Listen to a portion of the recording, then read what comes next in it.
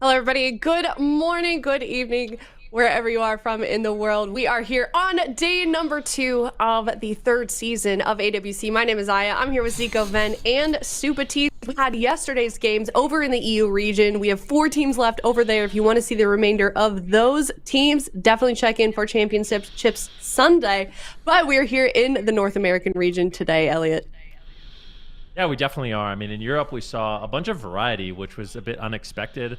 Lots of different melee classes being played, caster classes, healers, and I'm expecting something similar here in North America. We have some all-star rosters that have come together. Obviously, some of the names you know and love, teams like Liquid, The Move, things like F tier, but now you have some new rosters kind of coming in, like DRACO CLEAVE with Buddha and Meat Monk and Zeke and Enigma. Locking in some very unique compositions. The Power Frogs have really leveled up, bringing Cubsy, Chun-Li, Dazed, and Tuna together. I just think we're in for a real treat this weekend as basically in NA, I feel like it's totally wide open. There's so many teams that are capable of winning. Yeah, I think so too. I mean, if anything from yesterday's games continues on today, I think you're definitely right in that. I'm super excited for these teams. Like we've said already, a lot of new faces, a lot of returning faces. We made some predictions also among the caster desk. We can take a look at those in just a moment. But first, let's look at the bracket. We've got elimination rounds already happening. First 2 games of the day. Those first ones down there in the elimination bracket. UNITAS versus CML, Supatis, and VOIDGG versus F tier, starting us off for the day. Yeah, so Unitas, they're a roster from last year coming back into the competition. Chaz is going to be the healer for this one. They've got really solid meta compositions. They've got the Rogue Lock, the Mage Rogue, and the Mage Lock. So they're a really well-rounded team, and they've got a year of practice now moving into this tournament. So I'm expecting some big things from them. They're going to be facing CML, which is a team that I think kind of just came together from the ladder. They're going to be running a lot of melee cleaves, and it's likely going to be a difficult matchup for them, assuming that Unitas is utilizing the Mage class. Melee cleaves are typically going to struggle into that. VOIDGG, this newly sponsored team, it's Calvish's roster. This is another kind of like young blood team. It's almost reminding me of like when Peekaboo was the young gun in the competition, and now Calvish is trying to try and make some moves in that position on that team. F tier were crowd favorites last year. They just sent a Hail Mary last second with a Holy Paladin and somehow got into the finals last year, and they're running the Holy Paladin. They're the only enhancement shaman I think we're going to see throughout the weekend. Yeah, I think so too. Well, excited for those 2 series. Now let's take a look at the predictions here amongst the casters. We were pretty consistent with EU except for Elliot, and this is definitely a little bit different here. Zico, do you want to defend your prediction in particular? Liquid, they just had a super strong year last year. I feel like, I've been watching Cedar streams a little bit. I feel like they've been putting in a lot of work. They've, in the past, it's always been, okay, Liquid, mostly about their melee cleaves, but now with Trill actually picking up the Rogue, and honestly being one of the best Rogues that we saw in that last season, it feels like they found, more ways to incorporate Sam. They got him on the Boomkin. They got a lot of different comp options like that. And I've seen them wargame the move as well. And I feel like they do have some solid options. So I feel like Liquid, pretty solid pick.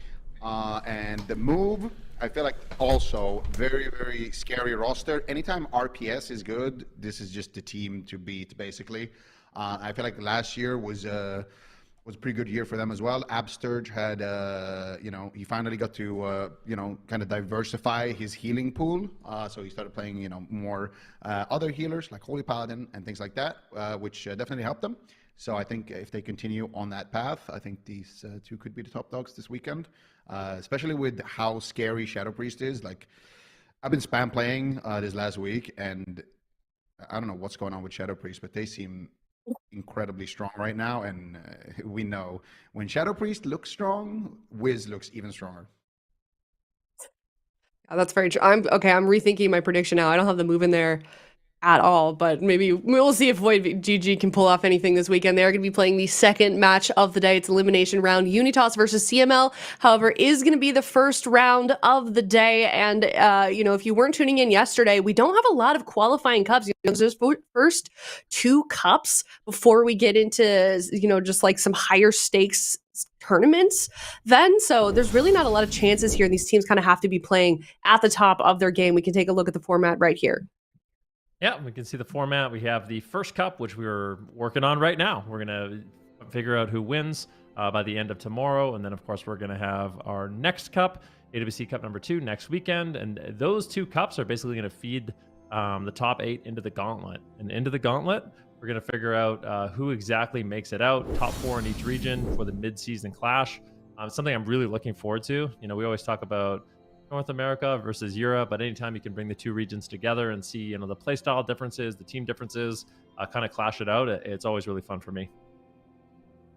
Yeah, they've been separated for so long too, so you kind of see like very, very different play styles. And, you know, speaking of different play styles, some of these new players, maybe they'll bring something new to the table. But we're heading into game number 1. It is UNITAS versus CML. We're starting off on the grand as always. It's best of 5. And as I mentioned, this is elimination round. So both of these teams, this is their only shot here to stay in it. All right, a lot of pressure on the line with those 2 cups to qualify. Otherwise, you're going to gauntlet. Who's going to make it out alive? And as expected, Danny Carey, Claudio, and Gum are going to be playing the Windwalker Death Knight. Chaz is going to come in on Resto Druid. Abreu is going to be on an Arcane Mage, and Aiden is going to be running the Outlaw Rogue. So I'm very interested to see how CML are going to navigate this. It is really tough to take down an Arcane Mage as a melee cleave like this. It's also very difficult to navigate around an Outlaw Rogue constantly peeling you. I'm likely imagining they're going to have to target the Resto Druid pretty frequently through this match if they're going to be able to find victory. Aiden getting it started really early on, popping Blood Fury, Adrenaline Rush in stealth, getting aggressive here on a Claudio. That's going to be immediate trade there by Claudio as well on that anti-magic shell. And I am curious to see who they go after. I feel like maybe going after Abreu, it's not going to be the most effective in terms of damage, but trying to just slow him down and bring it to potential late game, because if you leave the mage open for too long in this match, it can really punish the amount of damage he can do. Chaz right now in a paralyzed. Brew is going to get bursted down. They might be able to get a cooldown here. It doesn't look like they're going to for the time being. Temporal Shield trades out. That should be more than enough. Greater Invis as well. So some trades here from Abreu, but ultimately will stabilize. And with that Iron Bark, I think he's going to be completely fine. Yep, sitting in Tree of Life here, spamming in those treants, getting maximum healing. Danny Carey into a gouge. Cyclone onto Gum. Claudio isolated for a moment, but not even forcing the anti-magic cell. They still have a lot of cooldowns actually on their side, just continuing to train down the mage. A double leg sweep on the Druid and the Rogue, isolating the mage, but Abreu knocks them away with a blast wave. Now free casting in the back line, getting a Ring of Fire. It's really important to get as many Ring of Fires down as possible due to the fact that max health is so high, and Ring of Fire does % health damage. It's one of your highest contributing spells, so Abreu needs to get Ring of Fire on 2 targets, basically on CD, if he's going to be able to maximize his pressure and win this on mana. He just got another Ring of Fire down there, applying that dot. You can see Claudio actually wearing the legendary axe, going for that on-use activation, but not ultimately actually getting to the mage with it, unfortunately. Abreu getting a precognition here. He's free casting. Here comes the Arcane Surge. Massive damage incoming onto Claudio. Abreu is just free casting right in his face, and even still, despite that, only getting the Iron Bark from Danny Carey, although a lot of his mana. We can see a huge lead for Chaz at this point. Aiden is now swapping to Danny Carey, forcing him to switch his hots over and spend more mana. He does get rooted in the back line, not able to really connect. Another Ring of Fire. Every Ring of Fire for Abreu is like, I want to say close to probably 5% of Danny Carey's mana in terms of damage output. Yeah, it's really powerful right now. Full paralyze on Chaz. Continuing the damage here. This is the Serenity, but Gumps is getting controlled. I mean, this is a nightmare matchup for Windwalker monks. And honestly, I see now why. Well, yeah, I see now why a lot of the Windwalker monks are succeeding with rogues, because you can actually lock someone down. Gum has really struggled in this match to actually connect. If he's not polymorphed, he's stunned, he's DB'd, he's knocked away. He just cannot stay on target, and his output has been quite low in this game. Anytime he pops Serenity, he's getting stunned. It's kind of a nightmare. It looks like they are going to continue this train onto Abreu. Danny Carey's mana is not looking good, but I don't know if he's ever going to have a moment to breathe in this match. There's just so much constant damage on Gum, on Claudio. If Danny Carey can sneak away and drink, I think it's going to be a miracle at this point. Okay, let's see if they can pull it off here. Cyclone's onto Gum.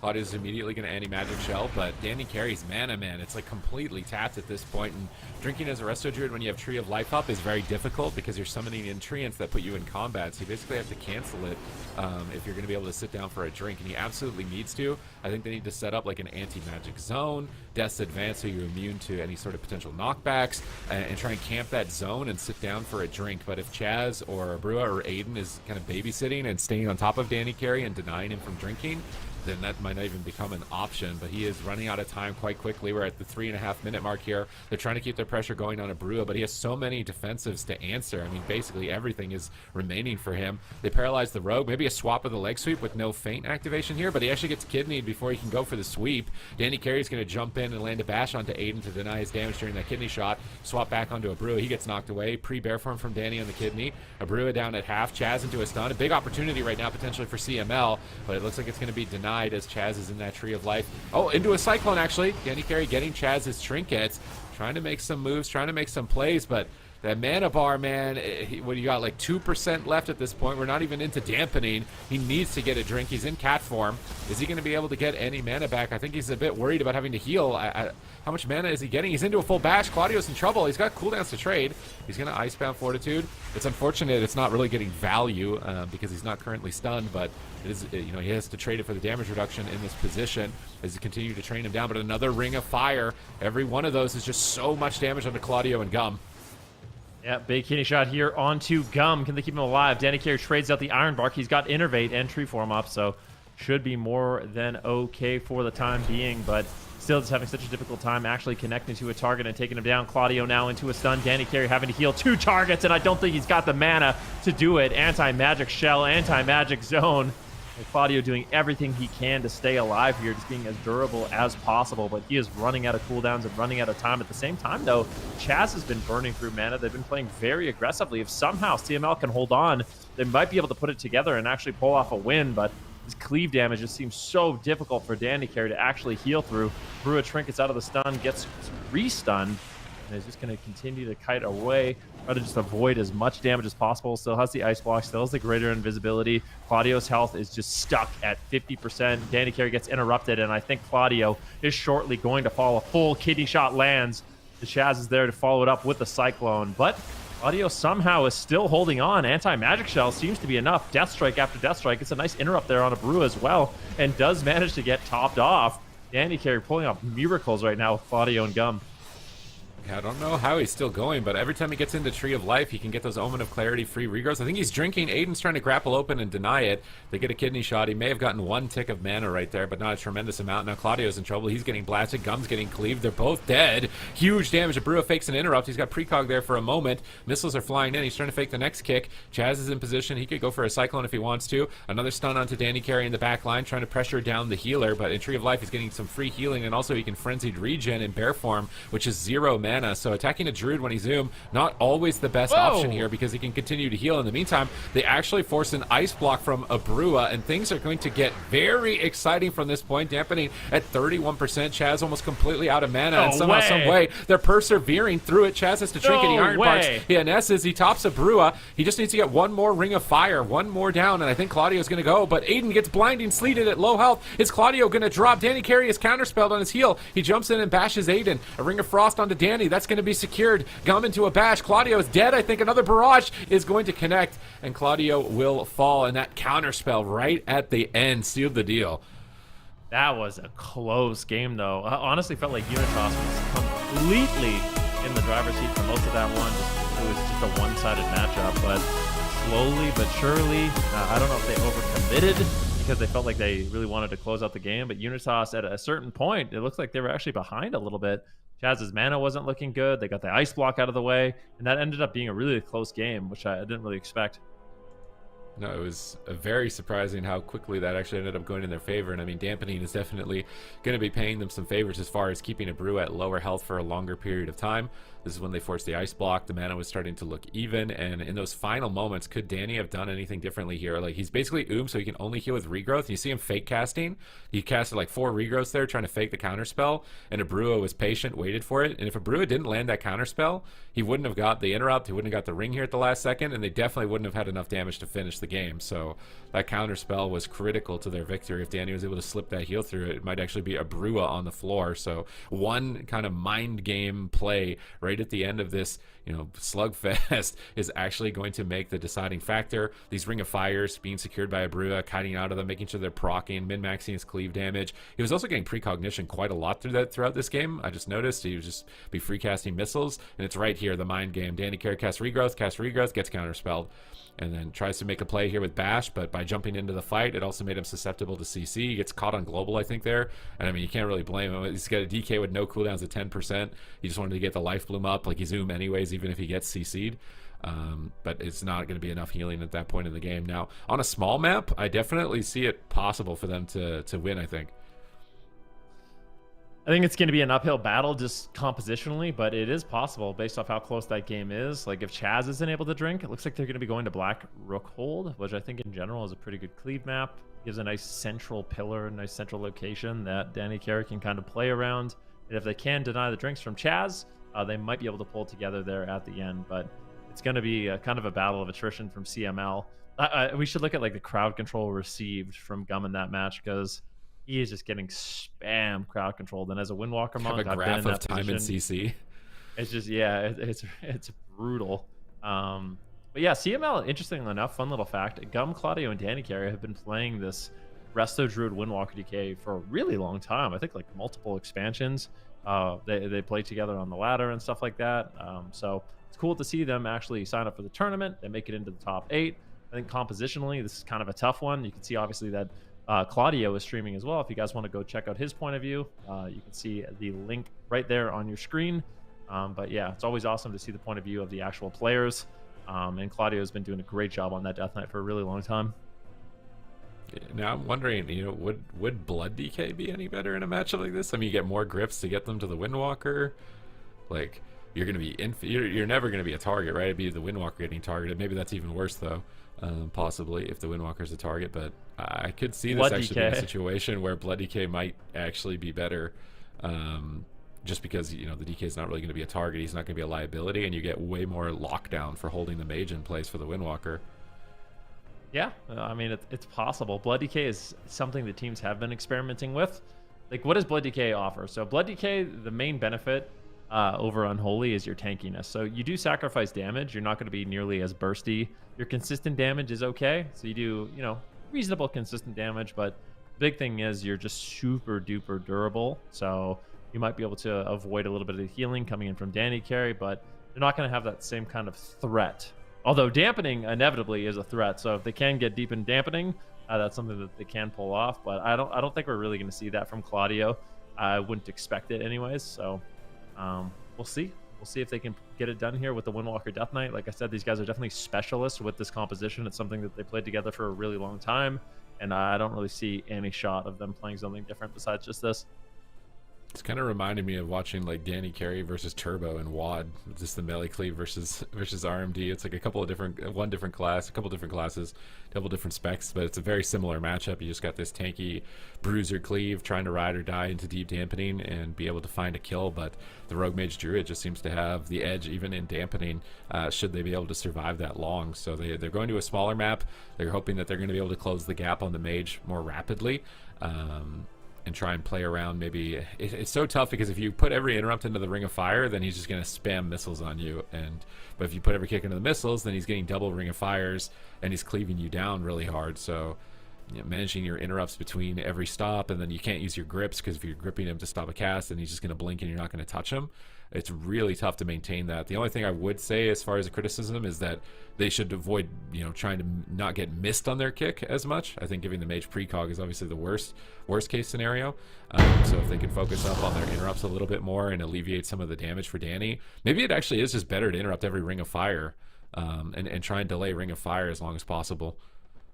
Yeah, the Ring of Fire is definitely really powerful, potent ability. I would say that, I guess it is kind of like a mana burn, but in terms of like lethality, I don't think Ring of Fire is going to be that big of a deal until dampening. But I guess if your main objective is just get him out of mana, getting that cleave damage on 2 targets is definitely good. I think Aiden did a really good job that last game too, getting the damage rolling. But we are going to be starting it off here, game number 2 on Black Rookhold Arena. Gum puts his portal in the side room, so if he needs to, he can escape easily with that positioning. I'm curious to see where Danny Carey is going to go. Exactly. Danny Carey is obviously a little bit behind in terms of like the Cyclone battle as well. Aiden being able to throw off stuns on Danny Carey allows Chaz to push in, get that crowd control a lot more easily. So I think for the Druids, Danny Carey, this is the much more difficult matchup to actually navigate. There's a lot of interrupts, a lot of CC you're going to need to avoid. for this type of situation. Abrua cutting into the distance, Chaz jumping into the fight, but not actually going for any crowd control. They're swapping to Danny, but Abrua is taking a beating. Double blinding sleep from Claudio into a double leg sweep. Excellent setup right now between Gum and Claudio, but even despite that, they're actually the ones in the back foot. Claudio's just getting blasted down below half health. Danny and Tree of Life gets a big regrowth, tops him off. They stun Aiden. They stall the damage. Now they're back onto Abrua. Abrua tries to blink, but he actually blinks into a wall there. He doesn't get much distance on his blink. There's a lot of just short distances in this map, and they're getting way more uptime. Abrua going to knock them away with that blast wave. Ice Nova root on the Tiger's Lust. Now Gum into a kidney shot, just trying to slow the uptime. Abrua blinking away, getting gripped back in. Claudio doing his best to keep Abrua close to Gum. It's just all about enabling your Windwalker Monk when you're playing with one. Windwalker Monks can almost solo any target that they're on, assuming that you can keep them out of crowd control and keep them on their target. So Claudio's main goal is to make sure he's gripping the mage, keeping it next to the monk, stunning any possible crowd controls. But Gum just went through a full Cyclone into a full Polymorph, and he's been out of the game way too long to develop pressure, and Chaz is abusing that. He's just sitting down for a drink. He's going back to full mana, and in the meantime, they're swapping to Danny. Then they're polying him off the back of the swap, setting up damage onto Claudio once again. Chaz, he's got Heart of the Wild up, which makes me think he wants to look for Cyclones because it reduces the cast speed of your Cyclones. But Danny's actually going for a clone and gets it first onto Chaz, and that could be a big opportunity if Gum can connect here. Yeah, definitely. Let's see what they can do. Gum just taking quite a bit of cleave damage right now, and that is the power of that Arcane Mage and the Outlaw Rogue. That's why it's so effective against the cleaves. Not only very durable. This is the Serenity, though. Okay, with that discussion, Double Stun comes in. Both Abrua and Aiden immediately trinketing that. They do not want to mess around with the Serenity. Basically, as soon as that goes off, that is, that is the scariest moment of the game. All players will react accordingly with spam crowd control just to deny that damage if they can. Chaz gets gripped in. Gum going to be putting out a little bit of cleave damage here with a big Fist of Fury. Offensive Touch of Karma here onto Aiden as well. Really wanting to get aggressive, but they shred through that Touch of Karma and a full stun. Gum could be in big trouble. Abrua's getting some big casts off, but Danny Carey is there to deny, and Danny Carey puts himself in a position where he actually has an advantage on mana. So this map so far has been working out nicely for them. They're getting way more uptime. Chaz isn't able to sit comfortably max range, but here comes some cheap shots. Claudio taking a lot of missile damage as he's going to grip Abrua back in. Chaz looks like he's trying to drink in that back room possibly, but he's have to cancel those treants before he can sit down. That treant's keeping him in combat. He's not going to be able to drink. Repositioning, Claudio moved to stop him, but while Claudio was doing that, he's not doing damage. He gets vortexed away for a second. Gum is now taking a beating. He diffuses magic at low health. Danny Carey gets a big heal in Tree of Life. Now they swap their pressure back onto Claudio. He's going to have to switch some hots over. Chaz in position here, max range, running that Boomkin talent as well, potentially going to be adding some damage, maybe casting some Wraths for some mana back. I can't imagine that he's playing the Wrath build, but he's casting in Moonkin form, possibly so that if he gets gripped and stunned, he has a bit more armor, but he actually gets caught out of form regardless. He's going to trinket out of the leg sweep, and trinketing is a big opening. I mean, that wasn't Serenity, that wasn't A-Bomb Limb, and now with no trinket, if they can get Danny Carey's Bash, I feel like killing Chaz is a viable option. Yeah, definitely. He's going to be having that Prismatic Shield, though, that AoE barrier from Abrua. Going to give Chaz a little bit of additional defense if he does get gripped in. So perhaps they want to try to break that off before they grip him in and commit the stun. Interrupt here onto Chaz, looking for a full Cyclone. Can he find it? Of trying to avoid the interrupt at all costs. Goes for a full Cyclone here on Gum. Abrua gets bashed into a clone. Nicely done there by Danny, and this is a good opportunity for Chaz to maybe sit down and try to get a drink. Does Danny Carey see him? Can he shut it down? It looks like they do. Chaz doesn't recover much mana. The really good presence of mind, and that's one thing I've been noticing this weekend. All the players seem really good at stopping Druid drinks. Like, everyone has really leveled up in terms of just denying drinks at all costs. Yep, definitely. I mean, this is the name of the game in this matchup against the Druid, is just stop the drinks. Chaz looking for Cyclones, gets one on Gum. Every Cyclone is putting his team behind anytime Gum is crowd controlled, so it's really critical they're maximizing those diminishing returns. Chaz now just playing max range, summoning in more treants, not really looking for a drink, but every time he's not looking for a drink, I feel like it's going in Danny Carey's favor. Their pressure when they're getting uptime, I think, is going to be way higher, especially if they're landing interrupts. Double leg sweep. Big opportunity to get pressure. Aiden's going to trink and cloak, so Chaz doesn't need to waste mana healing him, but Abrua is still getting blasted, and he's just going to go down. Massive damage incoming. A bit of a disrespect there, and no trade on part of Unitas. CML going to tie it up 1-1. Okay, I've been there. CML, they're going to pull off a victory. We'll have to see at the end what exactly happened. I'm going to assume it was a fatty Rising Sun kick, like just a big, beefy Rising Sun kick, one that ultimately dropped them, but yeah, just a little bit greedy plays. Obviously, CML is going to be happy with that one. They're able to pull off a win. But the big thing about this one was Danny Carey did a really good job with his mana. So we can see here the final few moments on Abrua and exactly how it all went down. from Claudio's point of view. Let's see what happens. So the temporal shield comes in. They don't overly commit into bursting that. And then once that goes down, Kiefer's comes up. Alter time is used. You can see Chaz has a bunch of Trents in the back line. So I'm curious to see what actually took him down. It's a full leg sweep. And Abrua still holds on with his alter time. Blinks away. And yeah, I don't even know. We're going to have to see. Still don't even know exactly what killed him because it seemed like he got away from Gum. I don't know if Gum was able to actually connect any damage, but you're going to be happy to get that win either way. Yeah, I mean, it could just be all Death Knight damage. Seems like he was from range. Probably got a big APOC. The altar was over at that point, so maybe he misjudged, thinking the altar was still up or something when that damage came through, but the altar was definitely still over. And Chaz using that trinket earlier meant that he didn't have his trinket here. He could trinket NS, but they could also block, right?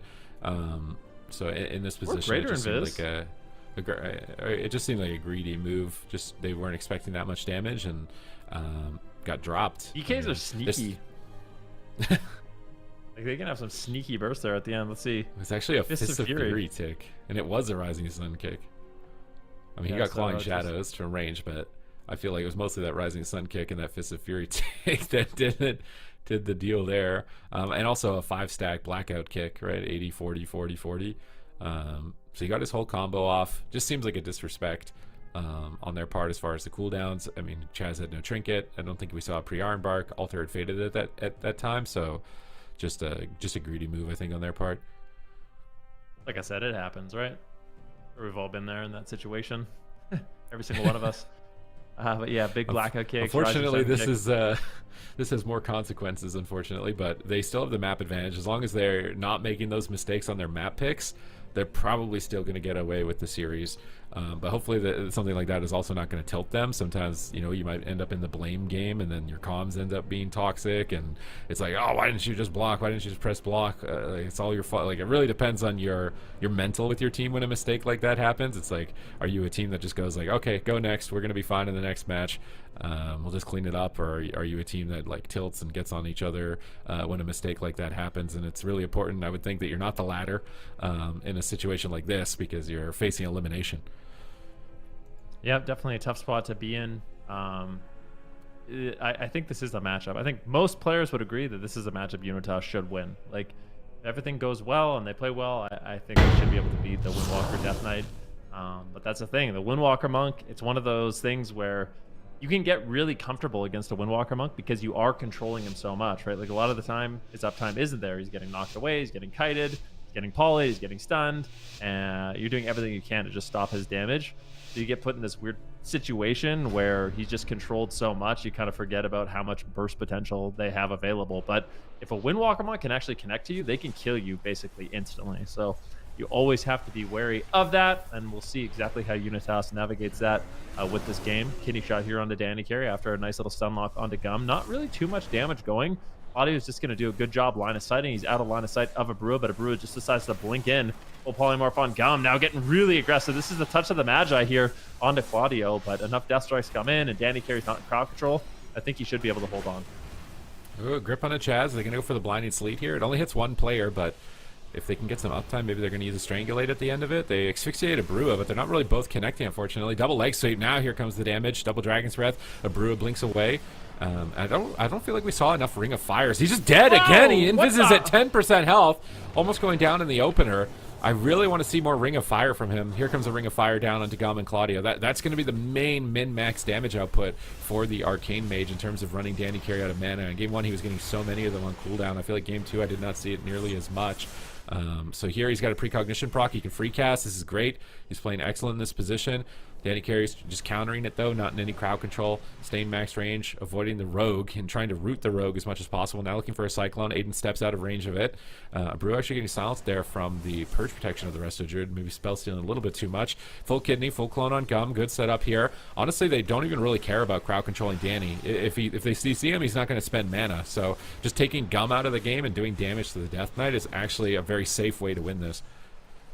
Yeah, see if they can do it. Claudio reconnecting right now. Going to be using that legendary to close the distance. The burst damage not looking too heavy, but definitely the gap closer is nice there to stay on target on that Arcane Mage. One other thing I want to see from Abrua is I feel like quite often he's kiting through the Ride the Wind of Gum. So anytime you use the Flying Serpent Kick on a Windwalker Monk with the talent, he basically drops this little patch that removes snares. So right now I like what Abreu is doing, moving away from it at all costs, but you never really want to kite back to it because then you just get basically free snare breaks. Like right now, Abreu is shimmering on top of that. I don't really like that. Not the biggest deal because he gets polymorph, but just a little min-maxy thing in terms of kiting that I think could be potentially better. Abreu right now getting a big missile cleave here onto Gum and Claudio, but Danny Carey easily healing through this. And once again, Danny Carey has a lead. Abreu has 10% health, and that's going to be an overlap. Nature's Swiftness. That was right after the Iron Bark as well. The burst on Abreu has been surprising. He's got no greater invis, he's got no ice block, and all of a sudden CML is in a good spot. Yeah, I mean, if they lose on their map pick, like this is a rough position to be in. Only at the 3-minute mark, you're behind a mana. You just had your ice block burned, your greater invis burned. Abreu seems to be struggling to get as much pressure out this game.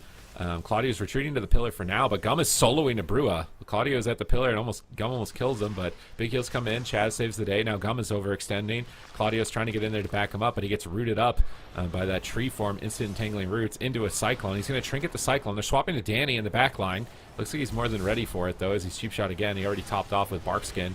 Doesn't need to trinket. He's trying to look for a Cyclone on the Rogue, but he's going to have to deal with multiple interrupts, so it's going to be pretty tough. He's actually just getting poked at the moment while Abreu is soloing Claudio. And the fun part about the Mage in this matchup is that you just get to barrage so many pets and Arcane Orb so many pets that you're just constantly proccing and just launching Arcane Orb after Arcane Orb, like right there, 2 in a row. It gives you a ton of cleave damage. So as long as Abreu can keep getting these Ring of Fires down and getting lots of Arcane Orb procs, he should be in a position to even out or even get a mana advantage. He's trying to blink away, but he's blinking on top of that Ride the Wind, like you're saying, as opposed to blinking away from it. Ring of Fire coming down, that's going to hit 2 players. Danny Carey gets isolated. He pre-bears the kidney. If he didn't, I think that would have been a trinket or death. He might even get sniped by an Arcane Barrage around the corner. He manages to top himself off. He looks for a clone. He gets a clone on the Rogue while the Mage is crowd controlled, so good awareness there to maximize it to avoid the interrupt. Aiden is being really aggressive on Danny, which I think he could get away with if Abreu had Ice Block, but I feel like this is a risky game to play, leaving Gum open, not stunning him as much while your Mage doesn't have a block. Yeah, Danny Carey gets in bear form, I do believe, for that stun. No, he doesn't. He gets caught in caster, so taking quite a bit of damage. This is the Innervate Incarnation Tree of Life. Danny Carey should be more than fine. He's getting a bunch of free healing out as well. At the meantime, Abreu getting absolutely slayed here by Gum and Claudio. Claudio moving over, wanted to get an interrupt on Chaz, but it might not matter. Abreu might just die. Alter Time gets traded out. Does he have a big alter time? He gets stunned on it. No, they might be able to take him down. He trinket alters down to 10% health. Gum's all over him with Serenity. Oh, what a close call there for Abreu. A panic. That is a really scary situation to be in. You pop an alter time, you think you're fine, and then right at the end of it, Claudio kind of wins the mind game and throws out a Strangulate. And it's like, oh no, I can't activate it when I want. I'm too low on health. I waited too long. And that created a giant panic there for Abreu. All right, let's see if they can manage to keep this going. Chaz is almost out of mana at this point. Double Ring of Fire, double Arcane Orb, so this is a good setup from Abreu. He really needs a lot of pressure off this if he's going to start swinging this around for his team, because Danny is so far ahead. He gets caught in a blinding sleep. They're getting cleaved down. This is the Abomination Limb. They're desperate. They're gouging the Death Knight. Frost Nova's on all the pets, trying to get some control of the situation, but damage is still quite high. They get a knockback into a double Ice Nova kidney shot into a polymorph. Good control. Actually, Claudio decides to trinket a polymorph. He's punished on it with a cheap shot, but Cenarian Ward is likely to be up on him pretty soon. He should be fine. Danny Carey jumps over, gets a bash onto Abreu. Chaz goes for a bash in return onto Gum to try and deny his connection, but Claudio is soloing Abreu at the moment, chasing him down. They stop the shifting power. It's so important to stop shifting power as well, as it's going to reset the blinks and reset the Ring of Fire. So with that interrupt, Abreu could be in a tough spot. He's got Arcane Power, he's got Ring of Fire, sorry, Arcane Surge, and he's got Ring of Fire. He needs to connect those two abilities as soon as possible, and they know that. They're interrupting Abreu, they're cloning him, they're denying him from connecting with those cooldowns as long as possible. Somehow, some way, Chaz has actually gotten a drink off at a point in this game, and their Ice Block is actually coming up in 23 seconds. It's really up to CML to start trying to make some moves, but Abreu blinks away with Temporal. He should be fine. Danny Carey looks like he's repositioning. Aiden sees that. He's going to jump on top of him, deny him from getting any drinks. He goes for a kidney shot. Big cleave damage coming in from Abreu right now with that Ring of Fire. Gets a double Frost Nova, hits all the pets as well. Looking for Polymorphs onto Gum, but now he's taking a lot of damage. That's Serenity. Gum is getting some uptime here. If he gets one big Rising Sun kick, is he going to be able to drop him? There's the Rising Sun kick, not enough damage. Chaz is free healing. He uses Tranquility to avoid being crowd controlled here. He tried to pre-Tranquility immune to Strangulate. Claudio is patient and held on to it, so he still has crowd control, but they're getting cleaved quite heavily, and Danny Carey is almost completely out of mana, and Abreu actually has his Ice Block back in this position. They're going to have to force it right now, I think, if they still want to have a chance in this game. And Danny Carey gets the Bash Cyclone on Aiden. That'll slow him down, and now Brew is kind of left alone, but Gum gets caught into a Polymorph. Beautiful Blast Wave. Claudio and Gum trying to reconnect. Can they do it? We'll have to wait and see. Claudio taking quite a bit of damage, but a beautiful interrupt onto a Brua slows down the assault. Danny Carey gets bashed up. Chaz looking for crowd control. The double blinding sleep comes in from Claudio. Do they have a leg sweep? They do a triple leg sweep, and that's going to be a Brua's Trinket Shimmer. Really like that. Didn't hesitate on that one, but he's currently caught on the Ride the Wind. And that's going to be big uptime for Gum and Claudio. He needs to cut away from that if he can, but just needs to survive. Ice block available. Is he going to make the trade? 37% dampening. Chaz might trade out the Iron Bark right now. This is a really scary situation. But it looks like Iron Bark should be enough. A full sap here on a Dandy Carry. Now all of a sudden it's Claudio on the back foot, but he's got Anti-Magic Shell. He's got Anti-Magic Zone. He's got Icebound Fortitude. This is basically as durable as he can be, but he might just fall anyways. This is remarkable damage coming in from a Brua and Aiden. Claudio just needs to hold on a little bit longer. Chaz is completely tapped on mana. Danny Carey gets a little bit of health back. And now this is the damage you expect. Abrua needs to try to get away and avoid the fight at all costs. At the same time, though, Aiden could potentially go down if they want to make a swap on him. He's got no trinket. Full Cyclone on Aiden. Abrua still just kiting away, but on the Altered Time or on the Ride the Wind, Gum and Claudio are going to be able to easily reconnect. And this is probably going to be the ice block. Abrua will get topped off, but Serenity not up for quite some time. Gum does have some cooldowns to trade. This is not looking too bad for CML. They might be able to do it. Kidney shot onto the Windwalker. They swap back to Claudio. He's got anti-magic shield. Probably has to Trinket Shell here. He's being greedy on the cheap shot. Iron Bark from Danny Carey, but he's got 0 mana. Only a Life Bloom on Claudio right now. Is that going to be enough? He gets an Omen of Clarity, gets a Regos. He gets cloned low on his Iron Bark. He trinkets out of the clone, but Danny gets kicked. Danny has to hard cast spells. He's out of mana. He has to cast Regrowth. He's got NS, but he needs mana to Swiftman. Can he make it to it? Abreu is in so much trouble. It's a swing match. Grip into double blinding sleep. They're setting up for the kill onto the mage, and this could absolutely be it. He's dying through Iron Bark. Coils are connecting. Gums into Frost Nova. He Flying Serpent kicks over and connects, and they do it. CML take the swing match, and now the pressure is on. If Unitas cannot win on CML's map pick, it's going to be lights out in cup number 1. I can't believe it. CML, they go to the biggest map and they pull it off. This consistency throughout the match, slowing down the burst damage. Danny Carey navigating this matchup very nicely. I did not expect them to be able to win that in the long game, and now I kind of wonder, has CML thrown them off their game? We can see here the replay from Claudio's point of view. Got the anti-magic shell. He's got a trinket, but this trinket save is actually very important. So he doesn't overcommit with his trinket during that stun. And now, when he has anti-magic shell and Iron Bark, this is when you want to make good trades, right? Like, it's a good trade when you have Iron Bark and you have anti-magic shell to actually take damage and do damage. So he doesn't want to sit in that Cyclone. He has his trinket available. He's able to just break out of that. Now he's topped off. And at this point, Abrua, he is in trouble. Gum is able to roll over, get the touch of death, and they pull it off. And this is like, I saw Danny Carey tweet this out, but Danny Carey definitely wants to win this matchup. I want to talk about it at least a little bit. Chaz replaced Danny Carey on this team, and like at the last moment, they replaced him. So I think Danny Carey, this is kind of like a grudge match for him, where he wants to show them that, you know, they made a mistake by replacing him. Danny Carey's vendetta. Yeah, against Unitas. I feel like that's got to have happened a few times in the past as well. I'm struggling to remember because I feel like it was a long time ago that had happened. But definitely some bad blood between these two teams here for this series. Danny Carey out to prove Unitas wrong for that substitution. The only thing I questioned with that was I thought they were playing with Chaz. Maybe Chaz said he wasn't going to compete or something at some point, but then he said now I'm going to. I don't know the specifics of that because they were playing with Chaz last year. So maybe they got Danny Carey as a substitute, and maybe Chaz wasn't planning, but then Chaz came back or something. I don't know the specifics of it, but according to Danny Carey, he was replaced by Chaz on this team. So CML really wants to take it to them here. Unitas are picking a big map. I think that makes sense, but are they going to comp swap? Like, how bad is Mage Lock in this matchup? Because I feel like a Frost Mage and a Demo Lock, would it be terrible in the Windwalker DK? I feel like that's... Yeah, I feel like that's got to be better than that. And you know that this is all they can play, so... I'm surprised they didn't use the Frost Mage Demo, and they're actually still doing the same comp. I feel like this is also a matchup they should win. Like on paper, I feel like this matchup is as good as Mage Lock. It should be. Arcane Mage Outlaw. Like, you have an Arcane Mage, which is not unkillable, but extremely difficult to kill. You have Aiden, which is basically unkillable, just cleaving down the Windwalker Monk and the Death Knight. There's a lot of close calls on Claudio, on Claudio in that matchup, but they just couldn't put it together entirely. I do think Unitas still has a really good shot in this one. We're going to Maldraxxus.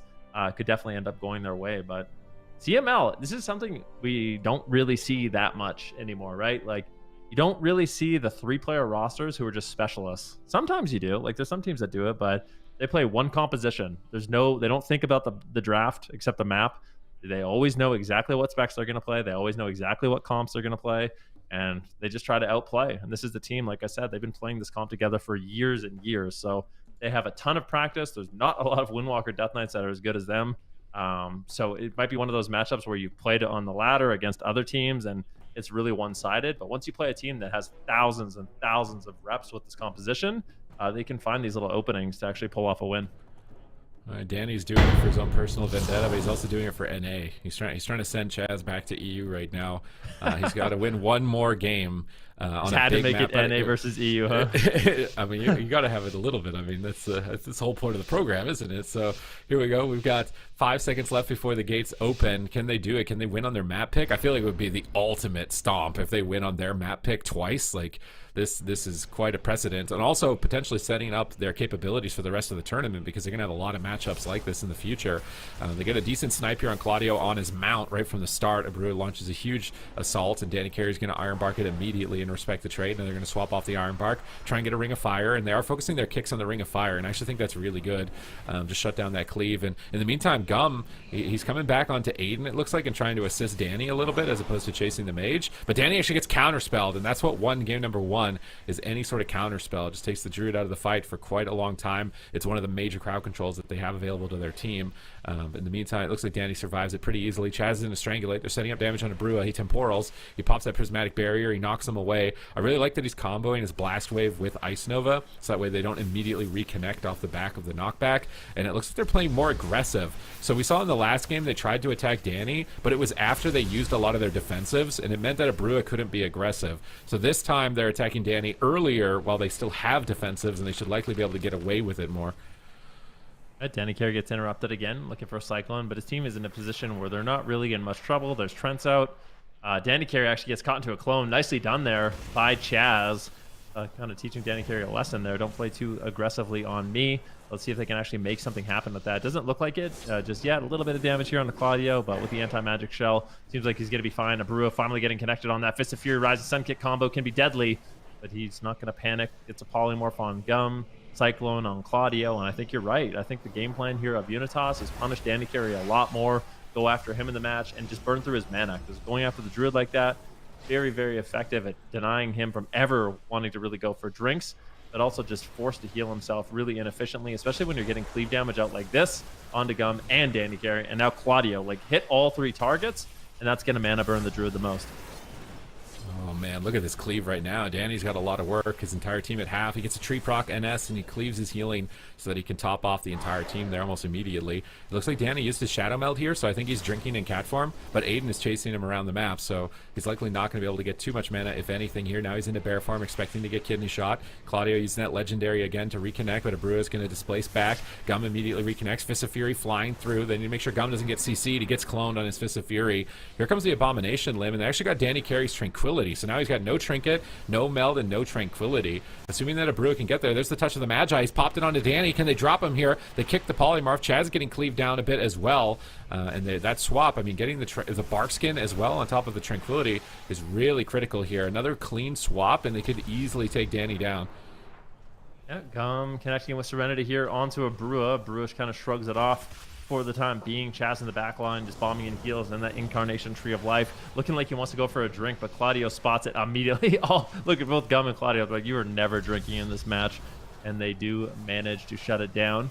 See here, that Shadow Meld Racial, if you look, is actually really important. It's something all the players are tracking now. Chaz knows he has that Shadow Meld, and Claudio and Gum likely know it too. So that's going to be the big moment where they have to pay attention. Where did he Shadow Meld drink? You deny that, and then all of a sudden it becomes a lot more difficult for Chaz to kind of sneak away and be in a spot that you don't really expect. So Danny Carey does not have that available just yet, so they don't have to worry about it, but Chaz still has that as an option to sit down for a big drink if he can. Let's see, Danny Carey repositioning, he bears the gouge, so if he gets kidneyed here, he's going to be tanky. They swap to Claudio with the Ring of Frost out of the gouge. Chaz looking for a clone, gets the full clone. Good crowd control chain. That guy gets Icebound Fortitude from Claudio. And it might be the case that UNITAS just need to play more aggressive like this and look for more crowd control chains as opposed to trying to just drag the fight and play safe, because they just got a bunch of cooldowns right there with that crowd control push. So as long as Chaz has Trinket, I think he can get away with playing aggressive like this, but he's in a Paralyze. Abreu activates Temporal, Mirror Images. He's going to heal back to full. Chaz drinks in the middle map. Does Claudio know where he is? He Shadow Melts, repositions. He's expecting Claudio to Death and Decay at his location, so Chaz is repositioning somewhere different and trying to anticipate Claudio's movements, but Claudio is taking a lot of damage while he's trying to find his drink, and Chaz is still just in stealth. I don't think they're going to be able to find him. He got a huge amount of mana, and they're behind on cooldowns. This could be it. Anti-Magic Zone comes down. They asphyxiate Chaz to deny the Cyclones. They knock him out of the Anti-Magic Zone for a moment, as he is able to get back into its protection finally, and now they're swapping to Gum. Kidney Shot towards the tail end. He's down at half. They jump over to Danny. They need to stop him from drinking. Chaz's little reposition there in stealth and getting that drink was huge. It put Claudio really far behind and got their team a massive lead. Now they're swapping to Danny in the middle of the map. No Trinket, no skin. He's just going to die through Bear, I think. Massive Arcane Barrage. He Shadow Melts the Barrage Execute and gets a big Swift Bend off. They're still firing more Arcane Orbs, though, and he's still out in midfield. He's trying to get back to the pillar. Actually decides to jump in offensively to escape from the Rogue. But it looks like without a stun DR, he's going to be able to get away with a maneuver like that. Aiden pops evasion in the swap. He should be okay to just tank the damage. Danny Carey's repositioning. I think he's trying to get a drink. Chaz sees him. Aiden sees him. And they're moving towards the far end of the map. Gum is pulling back onto the Rogue to try and bully him away from chasing Danny around. Danny pre-bears another stun. He's got Barkskin available as well. Is he going to be greedy with it? I think he wants to be greedy with it due to the fact that the stuns just ended. But dampening is getting higher, and the more greedy you are, deeper into dampening, the more you might regret it. Bash onto the Rogue, peeling him away. Instant roots in the tree form, looking for a Cyclone. Gets counterspelled. That could be game winning if Abreu gets enough damage off here. Arcane Surge, but he shoots it over at Claudio. Now he's going to swap back to Danny Carey. I was really surprised he didn't just send that at Danny with the counterspell.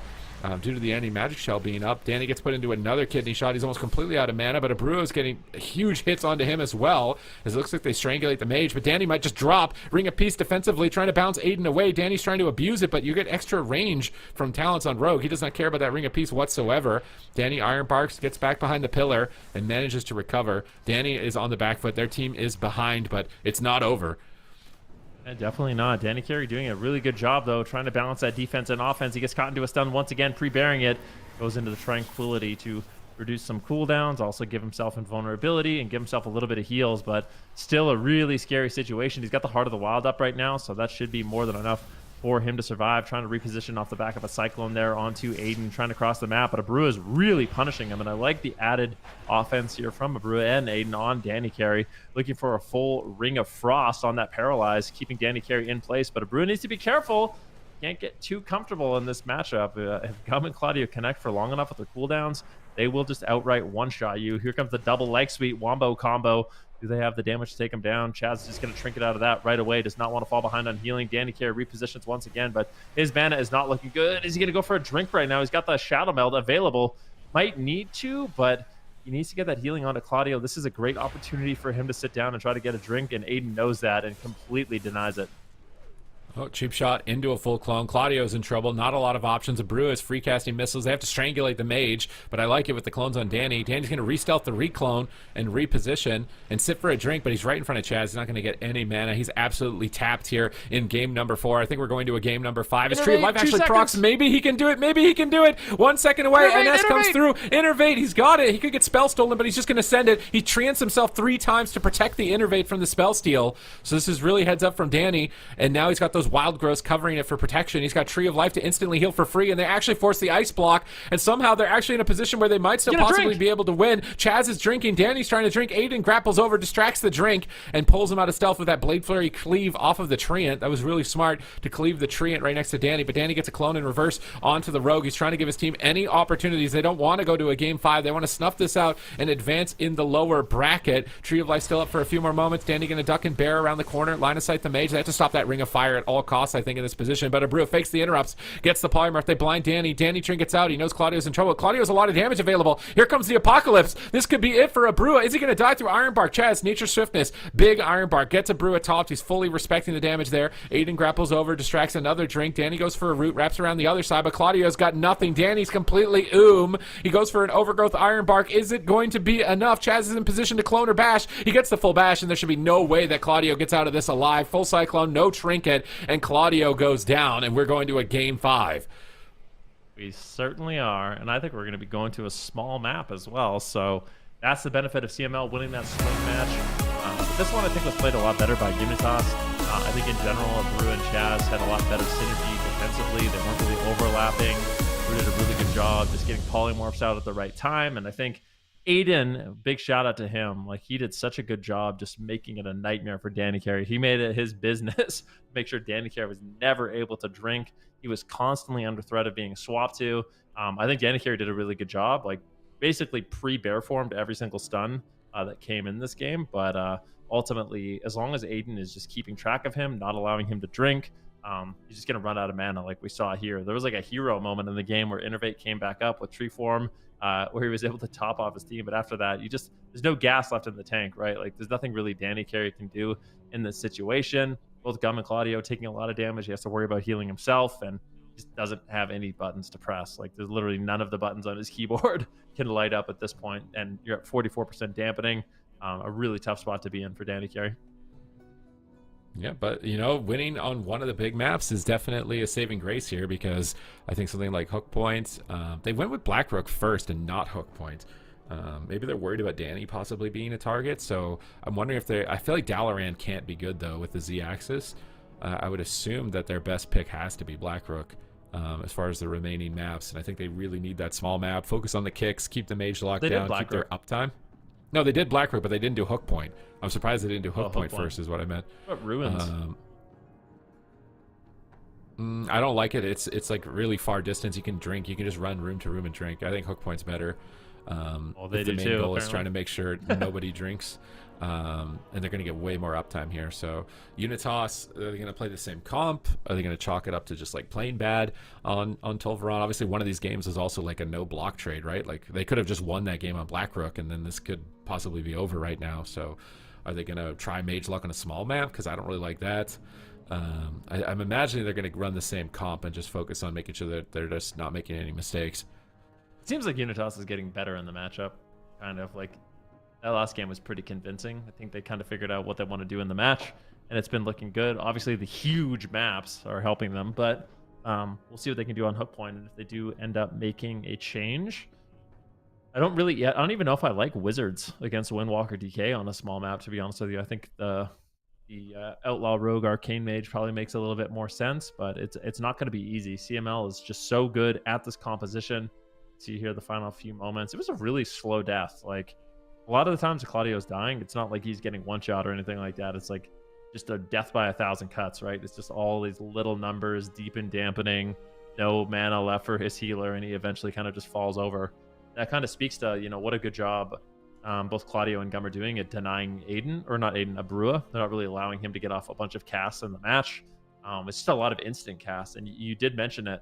One of the nice things about the Arcane Mage, especially against Death Knights in particular, but any kind of cleave comp, is you have a lot of instant damage. Like, just our Arcane Orb and an Arcane Barrage with 4 Arcane Charges does a lot of damage. And if you get lucky RNG, every single time you cast a Barrage, depending on how many charges you have, you can just shoot out another orb just automatically. So if you get lucky with that, you can just delete someone with basically pure RNG and instant cast. And it happens a lot against Death Knights, surprisingly. Yeah, no, I think this is a really good matchup for them. Honestly, they've got really good kiting, really good disruption, really good sustained damage, really good control.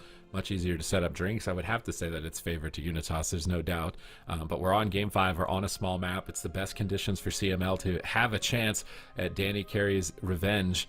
Is he going to be able to outdo UNITAS, knock them out of the first cup into that 8th place position and advance in the lower side? Or will UNITAS level up, clean up their mistakes, and just send them packing here in Game 5? You really couldn't ask for this to be any closer than it currently is, between these teams and the stakes that they've got, you know, on a personal level, but also from a competitive level, because there's only 2 cups to qualify.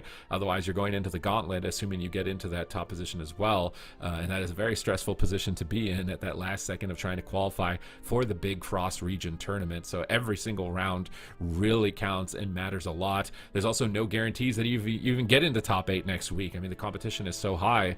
We've got so many new teams that made it into this week and new players to the tournament scene. So there's a lot of stress right now coming here into Game 5. Trying to think of like what are some of the big teams that didn't make it this week?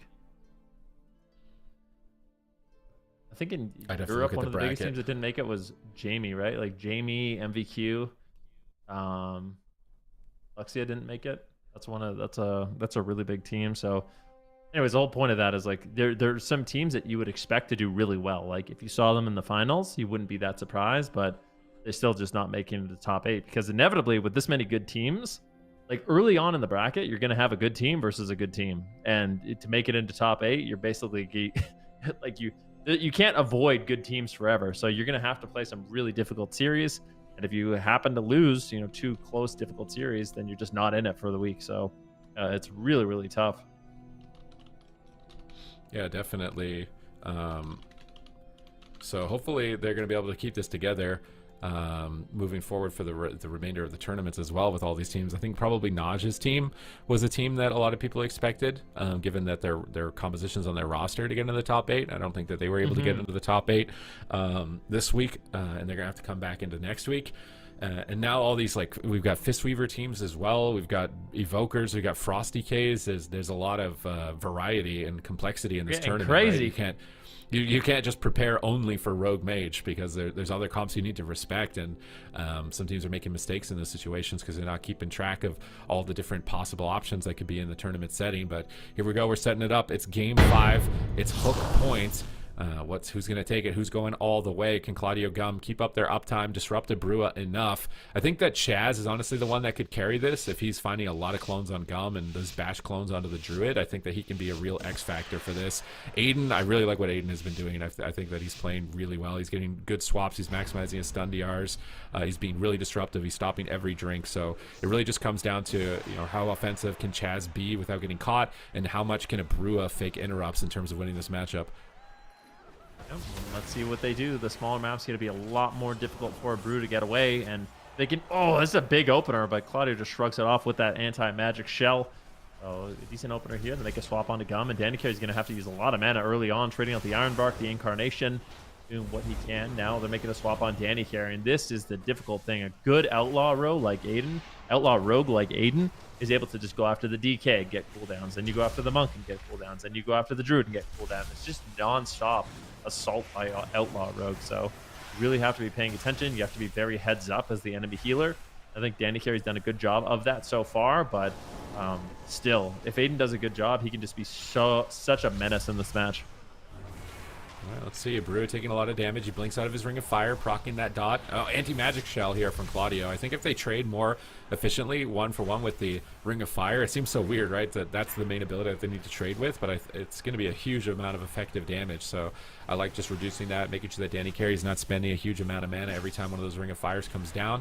Gum is also protecting Danny Carey a lot in this matchup. He's going after Aiden, now going after Chaz. He's actually splitting his damage onto more targets, maybe trying to catch them off guard a bit, force the Druid back, maybe make Chaz afraid to push so that he's not finding the Cyclones that he's going to need to be able to win the game, and just keeping Chaz on his toes here. We see another swap onto Danny. Missiles flying in from the side. Brew gets gripped into a stun, though. Good peels from Claudio here. Danny should be able to sit through the stun lock. Gum's going to paralyze Aiden into a full clone. I love that teamwork right there. Paralyzing the rogue so that Danny Carey can freely clone and possibly even drink in the back line. That was a critical move here. Aiden's moving forward. He distracts. Did the distract connect onto him? I'm a bit uncertain if it did. They're going to disarm Aiden. Danny Carey's repositioning, but he picks the Shadow Sight Eye up, and he's going to get popped out of stealth. I don't think he intended to do that, and now he's going to get kidney shot out of form and have to trinket. Anti-magic shell from Claudio. He gets polymorphed here onto his trinket. Gum had to trinket. That was a big overlap just from a little bit of a misposition over top of that Shadow Sight Eye. Yeah, Gum might just die! Oh no, he's in a stun lock. He's got no trinket. I don't know how he just stayed alive. It was huge healing from Danny Carey, but that was a close call. Gum, no trinket. Danny Carey, no trinket, like you said. That had a lot of burst damage on Gum, and they almost got him down in that stun lock. Luckily, Danny Carey was able to connect the Iron Bark and keep him alive. That could have just been the game. I mean, this is an elimination series. That's as close as it gets. All right, Danny Carey into another kidney shot, and Aiden's trying to take advantage of the map for his own team, which means swapping to the Druid is a bit easier. Cyclone going to get cloaked.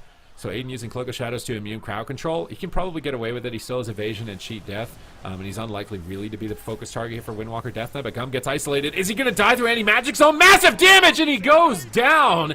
UNITAS pull it off in game 5. Wow. I mean, just a really well-fought series. It did get, like, I did get the feeling that UNITAS was getting much better as the series went on. They were thrown off the first couple of games, you know, the dying without ice block kind of threw them off their game, but as this series went on, UNITAS was looking better and better, and I think this last game was their most convincing yet. I mean, they had some really powerful swaps. Yeah, definitely. It was all that 1 point on the drink. Like, the drink was really good, and then it went really bad, and they just used every trinket. I don't know if we caught it on the replay on the drink. This looks like it was on that after period. But having the Druid and the Monk's trinket down at the same time is just such a risky situation, and they were able to immediately punish it. I actually can't believe he actually died through the anti-magic zone. I was expecting him to survive that, get to a cooldown, because look at his cooldowns. He has Karma, Diffuse, and Dampen. But Gum was also not the target throughout like this entire series, so maybe he wasn't expecting it. They just roll over, get a cheap shot, and he just dies through zone from about half health. Obviously the rogue doesn't care about zone, but even these missiles look like they're contributing quite a significant amount, and Danny was just in this position where he actually didn't have a cooldown, and that was off the back of that drink earlier and running into the shadow side eye. So kind of devastating here in this position when you took that swing match to lose it in game 5 means that you need to come back for week 2 stronger, faster, and better if you're going to want to qualify, and UNITAS stay alive in the lower side. I kind of like this is something that happened yesterday as well in Europe, but I want to know the reasoning why they're not playing orcs. I feel like orc is so good into rogues, and in a tournament setting, a lot of these players are opting for Night Elf, like Night Elf Windwalker Monk, Night Elf DK. Of course, Shadow Meld can be really strong for Shadow Melding, like a big cast, like an Arcane Surge or a big Arcane Blast or a Barrage or something like that. But if you just get out of the stuns, you really don't have to worry about that. And I know rogues hate dealing with orcs, so it's surprising that so many of these players are not opting to go for orcs in this matchup. So I'd be kind of curious to know the reason for that in this particular matchup. Like, what were they thinking? But yeah, you can see here a lot of burst damage coming in onto Gum, and just Danny Carey was not able to connect many heals during these moments, and he actually died through anti-magic zone, which is pretty surprising. Yeah, definitely. Insane burst here. But congratulations again to UNITAS for their victory. They're going to level up. I feel like they got a lot of data out of that and a lot of like personal improvement out of that series as well. So they're going to be stronger now for the rest of the competition. The next series looks like it's going to be VOIDGG and F tier. This should be a very exciting one, but again, kind of think it's a little bit of underdogs. F tier running those Holy Paladin melee cleaves, whereas VOIDGG have those caster compositions with arcane mages and possibly balanced druids as well, that are going to be really difficult to navigate around. So I would say F tier are the underdogs. All right, well, we'll have to find out after this break if F tier is up to the challenge. Underdogs coming in this, but I mean, that's the beautiful thing about AWC. When you're heading into a new season, you really never know. Are these underdogs going to be stepping up to the plate, or is VOIDGG going to be taking this one? Find out next. We're going to head to a break. It is VOIDGG versus F tier in this elimination bracket.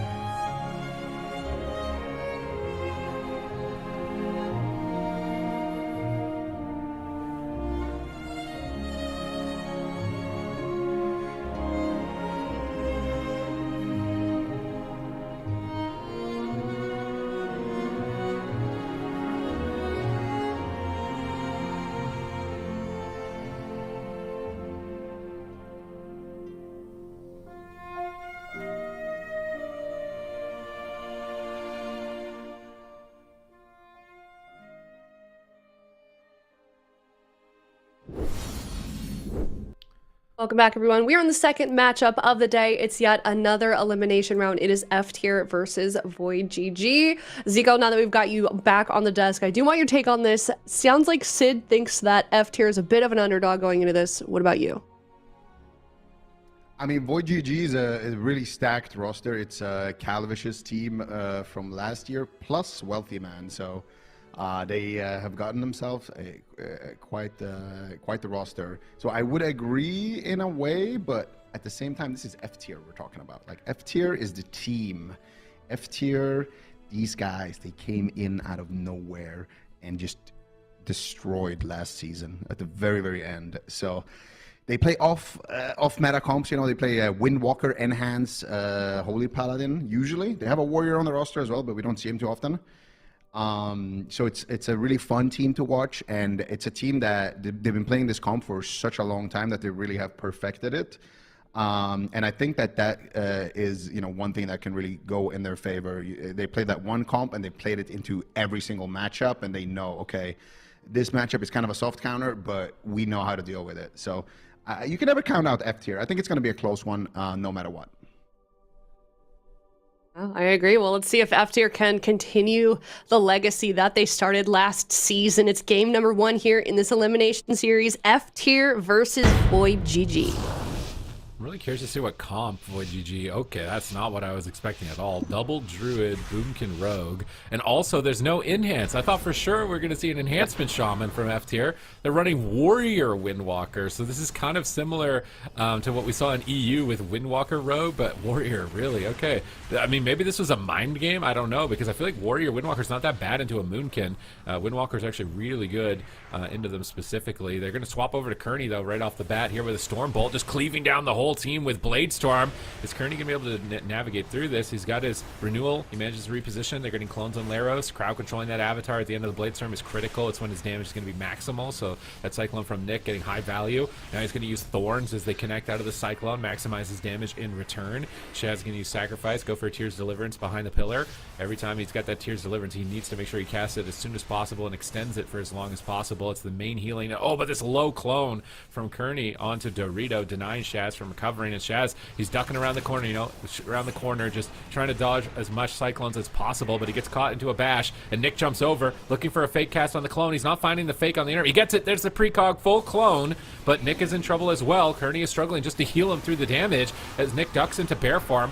Dorito still staying offensive. Grapple weapon on the Calvish. Dorito Fist of Fury flying in. Shaz gets interrupted on cast. A big opportunity, but a double leg sweep from Dorito could turn it around. They're swapping to Calvish in the leg sweep, punishing the fact that he has no trinket. He steps back in onto Shaz, uses Cloak of Shadows, gets a kidney shot, cheap shot on Laros, setting up for pressure. And this was a matchup I was not expecting from these teams. Yeah, definitely. Both teams kind of bringing in surprises here. And so far, I got to say, F tier's comp has been looking pretty good. There isn't too many opening. Dorito, though, did have to use his trinket right there, kind of offensively with that Serenity active, looking for the damage onto Kearney. They got the Bark Skin, and they swap over to Nick, but Cyclone there onto Dorito. As that Serenity is fading, is going to allow Nick to basically get aggressive here. He's getting some Cyclones onto Shaz. And Dorito, no trinket. It's instantly bopped out of that stun there. Really nicely done there by Chaz. And so far, Chaz mana is still looking pretty good. Kearney, I think, was sitting down for a drink there, so tied mana between both of these healers. Dorito again getting Cyclone here as he's getting aggressive. When he pops Serenity, the Cyclones are there. When he pops the leg sweep, the Cyclones are there. And I really think that's what VOIDGG are going to have to do here to make sure that this Windwalker doesn't just one-tap somebody, because we've seen those 300,000 Rising Sun kicks. We've seen what the Fist of Fury can do. So definitely need to make sure that they're controlling Dorito. But Nick is taking quite a beating here as well. Didn't have Barkskin just yet, but was able to just kind of duck into bear form, get a quick frenzied regen, and get back out in Moonkin form. He's trying to duck around, but he's trying to get on top of Shaz and find a clone. Shaz is going to Divine Shield and Karma, so a bit of an overlap here. Nick fakes an interrupt. He's got Precognition, looks for a clone. Who's he going to find it on? I think he wants it on the Paladin, but he just Cyclones the Warrior for now. Pressure on the Calvish. They're swapping to him. He's going to evasion the Windwalker damage. Serenity is coming up in 6 seconds. Where's the opening with that? There isn't really one. I mean, maybe Calvish with no evasion. But Dorito also doesn't have a trinket for it. Maybe he's going to get bopped on the stun. Double leg sweep. They're just sending it. They're shipping the damage anyways, but that's the kidney shot from Calvish that's going to stop Dorito. The disarm was just a little bit too late to deny the kidney shot. Serenity's still up for a moment. He's trying to get some value, but Nick is on the run with that Stampede, getting a lot of distance. Dorito's going to pre-defuse. They swap back onto Calvish. They force his Cloak of Shadows. Laros leaps in onto Kearney for a Stormbolt, denying the drink and swapping some damage, and Kearney's mana isn't looking good. His entire team in shambles. He's got Tree of Life and Innervate, thankfully, though, so he's going to be able to easily top his team now as a result with the timing on those cooldowns and super efficiently as well. Laros getting Ring of Peace away, or starting to Ring of Peace Calvish off of Laros, but Die by the Sword is going to trade for him, and he should survive with Die by the Sword. Shaz gets Tears Deliverance off safely in the back line. I really like Shaz's positioning throughout this. He's just always hugging a corner, making it as difficult as possible for them to get Cyclones on him. Nick had to overextend here to get it, but now there's a Cyclone to 2 players with that double Druid. Laros is isolated. He's taking a lot of damage at the moment. He disarms Calvish, wraps around the corner. Shaz recovers. They're charging forward. Is Shaz going to push in aggressively here? Double Searing Glare, hitting both the Boomkin and the Rogue, and they're trying to kill the Outlaw Rogue, and I just don't know if they're going to be able to achieve that. There's so many more defenses they need to get through. Another evasion. He's reducing his cooldowns every time. He's just playing throughout the game and doing his rotation, so I'm not sure if that's going to work, making these swaps to the Rogue. I kind of like that they're going Rogue now, but when Dampening gets higher, I want to see them ultimately try to take down Nick on that Moonkin. I feel like just getting momentum that way is not a bad idea, because Nick's defense, a lot of it is just super powerful right at this point with the healing. But Laros, big trouble. Chaz getting Solar Beam here on cast, gets the disarm there onto Calvish. Nice grapple weapon there from Dorito, and Laros is gonna be fully Cyclone, but he was topped before that. Sadly for him, that was his avatar. That was kind of his moment to get aggressive, and Chaz is in a full Cyclone. Laros might just go down right now, and he will. Beautiful Cyclone there by Nick. Beautiful execution by Calvish, and it's going to be VOIDGG that walks away with the first round here. Yeah, they try to throw a curveball, but I feel like the Warrior, in these matchups that have Moonkins and Arcade Mages, it ends up being a liability. I feel like Warrior is actually one of the easier melee DPS to kill, and they're usually easier to control as well. Maybe there could have been a little bit of differences at the end of the game. I think that he Bladestormed on the top of disarming the Rogue, so for they might have even been like at this point in the game or maybe a little bit later. If they can chain Bladestorm and disarm together to delay Calvish stunning him for like 10 seconds, you know what I mean? As opposed to disarming the Rogue while you're Bladestorming, because then you're only immuning the kidney for, you know, maybe 5 seconds as opposed to 10. If they could delay the kidney shots on their goes and time those a little bit better, I could see this composition working for them. But it's still going to be rough with the Warrior. I just inevitably he's going to get caught in a spot, and I mean Shaz even trinkets out of the Solar Beam. He just can't heal the damage, it looks like, at this position, as he's just sitting in the back. He's not casting it at all, but he actually topped him off there. He gets him cloned. What happened in the final seconds of the game that Shaz couldn't save him? He trinkets the beam. Maybe he could have stone formed it instead, but then he just gets kidneyed and he gets cloned around the corner. No range stops for that, and the Warrior's not going to be able to survive. There's no way at that point in the game.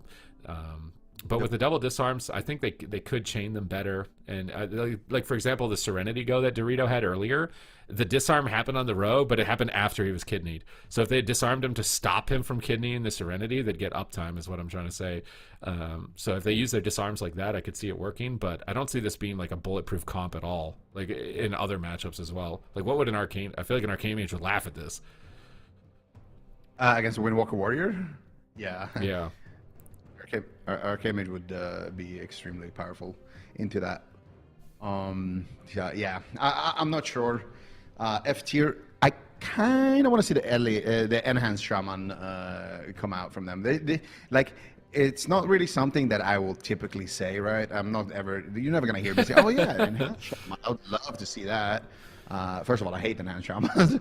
Second of all, I don't think they're very good right now. But when it comes to specifically F tier, right? Like these guys, they just have it down. They know the strats. They know who to switch on. They just look so comfortable, and honestly, like the best team that plays this comp. But they're not gonna go with that. This was the matchup that they wanted, so Saul is going to stay on the bench for F tier, and we're gonna see the exact same matchup this time around, though a little bit more close quarters. And that was one thing on Nagram. Like Chaz, he was keeping good defensive position, right? Just staying back, getting his Tears hand out, getting his heals out, avoiding CC, getting his his utility out. But he wasn't really having those big pushes, because Usually when we see, you know, a Holy Paladin be successful into a Resto Druid, usually they kill the Druid, or usually they push in to get like a Hodge Repentance or Blinding Light or something while they kill somebody else. So I think Hook Point is going to unlock Shaz to maybe go for a little bit more of those aggressive Hammer of Justice onto Kearney here. So that is going to be big. And also, speaking Look at of that massive wrath, we're zooming in to give extra focus to this huge wrath. I mean, I like the zoom. It's cool. It's just funny that it's on an 11K wrath in this position. Okay, so we're upping the recap logs here. We got the zoom feature now as well. Small map can be really good for them in terms of getting uptime, trying to stack up the enemies, potentially enabling Shaz to be more aggressive. Maybe if he's running like the Blinding Light, he can get some Hodge Blinding Lights, try and make some moves there. Maybe even a Hodge swap to the healer. It's just so hard because they don't have a lot of range CC. So stopping, like you get off one Druid, the other Druid clones you, right? So it's tough for them to navigate around that. But on the small map, they're going to be able to stack them. Hopefully they're going to get a lot of cleave with this comp, because otherwise they're going to be in a rough spot if they can't win on their map picks. Is a day for cold Yep, and here we go. Game number 2. This is F tier. They have to win here, like you mentioned. If they lose this series, they will be, well, whoever loses this is a lower bracket game. So whoever loses will be out of the tournament. And with only 2 cups available to grab points, you want to try to have as deep run as possible here. Consistency is going to be key here for these teams. Here's Deliverance coming out here for Chaz. He's got the Sacrifice already, and he's already getting the heals. And look at him already swapping position here, trying to avoid some of those Cyclones. They're going to go ahead and Cyclone Laros instead. And Kearney right now looking to push in here, actually. Look at them. They're all dogpiling onto Chaz. Kidney Shot into a full Cyclone. There's the cheap shot. There's the Disarm onto Calvish. Nice grapple weapon coming out there. And it looks like they're going to be able to kind of deflect that push, but still with another 36 seconds there on the Sacrifice. They are going to be a little bit exposed for that next Kidney here onto Laros, but they're making a swap here onto Kearney. No follow-up Hammer of Justice, though. Unfortunately for Shaz, the moment he leaves that pillar, you can see Nick is kind of standing between both pillars. And that is, if Shaz tries to cross, then he's going to get crowd controlled, and Nick is pushing in for it right now, going for the Cyclone, manages to land it. Laros is in trouble. Trinket and Blessing of Protection coming out from Chaz. So just continuously doing these hit and runs is really getting them a lot of cooldowns, Sid. Get the Shaz and Chaz special in the lower bracket here. Let's see if he can make a move here. He's charging in. Hammer of Justice on Kearney. And that gets Nick's Trinket. And Kearney's still in a bit of trouble. Bear Form, Renewal, Frenzy. He gets back to the pillar. And Laros is going to charge in on top of Nick. Nick's pushing towards Shaz. He wants to get a Cyclone out of this Kidney, but he's in a leg sweep.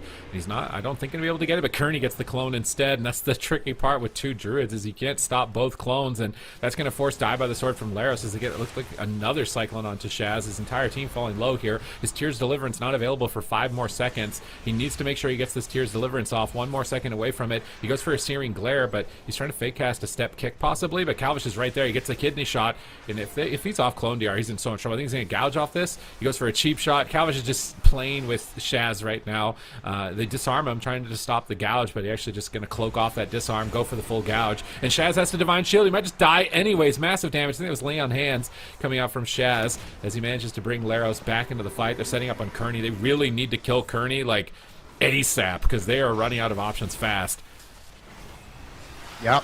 And Kearney, he still has some answers here. He's going to have that Iron Bark and that Bark Skin to work with here, but still Nick's taking so much damage right now. Double leg sweep. Here comes the damage. Spinning all over the place right now. Dorito trying to find the execute. Not able to get him into range, and now all of a sudden, here comes VOIDGG. They get the Cyclone onto Chaz out of the stun. They're looking for Laros. They get the Cyclone onto Dorito as well. Laros in a bit of a 3v1, but Chaz coming out of the crowd control. No, he gets gouged. Still continuing the chain here, but it doesn't look like they have anything more to follow it up. Chaz still has his Trinket, so actually a little bit scared here for Kearney, who just uses Heart of the Wild, just uses Ironbark and his Bark Skin. That next stun on Kearney could potentially be lights out. They're even going to have Serenity, actually.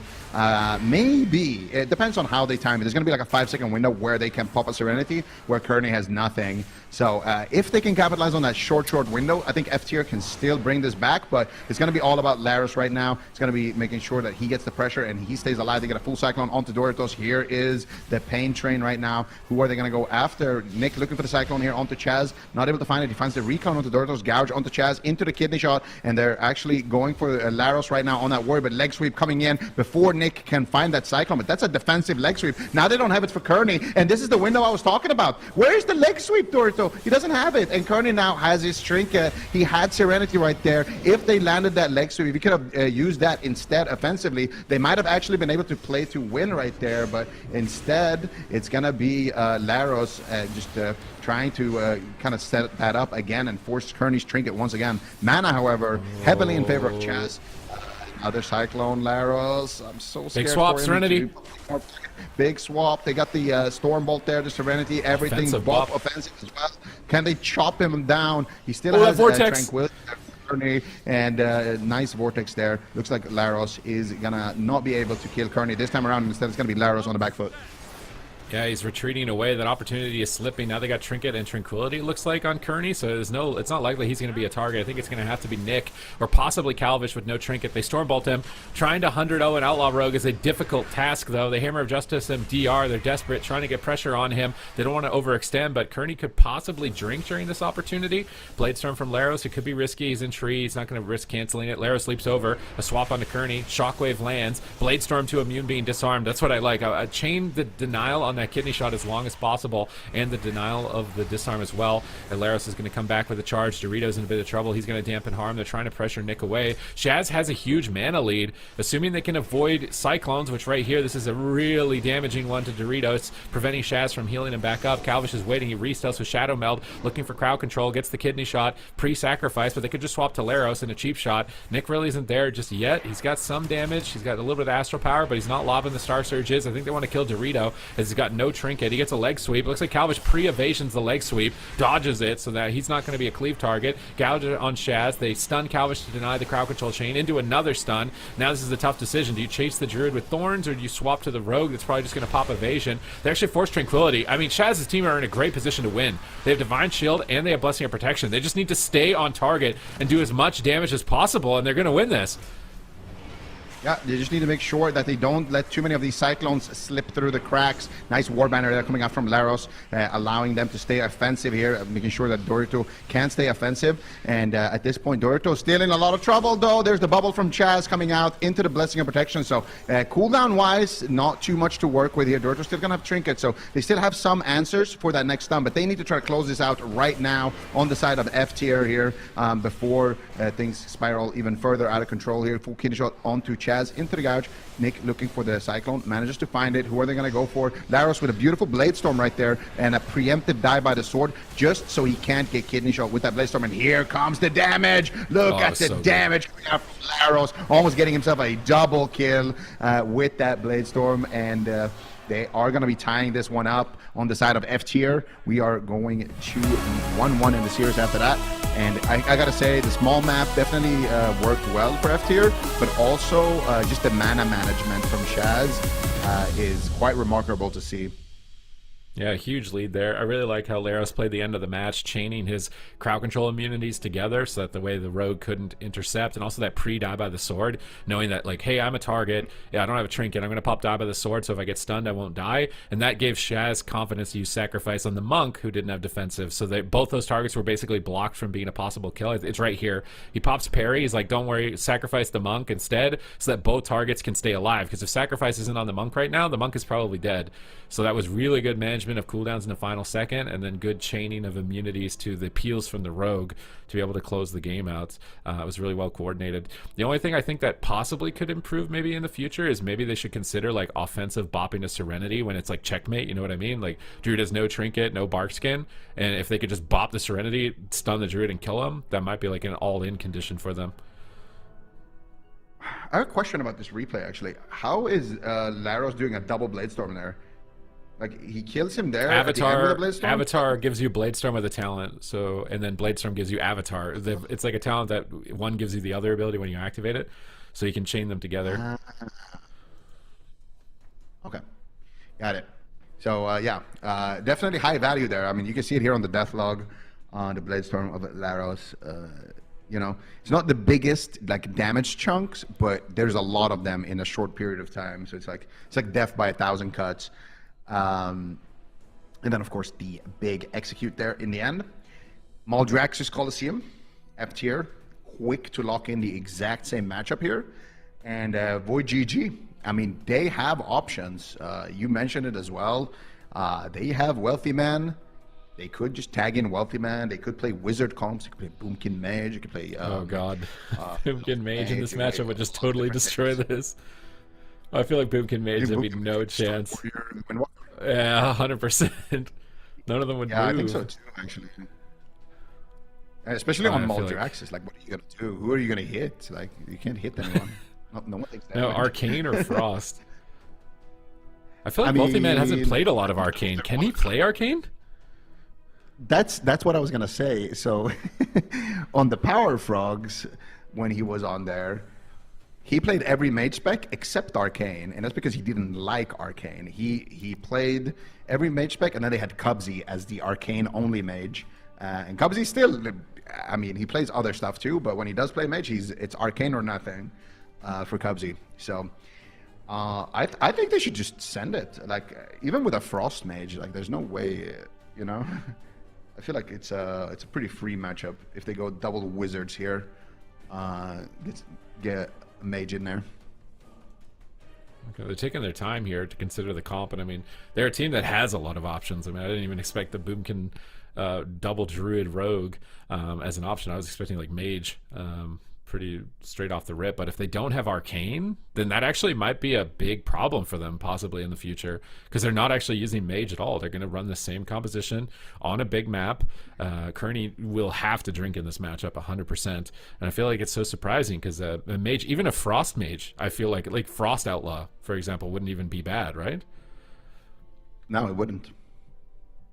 So I'm a bit surprised they will. Would probably be better than a Boomkin in this matchup, just because they're not as stationary. Yeah, and you're not overlapping your DRs either. You get the polymorph DR as well as the cyclone DR. Maybe this is just comfort on their part. Maybe they don't have a lot of practice with that one specifically. I mean, Wealthy Man was like a new pickup to the roster. I think this is more like the main squad between the three of them running this. And it's not like this is a terrible option. I think with double clone and no ranged kick, it's obviously very solid. We're literally trying to min-max something that's already probably favored. I think as long as Kearney drinks on the big map, then they're going to be fine. Yeah, I think we got a series on our hands. I think either way, VOIDGG, judging by that first game especially, looked really, really solid in this matchup. And the biggest question for me is just the mana, right? Like, the game wasn't that long on hook point, you know? And Kearney was completely dry, and Chaz had so much mana to work with. So I feel like on this map, Kearney's going to have a much easier time to sneak away, get a drink. At some point, when they get a setup where you Cyclone the Windwalker and you Cyclone the Paladin at the same time, and you're going at the Warrior, one of those setups, just run back and drink. You're going to force less cooldowns. You won't have the reclones. You won't have like a little bit of extra wrath damage that can seal the deal. But at least you will have that kind of long game win condition as well on the side of VOIDGG. So I definitely want to see more drinks from Kearney, if possible. And for F tier, this is going to be probably their toughest match in the series, right? Because after this, most likely we're going to go to a small map if F tier loses. On the small map, they look pretty good. So I think for F tier, this is likely to be their hardest game in this series. If they can win this one, I would actually say F tier looks good in the overall series. But if they cannot win this one, VOIDGG are going to be looking really solid as well. So let's see. Calvish right now in stealth, looking for the opener here. Kearney is far back. They are really split, Calvish and Kearney. And they're waiting out that War Banner. They don't want to give them combat so that they can still sap with that War Banner. Now, can Calvish get the sap is the question. I think they actually might be in combat somehow. No, he does get the sap. Beautiful. Nice preemptive Ring of Peace right there by Dorito, kind of denying the opener. They're going to Cyclone Dorito and go after Shaz. I really like this. Big damage coming out. They got the Solar Beam as well, and they forced the Divine Shield.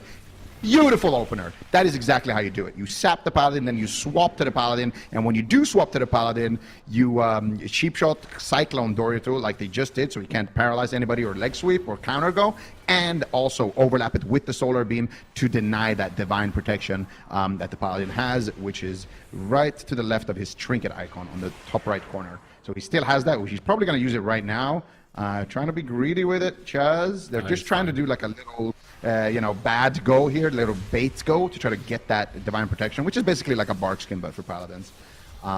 So they're not going to get it. So Chaz reads it well. And now, finally, F tier has an opportunity here to get aggressive.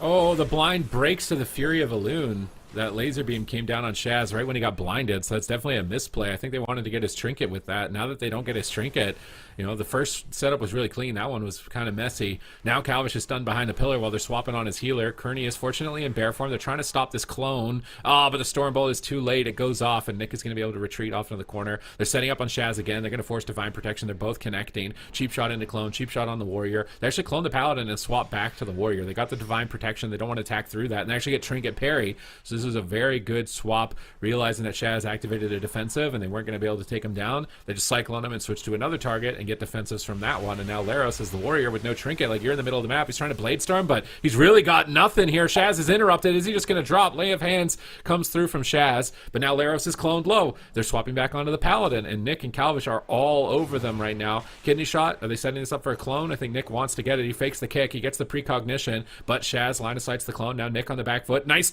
Typhoon there with the wild charge.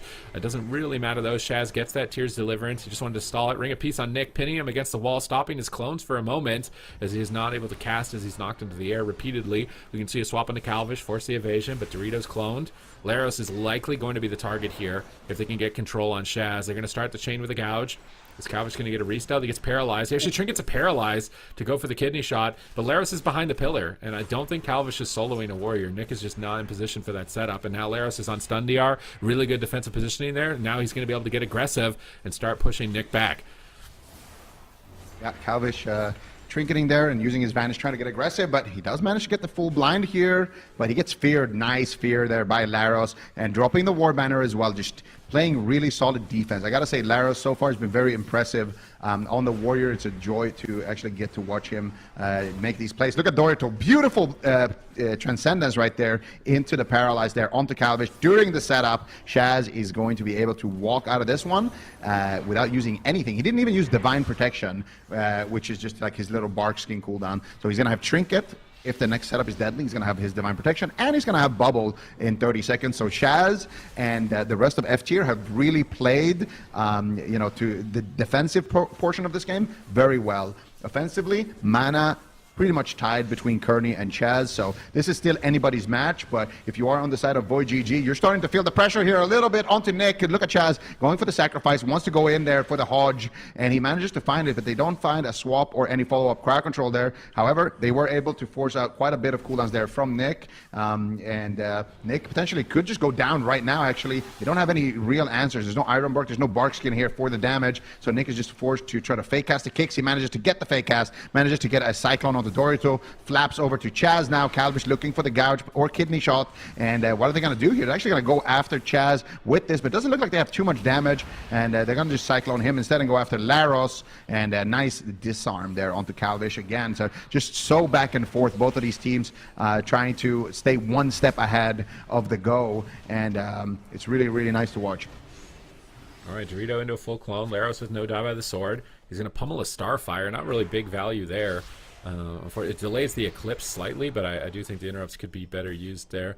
Shaz into a kidney shot, but now into a full blind. Calvish is there. Cheap shot sets up. Trinket Bop will be forced. Pre-Karma from Dorito, anticipating a swap off that Blessing of Protection, so there's a good anticipation that's enabling them to stay aggressive, and Nick knows that, so he's just going to retreat away with that Stampeding Roar. He's likely running the lower cooldown on it. I think it'd be really good in this matchup. Clone onto Dorito, just denying his damage with the Zwen. Laros is chasing Nick. He's getting distance. Bash onto Laros, into a clone, swap back. It looks like he tried to fake cast the clone there, but he's going to get the clone.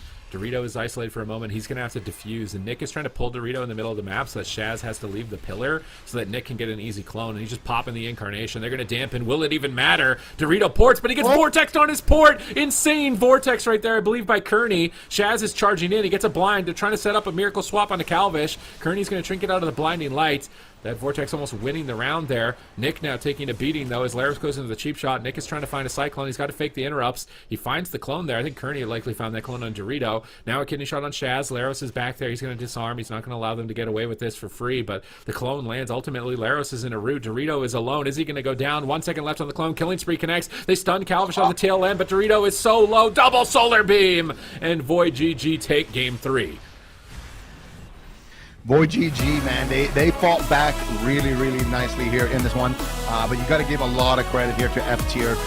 They had a disastrous opener. They played on the back foot for the most of the match, and they were able to still generate pressure, find win conditions, have some close calls over onto Nick there at one point as well. But VOIDGG, super solid here. Very, very methodical. I really like, that's one thing I love about the Rogue Boomkin, is that you don't really know who they're gonna go after. All 3 targets are viable. We saw in the opener, they go after Chaz, they get his bubble. And right now, Chaz, in his head, he's thinking, well, this kidney could be on me, it could be on the warrior as well. So I gotta make sure that, I'm reading that correctly. And they get the root there on the warrior, they get the cyclone there onto Chaz, and then here the double beam comes out, and it doesn't Chaz is not rooted, or he's not like on cast, but just like that blanket beam that he has to walk out buys them enough time to actually secure the kill there. So really, really nice stuff here once again from Nick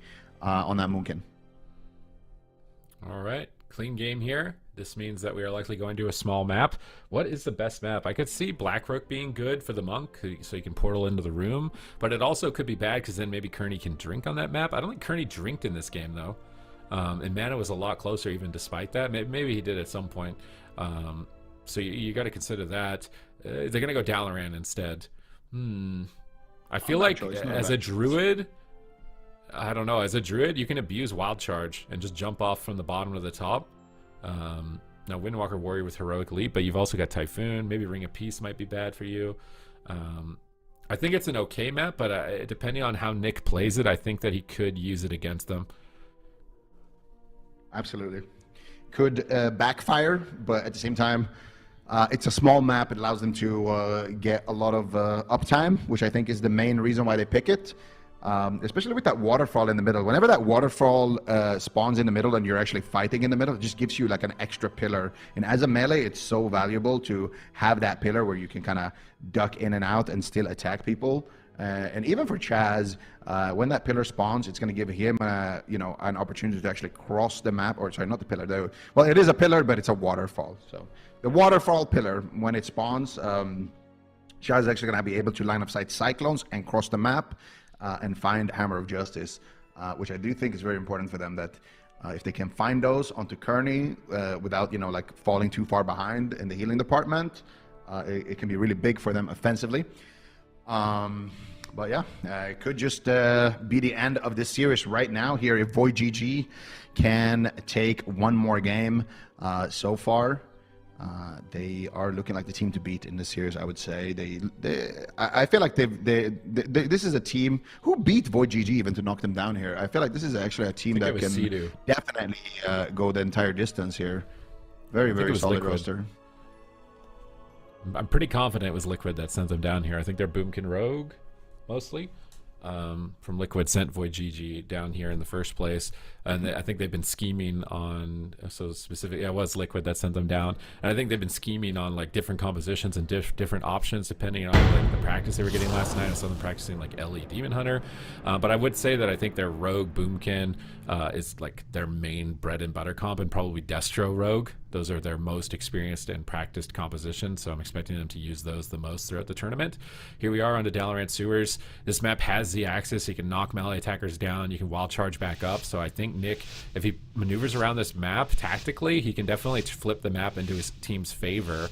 And there's also these like stretched out down parts on the bottom with these grading areas near the pipes where you can drink. And it can be really tough to stop a drink in those positions. So triple stealth also means that they can't grab combat to stop a sap, which is also interesting here with the double druid.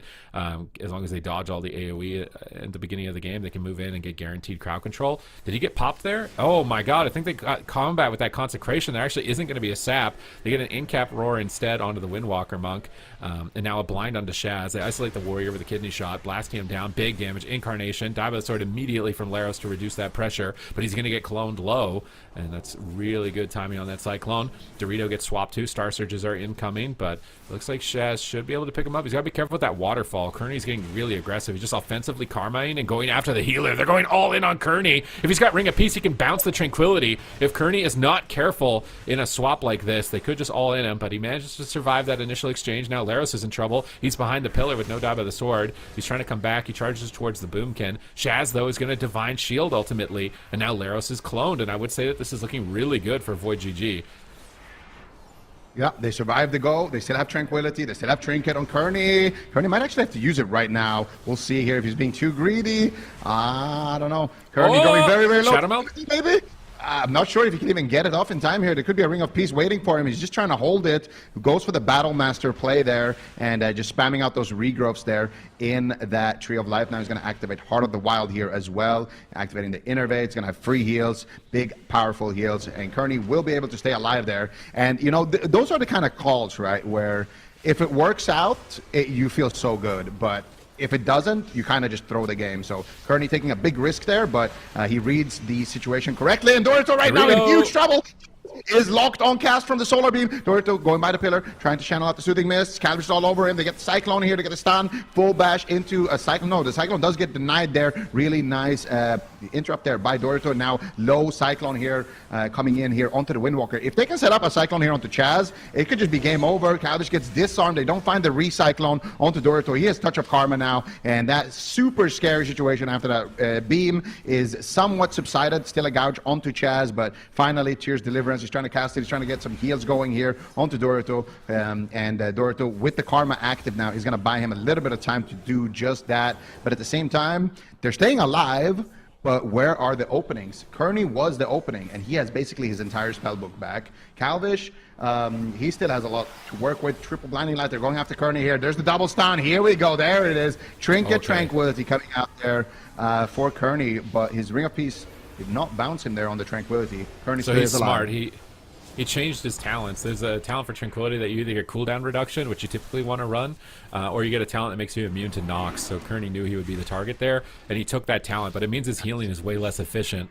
So he's going to survive that swap, but he might lose the late game if Dorito and Laros can stay alive long enough because of it. Kearney's sitting down for a drink. I don't think anybody knows where he is. Dorito actually just immediately lasered onto him right there. He just knew right where he was. Flying Serpent Kick over, but he got the mana back anyways. Now he's repositioning, and Dorito's in a clone, so they're in a tough position. No Serenity for 40. Laros has cooldowns, though. He's got Warbreaker. He's got Avatar. He can do a lot of damage. I love that he uses Fear on the DPS so they can't peel when he's doing his go. This is such an insane setup. Kearney could just die. I think we're going to game 5. He's so low here. Double Shockwave. Is he going to go down? They bop Dorito offensively, trying to keep him on target, and I cannot believe Kearney didn't die there with no Barkskin or Iron Bark in that stun lock. I don't think they can believe that he didn't die on that setup. They're swapping back to Nick, but Nick has Heart of the Wild and Thorns, so he's going to be really tanky in bear form and redirecting a lot of damage. I don't think they're going to kill him through that. Kearney goes for an in cap on the Paladin, looks for a clone, but the in cap's not long enough. Shaz is in range to interrupt him. It's a mind game between the Pally and the Druid right now to kick that Cyclone cast. Shaz is going to reposition and just avoid it entirely. He's not even going to play that. He goes into the full blind. Dorito's in trouble. He knows that he trinkets right away.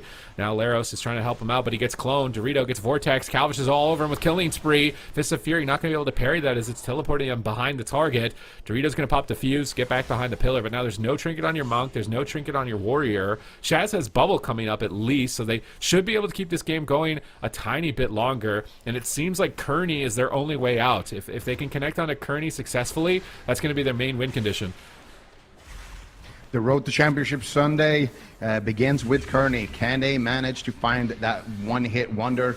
Can they force out his trinket? Kearney actually Shadow Melt drinking right now while Dorito is sitting through that clone. Nick is in bear form, just tanking it out, buying him some time. And look at that mana lead that Kearney just managed to establish there. Searing Glare gets interrupted. This could be very, very scary right now. Dorito with the Serenity active, though, could potentially try to take somebody down. He has a massive punch. Oh, he gets Cyclone on the Stormbolt. He just wants to reach Kearney right now. with that Serenity and press his Rising Sun kick. He's not able to do it, and all of a sudden, things are not looking too good here for F tier. They just burned all of their offensive damage cooldowns. They burnt their stun. They forced nothing with it, and now Dorito, what are you going to do? He's sitting through a kidney shot right now, but Chaz not in crowd control, currently able to keep him nice and safe. Trinkets rotating back up here for Laros in just a couple of seconds. Avatar comes out. Here's the Blade Storm, and here comes the damage onto Nick this time around, but another disarm there, the dismantle coming in from Calvish, and so far he's just being super annoying. Anytime they're going after Nick, he's peeling. When they're going after his healer, he's peeling, and he's setting up those setups onto Shaz to get the Cyclones as well. Root Solar Beam, here's the killing spree, here's the damage. Shaz instantly trinket sacrifices. Karma comes out as well for Dorito, gets Cyclone, but it's DR'd, and I do believe Dorito is going to recover from this, but time is running out for F tier. How are they going to end this one, Sid? Double sweep setup on Kearney. They get Bark Skin. They really want to get more than that, but I don't think they're going to. Maybe they get his Trinket and this Hammer of Justice. Kidney Shot and Cheap Shot says otherwise. Kearney survives and repositions, but his mana is getting taxed heavily with these constant swaps. So if they can keep their damage high, they'll be in a good spot. But a clone now onto the Paladin. Dorito is isolated. There's Tree Form damage incoming as well with those Solar Rats from the side. Dorito's going to port back behind the boxes as Shaz is getting Chain Clone. But in the meantime, Laros is trying to hard carry the game. He's got Blade Storm. He leaps over to stop the drink, but he's leaping into enemy territory. Walks into a Kidney Shot. He trinkets out. Laros has a huge amount of damage available right now. Warbreaker and Avatar. He can carry the game right here, but Dorito gets cloned and can't back him up. I'm almost wondering if he should trinket that clone, because Laros is going to do so much damage right now. Kearney's getting soloed by him. Dorito is ultimately now able to connect. They fear him up, but it's going to break immediately. He gets Tranquility forced at least. They're going to swap back onto Nick, swap off the Hots, disarm the Rogue. They need to keep their momentum from this Serenity and Avatar. They need the gas pedal on the floor. They go for the light switch. They get the trinket. They're doing it. They're so close to the kill, and they take down Kearney. And I think we are going to a game 5 as Shaz trades everything that he's got to stabilize that incarnation. We are going to a game 5, and now do they change their comp? Do they bring in something different? Do they ride or die as the Windwalker Warrior? That's a big question here. F tier though, they stay alive for now. Best of 5, and we're going all the way to game number 5 here. F tier and VOIDGG battling it out right now to the bitter end, and whoever loses is out of the tournament. Whoever wins will have a shot at getting some more points here this weekend. So we'll see here, but we can take a look at how this kill actually ended up happening. So they managed to get Kearney quite low here. Get him to about 50%. Pops Heart of the Wild, goes into bear form, and he has no barks. Going to get nice fear there, which I do believe, I don't know if it broke there on Calvish or what happened, but they're swapping to Nick here during that Tranquility. And as soon as this Tranquility is over, they want to get back onto Kearney, and there's the Storm, there's the leg sweep, there's the Serenity. Zwen the Tiger connects, Dorito is there, and they managed to take him down. Actually through everything. They killed him through Tranquility, through Heart of the Wild, and he had an NS, and he actually died before it went off. So tough situation to be in for Kearney, but when you're in deep dampening like this and on a small map like this, and especially when you know, some of the burstiest classes in the game get on top of you like that, it goes very quick. So Kearney, he's gonna have to really consider his choices for this next and final game in the series. I know some cooldowns are not being tracked correctly, but I see Iron Bark, like see Tranquility says it's available, but he just pressed it, so he obviously doesn't have it. So I'm wondering if he did have Iron Bark or not right at that last second, because if he did, with that in bear form, it might have been enough to stay alive. That game would have kept going a little bit longer though. Shaz used bubble and wings and everything, so it's possibly died later, but I feel like there was maybe some things he could have done if obviously the UI is accurate. Empyrean Domain, small pillar, big map, so VOIDGG leaving the option possibly here for Wizard Cleave if they really want to. And F tier have to make a big decision. Is it time to bring in Saul, the last airbender of enhancement shamans? Is it going to be better? Is it going to be better for their team? Is it going to be worse for their team? I mean, you can't really bring a warrior and a shaman. I don't know how Turbo would do in this matchup. I feel like the Windwalker is so important, but actually the warrior Windwalker pressure is insane at the end of the game. So like so is it a warrior or is it a shaman? The rest are just dipping sauce. He's the main ingredient in this comp. He's the main ingredient. The other class is just the sauce. Okay. And what kind of sauce do we want for this F tier comp? I think they should just bring in Laros, dude. Like, I think they can do it. I think they can pull it off. And there it is. Okay. VOIDGG. Are we going to see Wealthy Man? Are we going to see Munkin Mage? or something. I feel like Moonkin Mage would just auto win this with no contest. I just have some like deep feeling that would be the case. But if they haven't practiced it, I mean, it's not a common comp. I don't think it's like a super strong ladder comp, but this is like the situation where it would actually be really good. And I mean, Wealthy Man is just, you know, his history is playing double caster into CD's melee cleaves and just owning them for years, right? Like, he's obviously a veteran on this class against melee cleaves, so I think it is a fair option to consider for them. Maybe it's like, what healers can Kearney play and which ones would be the best for that? Like, do you do a double druid? You could probably just do a double druid. Or maybe, I feel like in the past he's played priest, but maybe priest isn't that great. So maybe they're considering that. They're probably considering practice, but I feel like there's got to be a bit of stress. I mean, this is game 5, like in a matchup where you're kind of expecting them to get, you know, close it out maybe more cleanly, like 3-0 or 3-1. So F tier are really putting up a fight here with this composition that's unexpected, unprecedented. Like, nobody's running this, right? And they're gonna switch in a war. I don't know if I like this. What? I don't know if I like this. I mean, maybe if there was a mage with it, maybe. But I mean, yeah. But with the rogue, like, I mean, this is their main comp. Like, this is the comp that they just stomp people with on the ladder. But I don't know about picking a warlock into a warrior and a windwalker. I actually don't think that this comp is that bad. Like, I see what you're saying, but I feel like this is actually not a bad pick for Void, because what they're going for is obviously more damage in those stun locks. If you get a stun lock, you have a rift open, you have some chaos bolts flying in, you can really, really, really erase people. But it is higher risk and higher reward, right? Like, a Boomkin is going to be able to kind of take a beating a little bit better compared to the Warlock here, I want to say. Once you force, you know, like unending resolve, you force out health stones, you force out their mobility, and they're just stuck, you can get a lot of uptime and create a lot of pressure. So yeah, it's going to be interesting to see. But F tier actually sticking to their guns and VOIDGG swapping it up. Like, what do you think, Sid? Who do you think came out ahead on this draft? Who do you think should win on paper? I mean, Roguelock Druid is like debatably the best comp in the game, or close to the best comp in the game, whereas Windwalker Warrior has not really proven itself yet. But if there was a situation where I think Windwalker Warrior would be good, it would be this. I mean, think about like an offensive bop on the lock. I feel like you just drop Dorito out of a kidney and just ship it and kill him through wall. I am a bit worried about this from VOIDGG. I feel like they're just picking this purely off of experience, and obviously it being a really strong comp overall, but this could be a huge opportunity for Dorito and Laros. They're already on top of the lock. He didn't get much distance from his port. They're just sending the Blade Storm immediately. Double leg sweep. And Calvish is going to trinket immediately and peel the opener. But they get double feared. They're swapping to Kearney. They're actually not even going on. He Shadow Meld the Stormbolt on the swap. That was insane. But they get the Hammer of Justice anyways. He is at least in bear form, but it doesn't even look like it really matters. He's dying through it anyways. Double coil comes in from Nick off to the side. I feel like that's really reckless to go after the Druid with a Destro. But they're just trying to keep them on their toes, I think. I feel like they're going to need surprise to take a win here. Their classes just do insane bursts between the Warrior and the Windwalker, try and catch him off guard, but this Warlock's been left open. Look how much damage he's doing. Laris is down at half. He's cloned with no trinket. Dorito's trying to connect onto Nick, throwing out that huge Rising Sun kick there. Whirling Dragon Punch. Big heals come in from Kearney. He tops him off. Both teams going to stabilize, I think, at this point. That was the initial burst window from the Warrior and the Windwalker. It's really Laros, I think, that came out behind in this exchange, having to burn his trinket. Yeah, and there's a sacrifice now being burned by Chaz as well in response to that Chaos Bolt coming out from Nick.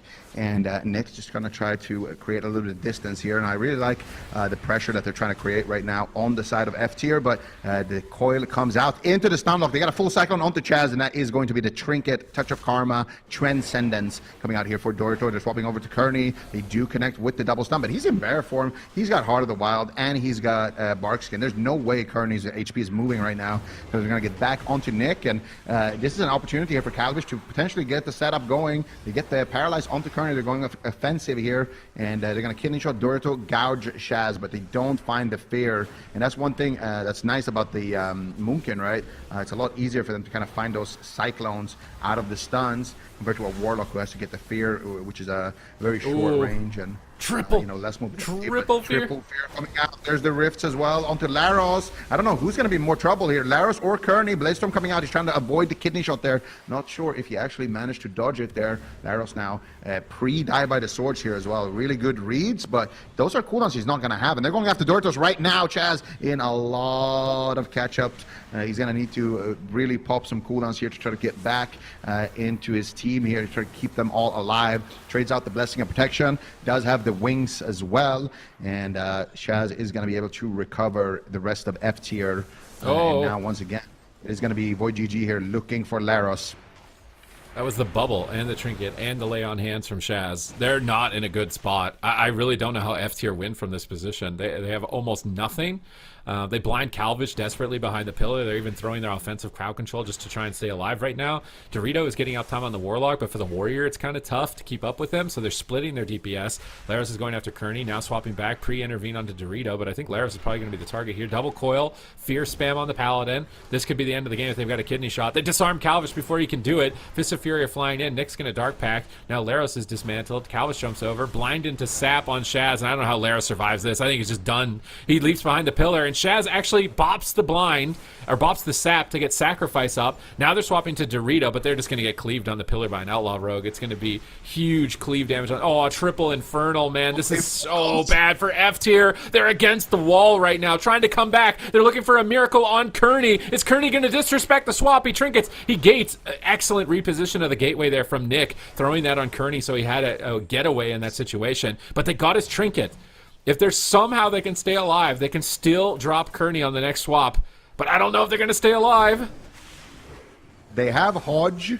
They just need to wait for the stun DR, connect with a Hodge, all connect at the same time onto Kearney, and have the damage actually take him down and not get peeled. There is a chance for F tier. There's the paralyzed. Can they connect? If they can make it across, Chaz, we need you. Leg sweep. Where's Laros? Disarmed. Get the Hodge. It doesn't have No the way! Hodge. Kearney might.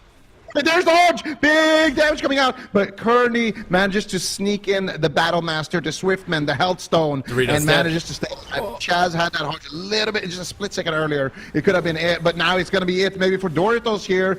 The portals are blasting away. He gets the sacrifice, but it is going to run out, and right now Doritos is running out of time here. Full kidney shot onto Chaz. Dorito really taking the heat. Nick going for the fear, gets paralyzed on it. Really nicely done there by Dorito, making sure that Nick does not get that fear, but instead they find a blind here onto Chaz, and they're swapping over to Laros. No die by the sword, no rallying cry, nothing. He's gonna drop the war banner actually there to reduce the CC chain, gets to disarm.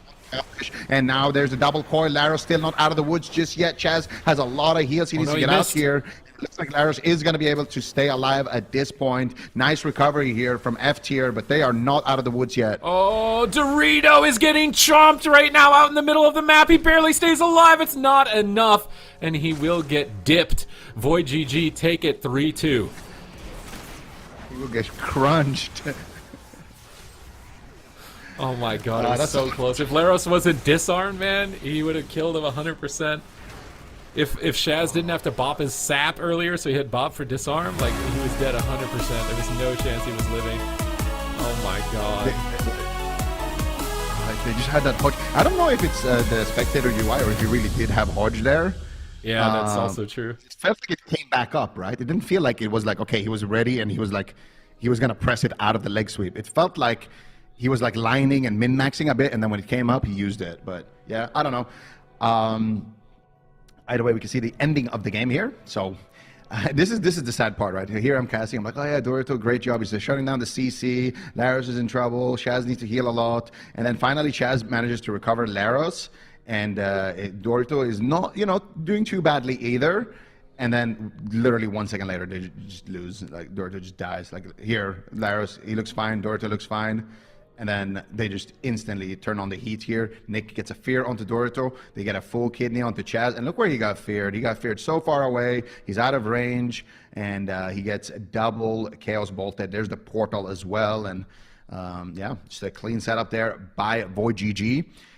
Showing, they have an array of comps to play here. But also F tier finally showing us what Laros can do here on the Warrior. We've seen them mostly with Saul. But this time around, we got to see them actually play some Windwalker Warrior as well. And I'm excited to see what this team can do this season. This is an insane series. I mean, both these first series, this is the first time I think we're getting like back-to-back game fives. It really shows how close the competition is, especially from teams running compositions that I think a lot of people consider the underdogs. Like these melee cleave compositions at the highest level in 3v3 are typically not performing or outperforming the casters. So the fact that they're putting up this much of a fight, coming this close, is definitely a good sign, at least for week 2. But the pressure is really on now for F tier. Having lost that, they need to have a good finish. I think their main goal, I mean, they would have to win the tournament, I think, next week to hope to get into the top 3, but try and get enough points to get into the gauntlet. Maybe there's some class changes as well that, tweak through. We saw that last year. That could be an improvement for their team as well. Maybe expand their compositions a little bit for that, but the pressure is on for them. VOIDGG continue to advance in the lower side, and now we're moving up to the upper bracket, which has some big dogs on it. We're going to zoom in here just for that final moment here where Dorito got dipped by the Between the Eyes, which is that new burst build for Outlaw Rogues.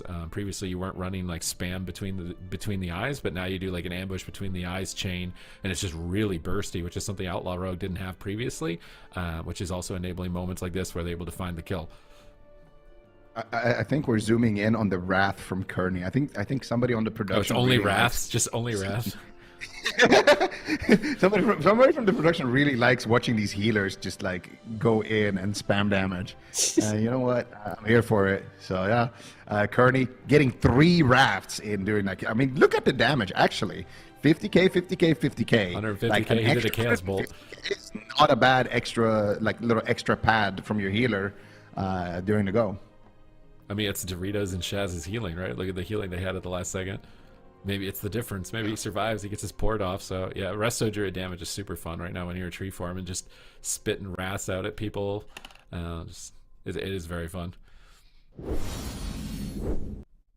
Okay, well, like Sid said, Void will be continuing on into the lower bracket. We can see Unitas, Void, the 2 teams remaining down there in the elimination bracket. And we've got those 2 series up there. Power Frogs versus Liquid will be coming up next, and then Draco Cleave versus the Move. So we've got a couple more teams to send down there to the lower bracket before we have our 4 teams for the championship Sunday. But before we do head to a break, we have a new fun segment for everyone here. We are being challenged by production to guess the arena map. I don't know if everyone has seen those Twitter posts about the raid bosses and sort of the movement of the players and trying to guess what fight that is. We're going to do that here on the AWC, but with arena maps instead. So feel free to try along with us. We're going to check it out. Check out the first one. So this is either Blade's Edge, Nagrand, Mukambala, or Tiger's Peak. Okay. So they started the game really close to each other. So I'm thinking hook point. Mm-hmm. Like at least the dots start, like that's the closest distance I think of any map that you could possibly start. And like where are they playing right now? Like around one of the hook point pillars maybe? And then moving over to the other side where the walls are? No way. You think that's a room? I don't think Nagrand. so. I was thinking if it was hook point, it has to be It's the too hook like point that's starting. lengthy. This is Tiger's Peak, 100%. There's obviously a pillar It on also the bottom can't- right? No, It can't be it's hook Tiger's point Peak. also, 'cause You think it's Tiger's Peak? there's a pillar. 100%, yeah. You can see like the What? little small pillar on the right-hand side, Yeah, you're right. and then where like the yellow on the left-hand side is on the platform. I'm thinking platforms yeah. on the side, small little pillar. It's a Tiger's Peak angle. I'm looking hook point. I think it's Tiger's Peak. There's no hook point, Sid. Yeah. Oh wait, that's not an option. Oh my god, I didn't realize there's multiple This choice. is- I Yeah. didn't realize we were doing multiple choice. Okay, wait, out of all the possible maps. I think Looks Tiger's like it could Peak. be I Nagrand know as that. well. Honestly, there's 4 pillars that are forming. That's what I'm saying. Wait, like you're right. gap. Do you see the Wait. gap? Wait, do you the see like the Tiger's 4 Peak? gaps? This has got to be. I'm going with the Yeah. grand. That was, I think There's Nagrand. pillars. After I'm seeing going it with play out Nagrand. this long, it's There's Nagrand. pillars. Look at the Look at 4 the high holes. B, final answer. B is for my Okay. final answer. But do you see the big Oh, holes? we got it. Hey! Those are the pillars, dude. They actually draw the pillars after a while, you know, because they draw like a hole, and that hole Yeah. is the pillar. You're right. You're right. Yeah. Easy, Nagrand. All right, here Hey. we go. You can see. I think chat See the was pillars, guessing navigate either the Tiger's pillars Peak quite well. or Nagrand too. I think I convinced a Alright, lot of well- chat with my Tiger Speak theory until like debated the thing is, You did. You well, had me it was a gaslight. good theory. To be fair, it was a good theory until it goes on long enough, and then you just see 4 pillars form. Then Yeah. Yeah. Because in the first 75% of the game, they were kind of only moving around the first 3 pillars, so I think it's fair, I guess. yeah. I like Well this. Well, yeah, that was Guessing fun. game. All right, well, thanks everyone for participating. There'll be more of that as well, but we are going to be heading to a break now. We're going to move on to the next series up in the upper bracket. Like I said, that is Power Frogs versus Liquid, and we'll be back after this break. See you in a bit.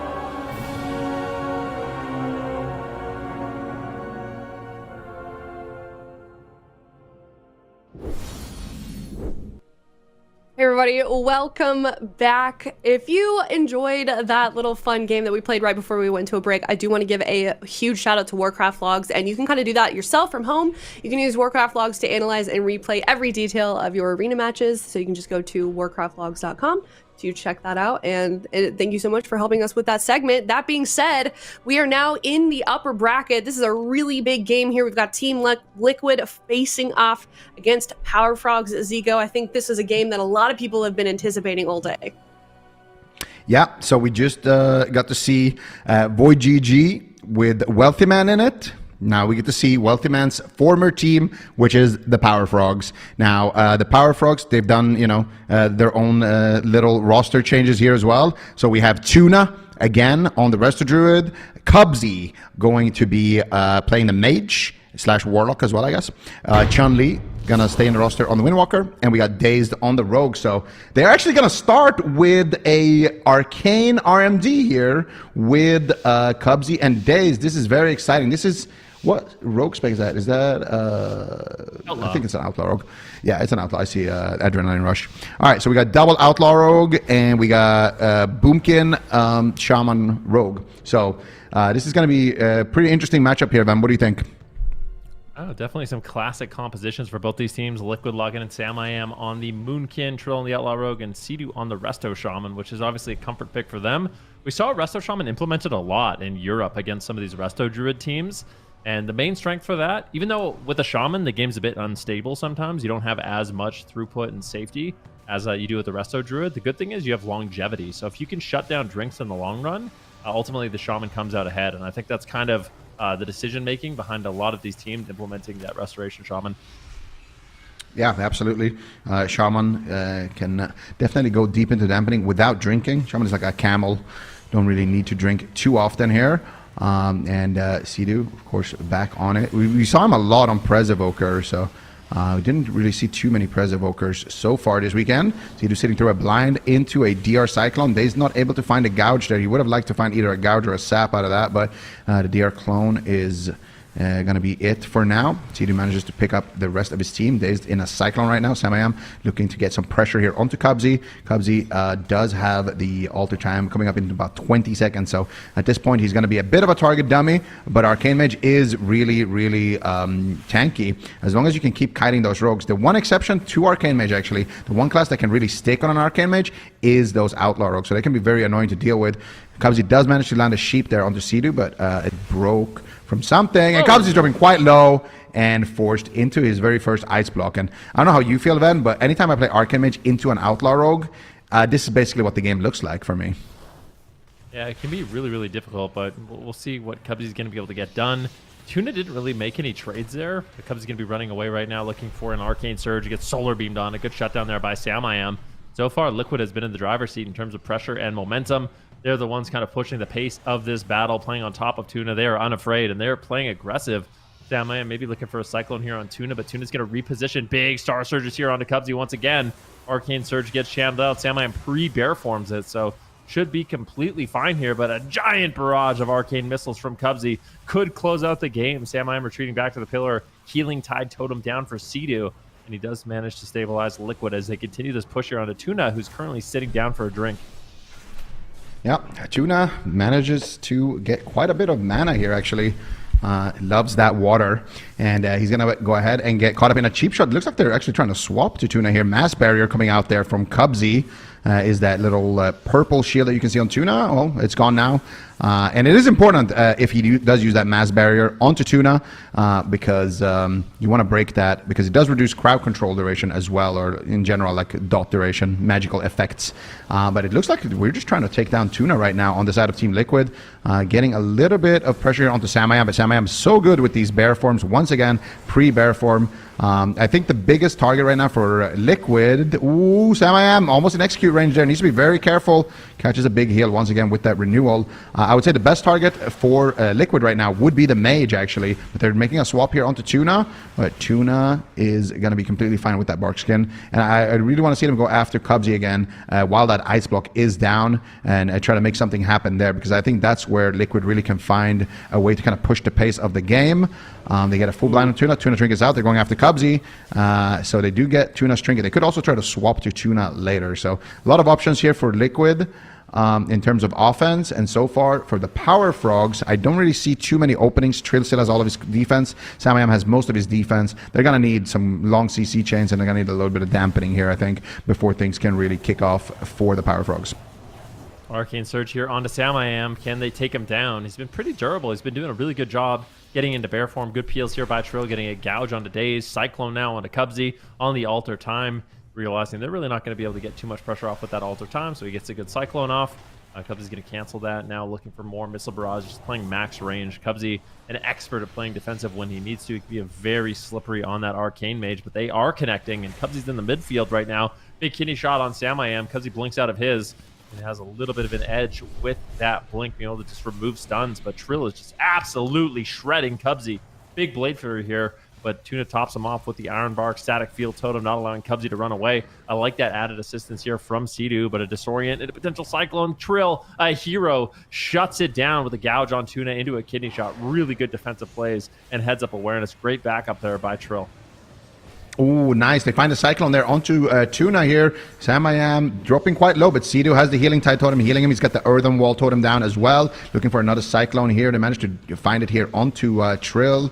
And at the same time, we can see Samayam trying to get some damage up, but he does get counterspelled. Cubsy, still 22 seconds left on that ice block. And that's one thing that's at least nice for Cubsy. He had to use his ice block very early, so he's going to have it back, especially with that shifting power, reducing all of his cooldowns. And they are swapping to Tuna. Tuna needs to be very careful. He almost gets canned right there, but he is going to be able to stay alive. Didn't panic and use his Tranquility. So he's going to have that in his back pocket. Goes for the Roar Cyclone combo. Crosses the map away from Trill. And Tuna's mana is not doing so hot right now. Samayam left here in the back, and he's going to try to stop this drink. Can they stop Samayam from stopping the drink? Does look like they're going to try to stop it with damage. Cubsy might actually trade his ice block here for the drink. No, he gets a beautiful all the time. They got a blind onto Tuna into a cheap shot, and they're going to swap back to Tuna here once again. Big damage coming in, but they don't have the follow-up stuns. Gets denied by Dazed. He's been playing excellent defense, and now once again back onto Samayam for some offense. Tuna manages to recover a little bit of that precious mana. Ooh, Cubsy hovering around 50% health right now. Big damage here from Samayam. Can they get any crowd control on Tuna? He deflects the attack with the Iron Bark and Incarnation Tree of Life. So lots of healing available here for Tuna. Mana is about even for both of these healers. Samayam tanking out in bear form once again. Going to be moving back on top of Sea-Doo. And that's one of the nice things for Samayam, is if he just decides to position on top of Sea-Doo during that touch of the Magi, it's basically going to break. It does AoE damage. It's going to break polymorphs. It's going to break gouges. Really, really effective for removing that crowd control. So Samayam has that kind of heads-up awareness. It's one of the things he can do. Tuna right now sitting down for a drink, and they just can't stop it. Trill moves forward. Can he find him? Can he find a sap? It doesn't look like he's going to be able to. Interrupt on Sea-Doo. Sam could be in some trouble looking for a full Cyclone. Doesn't manage to find it, but he interrupts Cubsy. Cubsy might have to go to the ice block. He's really low. Greedy, Cubsy. Oof. That was a close call. Big lava burst coming in from Sea-Doo. And now all of a sudden, Liquid's in a great position. I don't think Cubsy's going to be able to get another ice block during this game. They're going after Tuna. There's lots of pressure. Sea-Doo doesn't have his trinket, but if he can hold on just another 10 seconds, he's going to have that trinket spear link. And I think Liquid's in a great spot to win this game. Yeah, Liquid, they're really pushing the pace right now. Tuna behind the pillar does manage to activate the Incarnation, going for the Cyclones here, finds it onto Sea-Doo. They need to make something happen here onto Samayam right now, and they do manage to get his trinket, but they don't have any more follow-up here onto Sea-Doo. Sea-Doo's going to be able to keep his team alive, and look at Cubsy here behind the pillar with the Arcano Spear, full kidney shot onto Sea-Doo. Can they find a polymorph? He's looking for the Ring of Frost, but gets kicked by Trill, and Sea-Doo actually trying to purge that all the time right now. Cubsy's being extremely greedy, sitting in Sea-Doo's line of sight with all the time up. is it's extremely greedy. Tuna right now in trouble. Trill is on him, but he does have the Heart of the Wild. Goes for the Frenzied Region. Goes for the double Frenzy. There's that Nature Swiftness as well. Tuna gets Cyclone right now. They're going after Cubsy. Cubsy in big trouble while Tuna sitting through that Cyclone. He trinkets out, trays out the Iron Bark. Cubsy getting those last couple of hits. They really need offense right now on the side of this Rogue Mage Druid if they're going to be able to take the win here. Samayam getting Cyclone on 50% HP. Cubsy needs to try to find the Polymorph. Is he going to blink for it? He finds it onto Trill, but not able to find it there onto Cedu. They're actually targeting Cedu right now. Cubsy just playing defense here. Doesn't want to push in and look for CC. He wants to stay back and do as much damage as possible and not expose himself as a target, but he's got Tuna right now on the wrong side of the stream, getting Cyclone there behind enemy lines, and they're trying to take down Samayam, and all of a sudden they managed to do it. Samayam gets absolutely blasted. The Arcane Surge coming out from Cubsy and the missiles, and I think it was a touch of the Magi as well there, and that felt like such a throwaway. Cedu had tools to answer here. I think Cedu had CC there, so he wasn't able to get the link out in time. Yeah, unfortunately, I think he just got bashed with no trinket, so he just got put into crowd control. Cubsy's a menace with spell stealing. It's like spell steal is great for the Arcane Mage, but Cubsy, I feel like, puts it over the top with the amount he's doing in these games. So it's removing all of those buffs over and over. So if Cedu does get caught in a crowd control chain, there's no Riptide, there's no cushion of that Earth Shield, and that's when Sam's going to be really vulnerable. Keep in mind, I mean, we were at like 45% dampening. Here's one of those big instant lava bursts by Cubsy that almost killed him and forced him into the ice block. So that added damage from the Shaman is quite strong. But we can see here some of the final moments of the match. Cedu, I'm trying to see exactly what he does Trinket, because he has the Trinket Spirit Link, but he opts to Trinket without using Spirit Link, kind of desyncing them. And that's what puts Samayam in a really vulnerable spot. He's just in the middle of the map. Cubsy's kiting away. He's kind of getting destroyed. We have a full Cyclone on Daze. Great job there by Samayam. But how does this go down? I think Tuna... Oh, it's a kitty shot. So Cedu trinkets the kitty shot. He gets gouged on it, and that's just outlaw CC. What can you really do about it? Cedu was in a position where he had his Aura Mastery up, right? So he popped his Aura Mastery. He wanted to go have that big heal. So it's like, I've been in that spot where you use your Aura Master, you get CC'd on it, you feel like, okay, well, I have to trinket because I want to get off this heal really bad. I just used my cooldown. But it can be a little bit of a bait because obviously it just got followed up with a gouge, and then you're not going to get the heal off anyways. So I wonder if they could have, like, looking back at it, obviously hindsight is, 2020, and it's easy to make a judgment call, but the Samayam had just come back, and then he just committed the Trinket Spirit Link. They might have been able to actually win this game. I really feel like this was Liquid in the driver's seat the entire game, and then here at the end, it just one outplay there coming out from Dazed at the right time, and they managed to actually close it out. But they also had the damage here, right? You can see it here on the death log, so you can see the Arcane Surge connecting, you can see the missiles connecting, and the barrage at low HP. You can see 214,000 overkill. When you have that Arcane Surge buff, and you get, like your procs, maybe your Trinket procs, maybe Sophic Devotion procs, maybe, you're getting like all the stars are aligning for your character, you can do some ridiculous Arcane Barrages. So when you are on lower health, that is the one thing that really is nice about the Arcane Mage. They can actually close out the games. And they can also spam it sometimes. It's really fun when that happens, when you barrage and you're playing Orb Barrage and you proc an Orb and you get 4 combo points because it hits a bunch of stuff, and then you can like back-to-back execute basically. And that's what Arcane can do really well later in the game. You can see Cubsy's character here. Anything surprise you here, Van? I feel like... Actually, one thing that surprises me here is Cubsy always plays Arcano Spear over Temp Shield, I feel like. What's your thoughts on that? He likes to use it. Like when I watch Cubsy use it, it's basically as like a drink stop, right? It's like one of those things you can pinpoint, shoot across the whole map as a drink stop, or just as even like a knock. He'll just use it. He never plays Shimmer. So one of the way he can create a little bit of distance for himself while he's using like Ice Flows is either Blast Wave, you knock the rogue away, or even just like a 0.1 second charge Arcanosphere knocks them away and do an Ice Nova, and it just gives him a little bit more breathing room for kiting. So definitely something unique to him. I think Temp Shield, not a bad option when you're the one that's being targeted, but he's opting for a little bit more of an aggressive utility option, I suppose. But yeah, it ended up working out for them. There was a few close calls during that game. I mean, just a little bit more damage, and we could have seen Liquid pick up that first win. So we'll see what happens on this smaller map going into game number 2. I feel like the small map's definitely got to favor the Outlaw Rogue Moonkin Shaman, who's going to have a much easier time kind of smothering the Arcane Mage and denying the Druid from drinking. Yep, and we are launching game number 2 here. And just a quick reminder for those who are just tuning in, this is 1 out of 2 cups. This is the upper bracket, so the loser of this series will not be going home. They will be knocked down to the lower bracket, where there are some very scary individuals waiting to have a shot here at whoever goes down there. So a lot to play for. Power Frogs right now leading 1-0, but my assessment, at least, is that I feel like that was Liquid's game to lose. But we've seen things like that happen before, where it just looks like one team is owning the entire game, and then at the end, like, you just hit like a certain point in the match and they just win. So it could be that could be the case. Could be mistakes happening on either side. We'll see what they decide to do. Trill sitting in stealth right now. Both rogues don't want to give away the opening. Oh, they almost ran into each other. So close there. Might have even spotted each other there for just a second. Dazed, just hiding in the room right now. Cubsy playing out this 2v2 here with his healer against Sam and Sidu.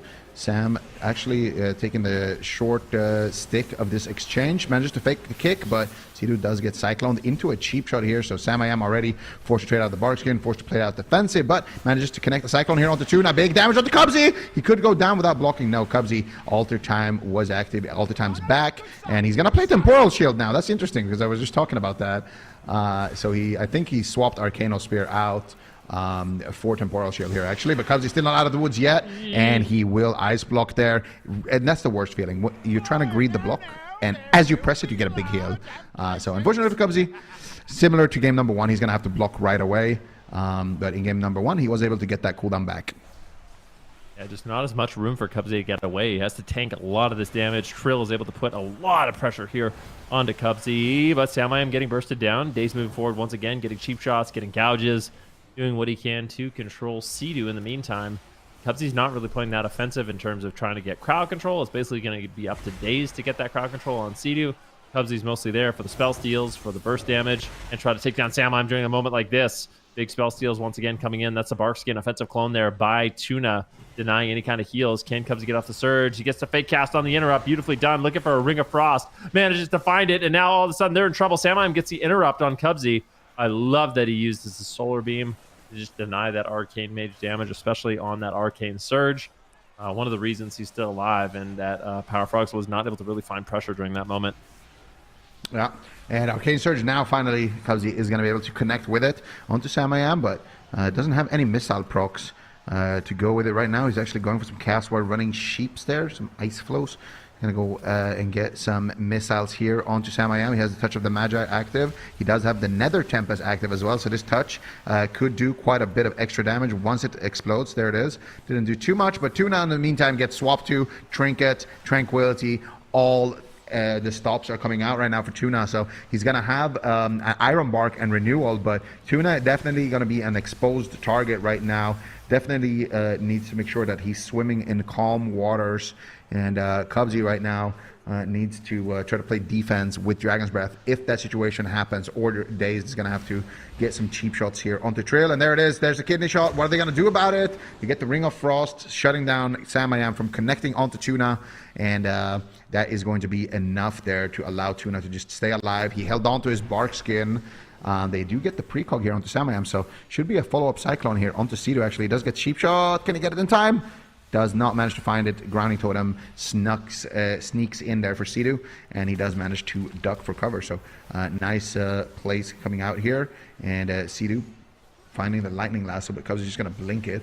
And so far, it feels like kind of a stalemate situation. Mana really is starting to become like a real issue as well.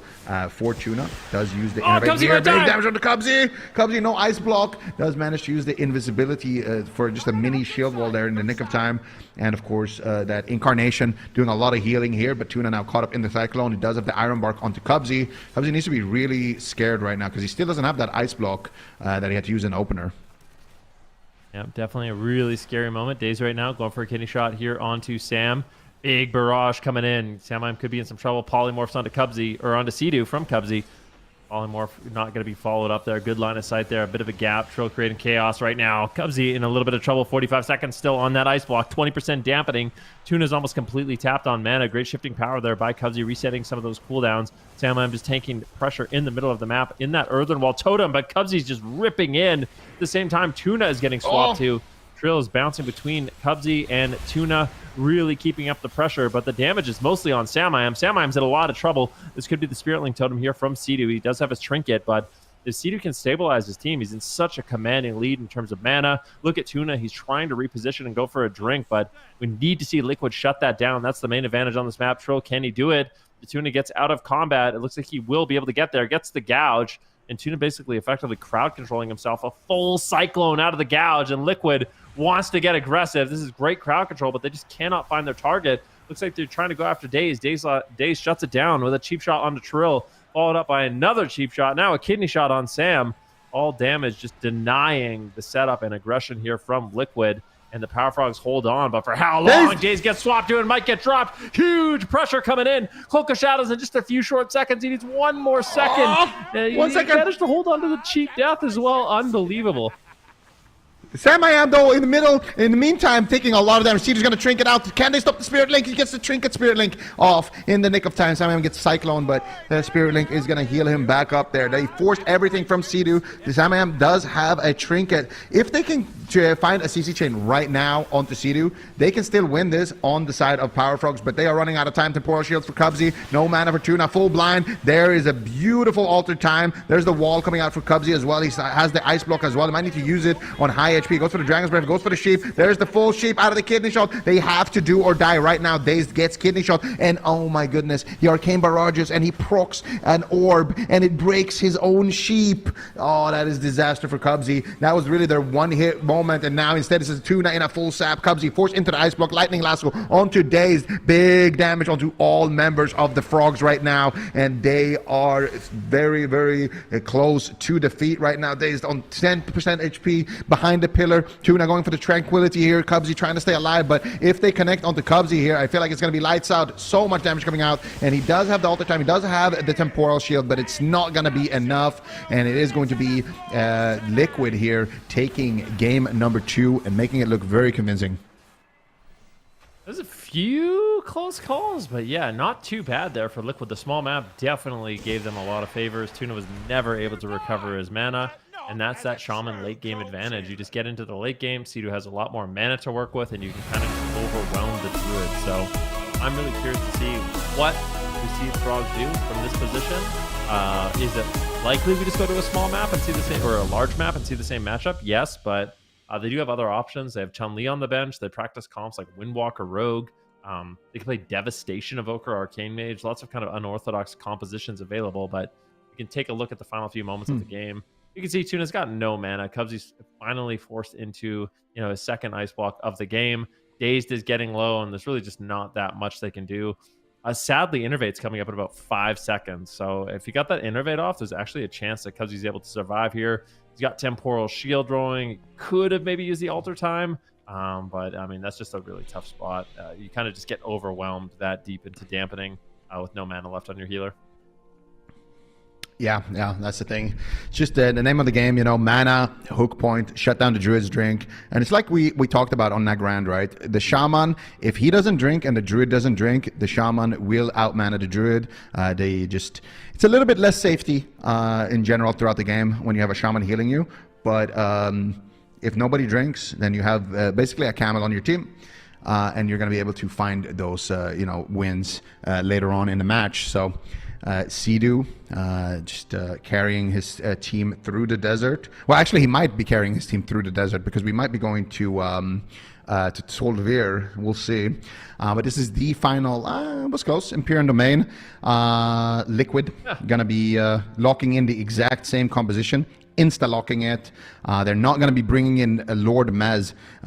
Lord Mez, actually, haven't seen him I feel like I haven't seen him in a tournament since he lost to Bean in that 1v1.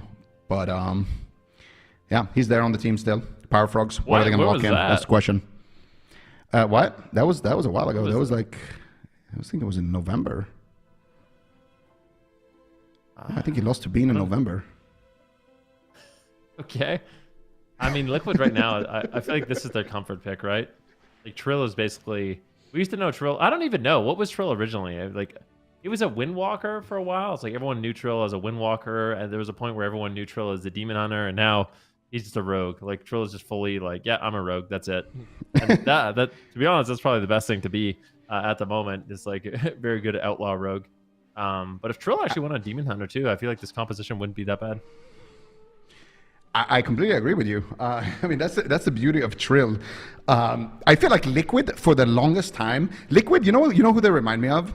They're like the NA Swapsy. You know what I mean? It's like every single season, Swapsy tries to figure out a way. How are we gonna destroy the rogues and the rogue mage teams, the overlords? How are we gonna do it? And he tries to build like these comps that can do it. And I feel like Liquid is the same. And I feel like both Swapsy and Liquid this year decided, you know what? Let's just invite a top tier mage. Let's just have somebody pick up a rogue, and let's just have all the comps, have all the options now. And I gotta say, Trill on the rogue, especially last year when he was like playing the one-shot sub build and no one else was doing it. I gotta say, he's been. I mean, you know, Trill. You can kind of expect that this guy is gonna be performing at the absolutely highest level, but it still surprises me every time when I see it. Last game as well, he did double dazed damage. So Trill, just a great asset here for Team Liquid. Let's see if they can take this swing match. Yeah, let's see if they can do it. Tune in the back line, just loading up his team with HOTS right now, and that Incarnation Tree of Life looking for a Cyclone. Does he find it? No, it gets grounded there by Sea-Doo. Nicely done. Good control. Grounding Totem comes in. Cubsy looking for an Arcane Surge and is able to get it off. Let's see if there's any burst damage to follow it up. And Sea-Doo and Sam just going to be line of sighting right now. They do not want to mess around with that Arcane Surge and allow Cubsy to get off that bonus damage. A full Lightning Lasso here on Daze, but Sea-Doo's controlling himself a little bit here. Earthen Wall Totem drops down. Can he keep Sam I Am alive? This is a huge amount of burst damage. I don't know if that Lightning Lasso really ends up being worth it. Cheap shot out of the Lightning Lasso, into the Gouge, into a Kidney Shot. Sam I Am's now in a Cyclone. I think Sea-Doo should be able to recover here quite easily. Yeah, some big Riptides coming in. Sam I Am's going to survive. Kidney Shot now onto Dazed, and I think Liquid has managed to weather the storm. Yep, and they're even getting some pressure right now onto Dazed here. Sam I Am going to be tanking a kick here, looking for the Cyclone onto Dazed. Not super low Cyclone, but it's on the Kidney Shot of Sea-Doo here. So anytime a rogue commits a stun, if you can crowd control the rogue at that point or disarm him or, like disrupt the rogue, usually it's a good thing. Even if he hasn't stunned the main target, if he just stunning the healer, if he stuns the healer, it means that they cannot launch a setup anymore. Unless they use like blind or like Dragon's Breath or something, but they're not gonna have a good setup. So as soon as you see the stun on the healer, Sam I Am does the right thing here, going for the Cyclone. But Sam I Am needs to be careful. These Touch of the Magi's are really doing a lot of damage here for Cubsy. I really want to take a look later at his damage breakdown, but Cubsy right now just sitting back, shifting power coming out, and for him it's been a stronger opener compared to the other games where he actually hasn't used his Ice Block yet. There's the Temporal Shield coming out, big damage hits connecting, and Cubsy still nice fake cast there on the Arcane Surge to fake cast the Solar Beam, and now he's going to trinket out of the Cyclone. Look for the Arcane Surge, Sam I Am line of sights it. If he connected with that while Sea-Doo was in a Cyclone there, that could have really been a scary situation there for Sam I Am, but instead it's going to be Cubsy in trouble. Does have the altar time, but he needs to get topped first. Finally does get topped, has the altar time available, and might be considering to use it. He's going to hold on to it for a little bit. Gets fully Cyclone, no trinket. They're swapping to Dazed, and they're pushing in for more crowd control. Can they find it? Sea-Doo looking for the Lightning Lasso there onto Tuna, and that's it. Okay. Sea-Doo just pushes in, and they manage to have the damage to back it up. Look at him. He's so happy with that. He's like, yeah, easy clap. Yeah, it's just a beautiful swap there on Daze. So Sea-Doo playing really, really aggressively, trying to get out that Lightning Lasso. I want to see an exact breakdown of how that happened, but really good presence of mind. The thing is, Liquid has not really been going after Daze that much in this matchup, right? It's been mostly Cubsy and the Druid, but they find that opening, and they're able to punish in a big way. So you can see right now, Dazed, he's committed his Cloak of Shadows offensively. So he goes for the aggressive Cloak of Shadows, he goes for the aggressive Vanish, he goes through the aggressive Trinket, and he's trying to mix things up. And you can't really blame him. He really hasn't been a target so far in the match, but they find that opening. I wonder if what Tuna ends up trinketing. Like what happens here? Because Tuna right now has a lot of answers. He's got Trinket, he's got Iron Bark, here comes a Kidney Shot.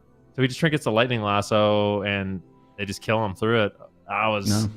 I mean, that's one of those setups. Like, Liquid is very happy that happened. Like, that was just kind of out of nowhere. Just a kidney shot on Days with no cooldowns and a little lightning lasso that gets counterspelled, and that's the game. Yeah. I mean, I was, it's just, I didn't realize how low Dazed actually was. But that was a quick kill. Yeah, it was a quick kill. Yeah, you just get kidney killing spree, and just 2 Star Surgers lobbed in.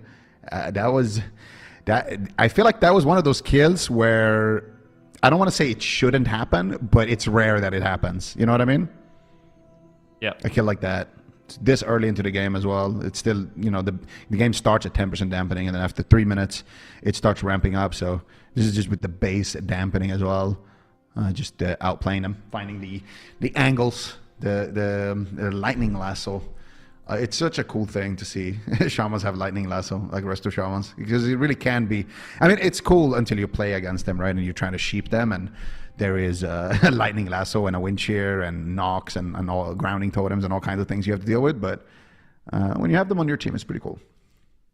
Yeah, definitely some interesting utility that they can add. Shaman's super fun, honestly. One of my favorite healers to play right now. You can add in a lot of damage with Lava Burst. You got the Greater Purge. You throw in those purges at the right time and you get off a Life Bloom. It's an absolute menace for a Resto Druid. So a really, really good matchup there by Liquid. Good presence of mind. And a setup like that really forces Dazed now into a spot where he's not that comfortable, right? Like as the Outlaw Rogue, you want to be comfortable in the fact that you can cloak aggressively. Like, it's time to kill. We're going to cloak. I want to just vanish, be aggressive in the match. I want to trinket aggressively, and that just allows you to have a lot more pressure in the match. But now that they showed, hey, if you do that, we're going to kill you, Daze might be a little bit more hesitant in trading out some of those defensives. But I really don't think he should be. I think he should continue to play pretty recklessly in the match on that Outlaw Rogue. I just think that was like a little bit of an unfortunate situation. They just killed him through cheap death instantly. Definitely a bit unlucky, but Liquid's going to be super happy they win that one.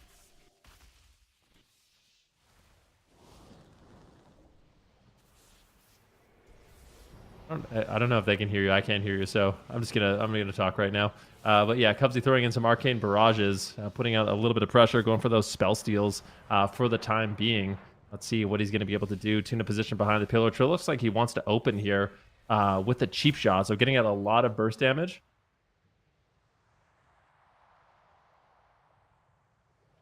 I still don't hear anything. All right, I'm going to keep talking. Yeah, I don't know what's going on. I can't hear Zico. I don't know if you guys can hear him, so I'm just going to cast this until I get word that we can actually hear him. Anyways, Dazed right now going into a Cloak of Shadows, so trading out some of those defensive cooldowns, and that's what I'm saying. Like, when he's using these trinkets aggressively, when he's using the Vanish aggressively, when he's using the Cloak of Shadows aggressively, that's when things get really, really scary. So now Dazed is going to be a target moving forward, and Tuna has to really recognize that. Cubsy's still getting blasted here in the midfield, just trying to tank out a lot of this damage. Cedar playing aggressively, trading out the Healing Tide Totem, wants to stay ahead of the damage and allow Samayam to actually get these cooldowns rolling. Decent setup here from Trill, gets the kidney shot into a full Cyclone. They're all over Cubsy right now. Cedu in a position as well. It gets shut down by the Blind of Daze, but a beautiful disarm coming in from Samayam, something you don't see too often from the Balanced Druids. He actually is going to be going for that disarm, shut down those setups, and if Tuna isn't there to dispel, be really difficult for him to actually get off that damage. So a good utility. For the meantime, though, Cedu getting pressured quite heavily, gets a big Nature Swiftness off and topping off his team with that Ancestral Guidance. Now Liquid is feeling confident to make a push. Counter Kidney Shot coming in by Daze, though. A Kidney Shot will slow down the assault of Liquid just a little bit. And on these large maps, it's just so nice for Cubsy to play the distance. Big Kidney Shot on Daze, though. They need to be careful. Immediate Iron Bark going to be traded out there by Tuna. So beautiful Iron Bark gets traded out. Doesn't want to mess around like we saw in that last game. He's just going to try to stay ahead of the damage for the time being. Cubsy also just taking quite a bit of burst damage, as you can see. Now into that Cyclone. Liquid really just mixing it up, going all over the place. We have a full Cyclone on Cubsy, a Gouge on Tuna, into a full Cyclone. Beautiful setup here by Liquid. They're getting crowd control on everyone. And Dazed is still vulnerable. With this large map, it's just so difficult for Cubsy to actually get distance. He gets interrupted by Samayam. Nicely done. I think we have Zico back. I still can't hear you. Bro, what? Oh, I can now. I can hear myself. All right, okay, we're back. Cool. Sorry about that. I don't know what happened. I think I got a Windows update or something. But anyway, let's see what's going on here. Sea-Doo right now is actually taking some... They're actually going after Sea-Doo here a little bit, but it doesn't look like they're able to get too much work done with that. Dazed actually getting knocked by the pillar, getting stunned into a stun. Can he take him down again? Dazed. This time I actually had the Cloak of Shadows for that moment. That was heads up play there. Yeah, definitely. I like the fact that they're going after Daze. And like I said, on this large map, it's so easy for Cubsy to get distance. He's making it really difficult for Trill to actually connect and stay on target. But if Daze gets left behind, like if Cubsy and Tuna are cutting too far away, they make those swaps on Daze with a Lightning Lasso, it could be really, really lethal. And that Lightning Lasso is just such a powerful utility that the Restoration Shaman is able to bring and assist during those setups. Yeah, absolutely. Daze right now sitting through the Cyclone. Samayam looking for the swap Cyclone actually to get it onto Tuna. Daze going to be grappling, hooking back to the pillar, trying to stay alive during the time that Tuna is crowd controlled. They get a Cyclone onto Cubsy. Cubsy trinkets out of it actually. They get a kidney shot onto Trill here. They're trying to get aggressive. Onto Samayam actually. Big damage coming out, but Sea-Doo is there to back him up with the heals. And after all that healing that Sea-Doo just got, Samayam actually does still manage to just tank it out in bear form there. So Sea-Doo managed to get a big heal before he got blinded. Cubsy almost getting one-tapped, and he does use his Ice Block here. So Cubsy down an Ice Block. Tuna is sitting down for a drink. So they trade this for a drink for Tuna here, as they have lost the other games in mana. And honestly, even with that drink, even trading that block for a drink, Tuna's still behind on mana. So if the game goes long enough, I feel like Liquid is in a pretty solid position.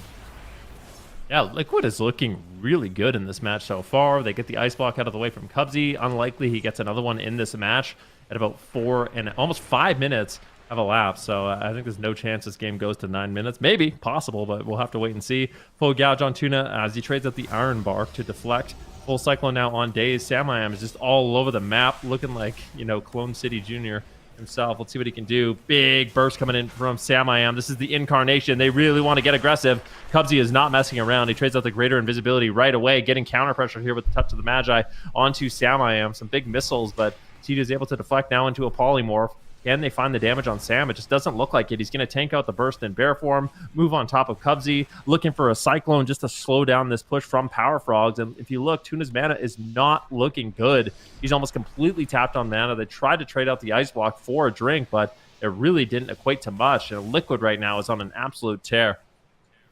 Yeah, the Liquid finding the Cyclone here onto Tuna as well out of that stun. Samayam though getting kidney shot. Sea-Doo not in any crowd control whatsoever. Grounds the polymorph and manages to get some distance between him and Cubsy. Cubsy with no Ice Block. How is he going to stay alive? Manages to catch a big heal there with... Oh, look at Samayam though. All of a sudden, Samayam getting blasted. We've seen this movie before. He gets gouged there. And can they get a Cyclone there onto Sea-Doo? They're looking for it. They're not able to find it in time, but still big damage connects here onto Samayam. He gets Cyclone on low health. This is a beautiful Cyclone. Sea-Doo, he knows I need to drop a Spirit Link right now, or I'm going to have to trinket Spirit Link later. So he drops it right now, pops the Ascendance. Sea-Doo staying ahead right now of the go, and that's going to allow him to actually hold on to his trinket for later. Really good decision making there by Sea-Doo. I love that. But at the same time, Tuna is running away, trying to get drinks. We need to make sure that we are keeping Tuna here in the tank. Yeah, definitely. You don't want him to be getting too far away for the time being. Full kitty shot here onto Dazed. And that's going to be the main objective here of Liquid. But Dazed is going into stealth. Can Trill shut him down? He gets cheap shot. Beautiful cheap shot there by Dazed into the gouge. That is the backup you want. And that is going to put the Power Frogs back into the game. That was great crowd control by Dazed at the perfect moment. The Cyclone here from Samayam. Keep in mind, Cubsy still no Ice Block for 2 minutes. So there's quite a bit of time where Cubsy is vulnerable. Incarnation is coming up here for Samayam. And with that Incarnation, if there's no Iron Bark to meet it, I think Cubsy might just outright die. They could go after Dazed as well, try to get his trinket out of the way. We'll have to wait and see. There's options here for both teams. But one thing's for sure, Sea-Doo's going to be falling behind on heals. A big amount of damage here on Tuna. At the same time, Samayam's taking some pressure, but Tuna is going to... No way he dies. He ends up dying through it. Tranquility comes out at 1% health, even less than 1% health. There's nothing left. But ultimately, he does fall. I don't know what was it, the Moonfire or Sunfire or what dots were on him, but what a close call. Liquid 3-1, sending Power Frogs to the lower bracket. Liquid definitely looking very, very solid right now. Manages to 3-1 Power Frogs, which has been, you know, a contender in North America, you know, for such a long time. These players, variations of their rosters is just something that you always see at the top. So Liquid starting off the season here looking dominant, already the best seat in the house in this bracket. Now we do have another upper bracket game to get through later to actually decide who they're going to be fighting, but Liquid already with this win now have guaranteed themselves a top 3 placing in this cup, and the fact that they already secure themselves a top 3 is extremely good, because that's what you want, right? You want to get as many points as possible this cup, then next weekend, and then not have to play in the gauntlet, especially when you're Liquid. But here you can see the swap onto Tuna, so he gets kidneyed, gets half cheap shotted here, and look at Trill here with the evasion as well, making sure. I think he actually dies. So someone can correct me if I'm wrong. Is either the dots that kill him, or it was Trill Blade Furying off of Dazed. I'm pretty sure if you... Blade Flurry. It is! He Blade Flurry. Oh, goodness. Like, if Dazed just wasn't there, Tuna actually lives. So Trill had the presence of mind to just have Blade Fury up and just tab target to the Rogue. And that damage that cleaves and AoEs just goes through Trank immunity. So, yeah, Trill definitely taking advantage of that. And that's super unfortunate. But I don't know if he would have lived there. Maybe. Like, if he actually got a little bit of health there and gets the Iron Bark, like, maybe Tuna actually survives. So... really good play there by Trill.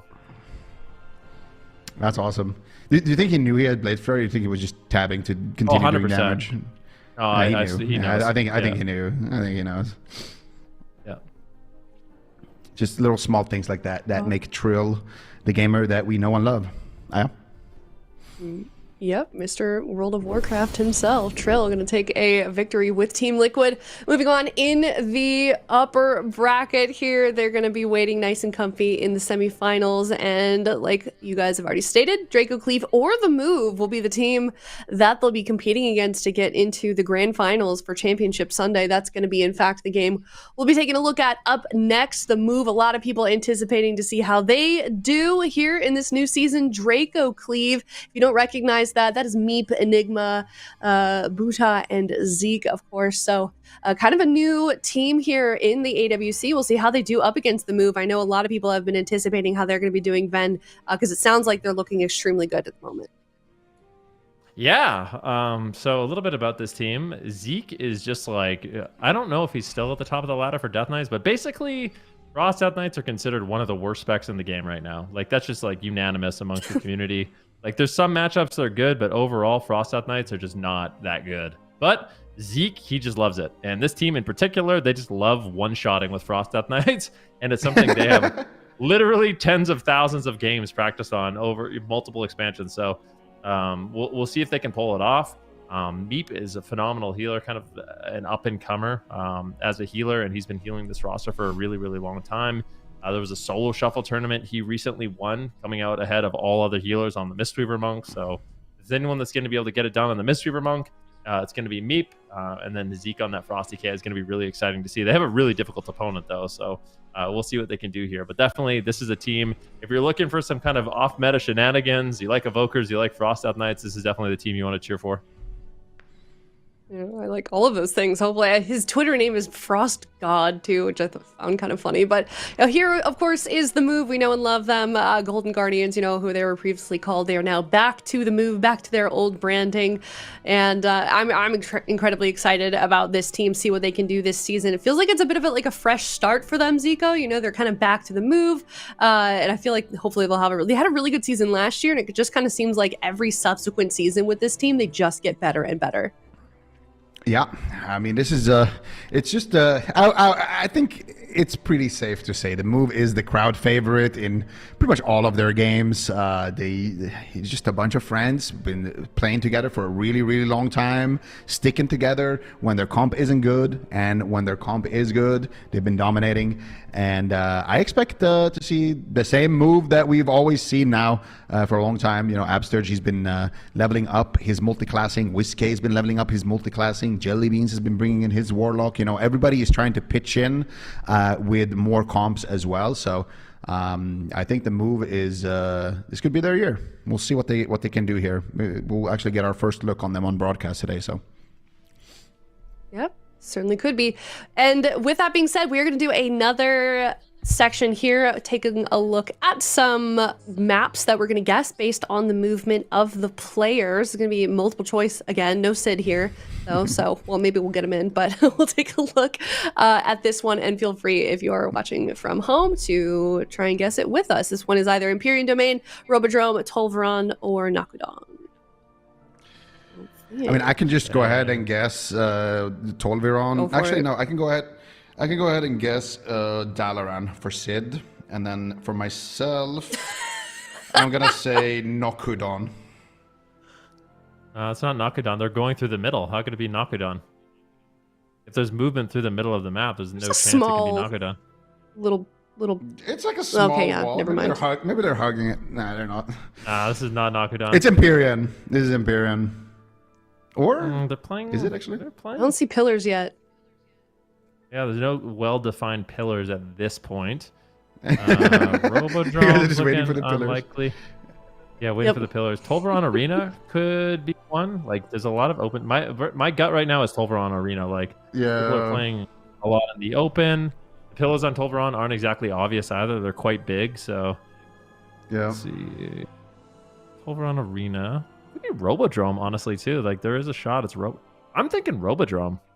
We gotta like. I'm gonna go. That's the only thing that makes sense, because I'm going Robodrome as well. The thing is, nobody picks Robodrome. Like that's the thing with Robodrome, right? Like, nobody actually ever picks it. So the chances of it being Robodrome are really low, since it's such a rarely picked map. Nakudon Arena is also never ever picked. So through the process of elimination, I'm automatically getting rid of B and D. So I'd say Tolvaron or Empyrean Domain, and I'm thinking Empyrean. Boom! Let's go. Nice. I guess You the tricked pillars me are then. really You tricked tiny. me. Like, I they're said Empyrean Empyrean first, and then you convinced me it was Tolvaron. I was like, yeah, it's probably Tolvaron then. God dang it. That's what I do. Just gaslighting all of us. Just gaslighting the desk, dude.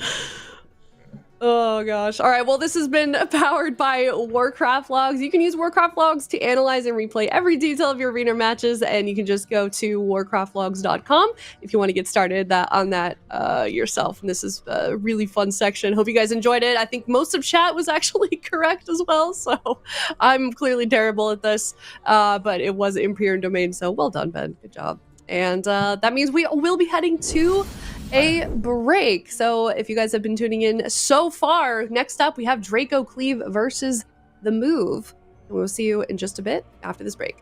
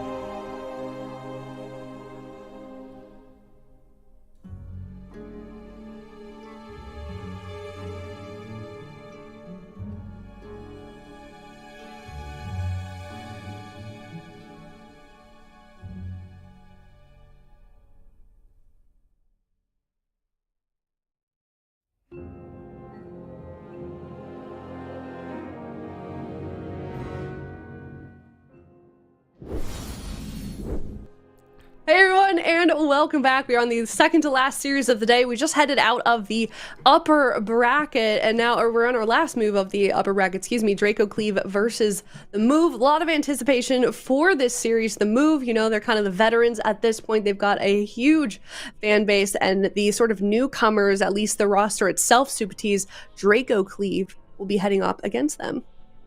Yeah, I mean, these are real newcomers. They're playing a composition that we saw Liquid using in previous years. It's kind of a cheesy composition. It relies on clumping enemies together and basically just one-tapping them really fast.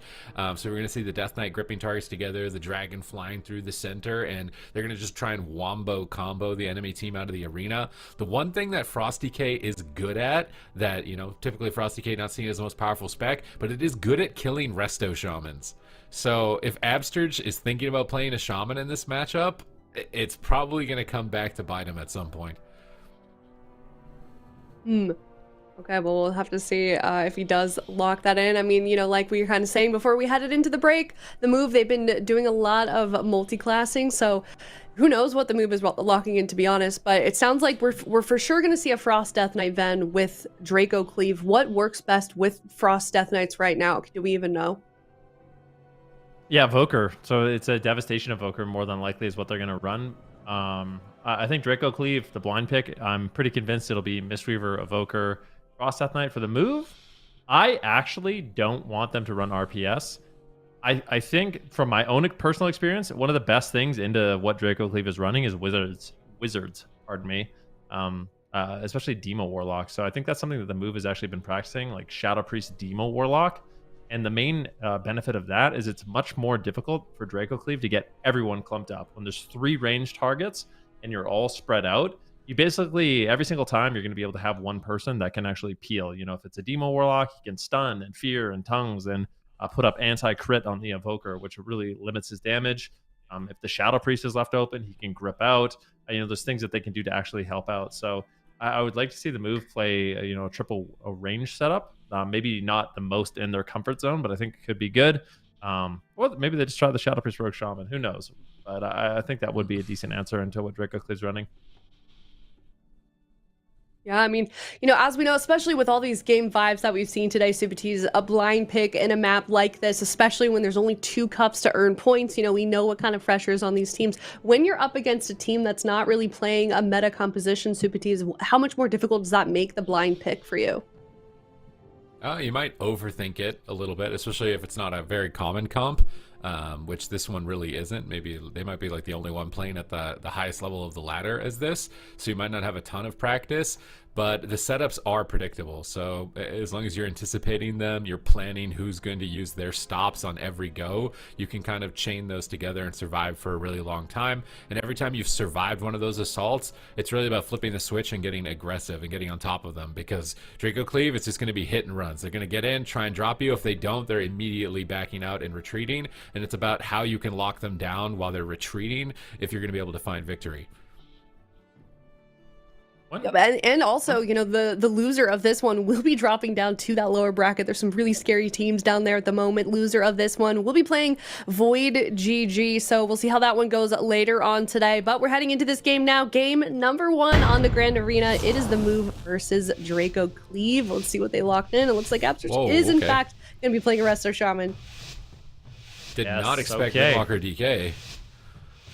This is the classic, right? This is the classic into WizK, Windwalker DK. And this either goes really well for the Move or it goes really, really poorly. So we'll see. I like the fact that Buddha's actually playing Windwalker Monk. That's actually his main. So before Evoker even existed, they were playing this comp with the Windwalker Monk, I do believe. So there it is. You can see here's the double blinding lead. Big one-shot combo. Can they do it? Paralyze on Absterge. They are just going for it.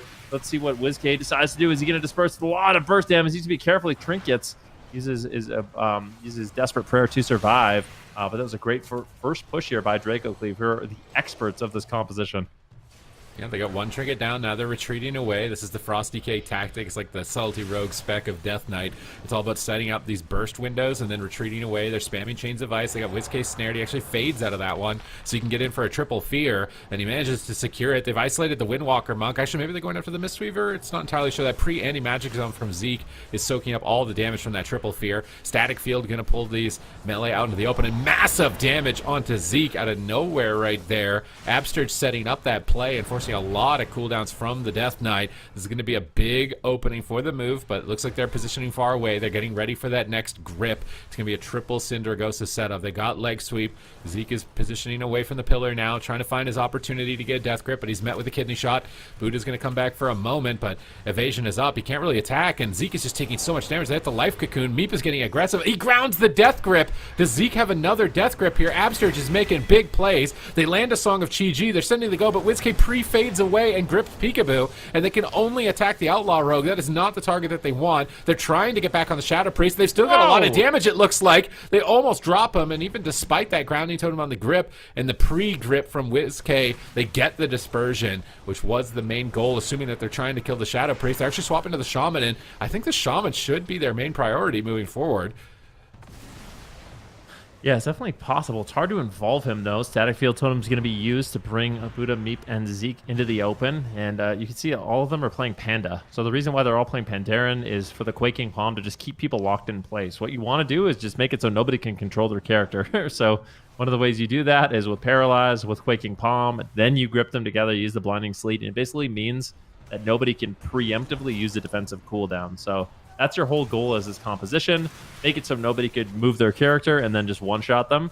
And if for on the other side of things, the move, they're just trying to make that setup as difficult as possible. Here it is, the Quaking Palm, as you can see, into the double Blinding Sleet. Nobody can move their character. There's a double leg sweep. Peekaboo trinkets out, but it's a huge amount of damage on WizKay. They might just kill him through the Void Shift. Are you kidding me? It's an unbelievable amount of damage.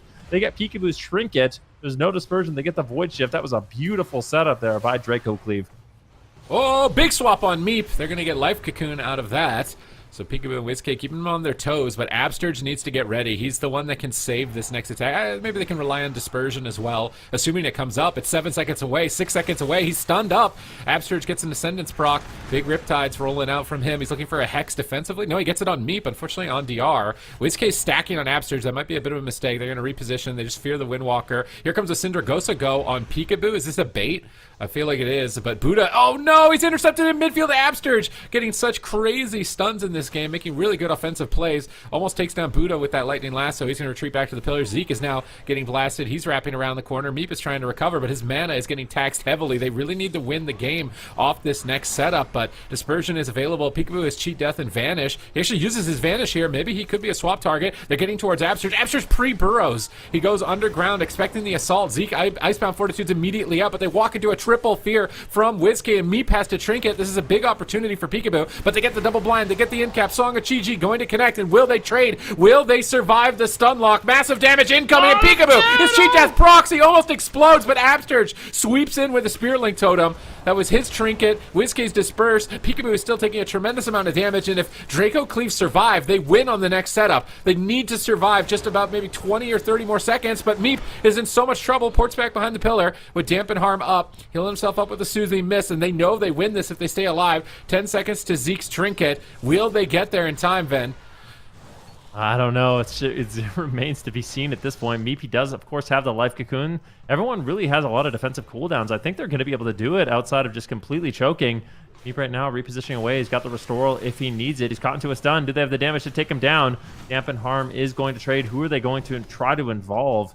WizKay has his trinket. So WizKay in 10 seconds is going to be able to trinket fear the setup. Peekaboo as well has trinket Cloak of Shadow. So they might have to go after Absterge, Zeke, but I don't know if they're going to have the time. Big damage on Zeke. That's going to be the Life Cocoon. They got to make something happen. Draco Cleave has to go. They are falling apart. Right now, the move is ripping in. Meep's out of mana, and they might be out of time. I think they're going to have one more setup. They knocked him in the open. Move can weather the storm. They got the triple. This is beautiful, insane. They get the perfect setup, triple sweep, triple kill streak, and they're so close to dropping WhizzK, 10 seconds away from the dispersion. Can they cut him down here? Desperate prayer, 7 seconds away. Nice Earth Grab totem from Absterge. I cannot believe they didn't go down to the Crackling Jade from Buddha. He knocked WhizzK in line of sight of the Death Grip with Crackling Jade, and then sent him in with the grip. I thought that was going to win the game. It would have been a legendary moment, but they don't find the kill, and now they're kind of in shambles. They don't really have anything. Meep gets sapped. Oh, he's after Trinket, doesn't matter. Zeke is just gonna die, I think. Death Strike isn't enough. Anti-Magic Zone isn't enough. Another Death Strike. Meep is totally He's Manatine. He's trying to get any mana that he can. Anti-Magic Shield is broken instantly by WhizzK's pressure, and I think that's it for Zeke. A Hex comes through for Absterge. He's at 10% this entire time. Icebound Fortitude around the corner. Meep trying to get some heals. Static Field is down. They pull him off the pillar into a double fear. Buddha is isolated, gets gouged up. He's got the Karma. He trades, but Zeke will ultimately fall. And I thought for sure that was over for WhizzK on that Crackle Jade grip, but the moves stay in it, baby. A few close calls in that game, and you could really tell. I mean, Draco Cleave, they're just so experienced at setting things up. But the move, they know exactly what they're trying to do, and I don't think there's only a few moments. I mean, there's a bunch of setups that game, right? Like, that was a pretty long game. And a lot of the time you do end up overlapping because the damage can just be so overwhelming during these setups. But I think in general, Absterge, Peekaboo, WhizzK, they did a really good job rotating through the defensive cooldowns. If you mess up too much, you overlap too much, you basically just instantly die. But look at this burst damage coming in from this double leg sweep. Peekaboo barely holding on. Luckily, had the cheat death available to survive, but it's at this point of the game where Meep's basically just going to be out of mana. As you can see on the damage meter, so if you look at the bottom left, obviously WhizzK and Peekaboo are greatly ahead in terms of overall damage, so Meep's going to have to burn through that mana really, really quickly. I think the Mistweaver Monk is probably going to be less efficient than the Resto Shaman too, so ultimately, if the move survives, they're going to win the game, but they have to survive quite a while, quite a bit of setups, and I think they did a really good job kind of navigating that. And I wonder if Draco Cleave mix it up or if they just kind of continue this setup, because I do get the feeling that they can win this matchup. Okay. I mean, on a small map, definitely. And I think if they are able to get Absterge in on these grips more, I think they could just explode everybody, get maybe almost every cooldown in the opener if they get any triple setups.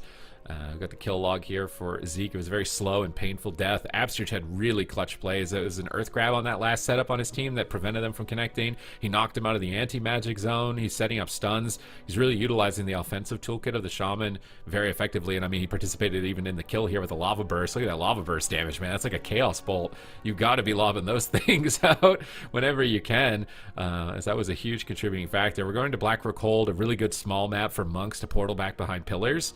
So I think this makes a lot of sense for Draco Cleave, assuming that they're going to want to run the double monk once again with how close that game was. The move, on the other hand, like, this comp's not bad, right? Shadow Priest is really durable, has a lot of cooldowns. Outlaw Rogue is the same. It's really just if Absterge ever gets caught, I think it could be a bit of a problem, but he's playing so well on it that I'm kind of not surprised to see them not change him. Yeah, I mean, the move, WhizzK, Absterge, Peekaboo, Jellybeans, they're all really intelligent WoW players. Like, they know their win conditions. They know how other teams are trying to beat them.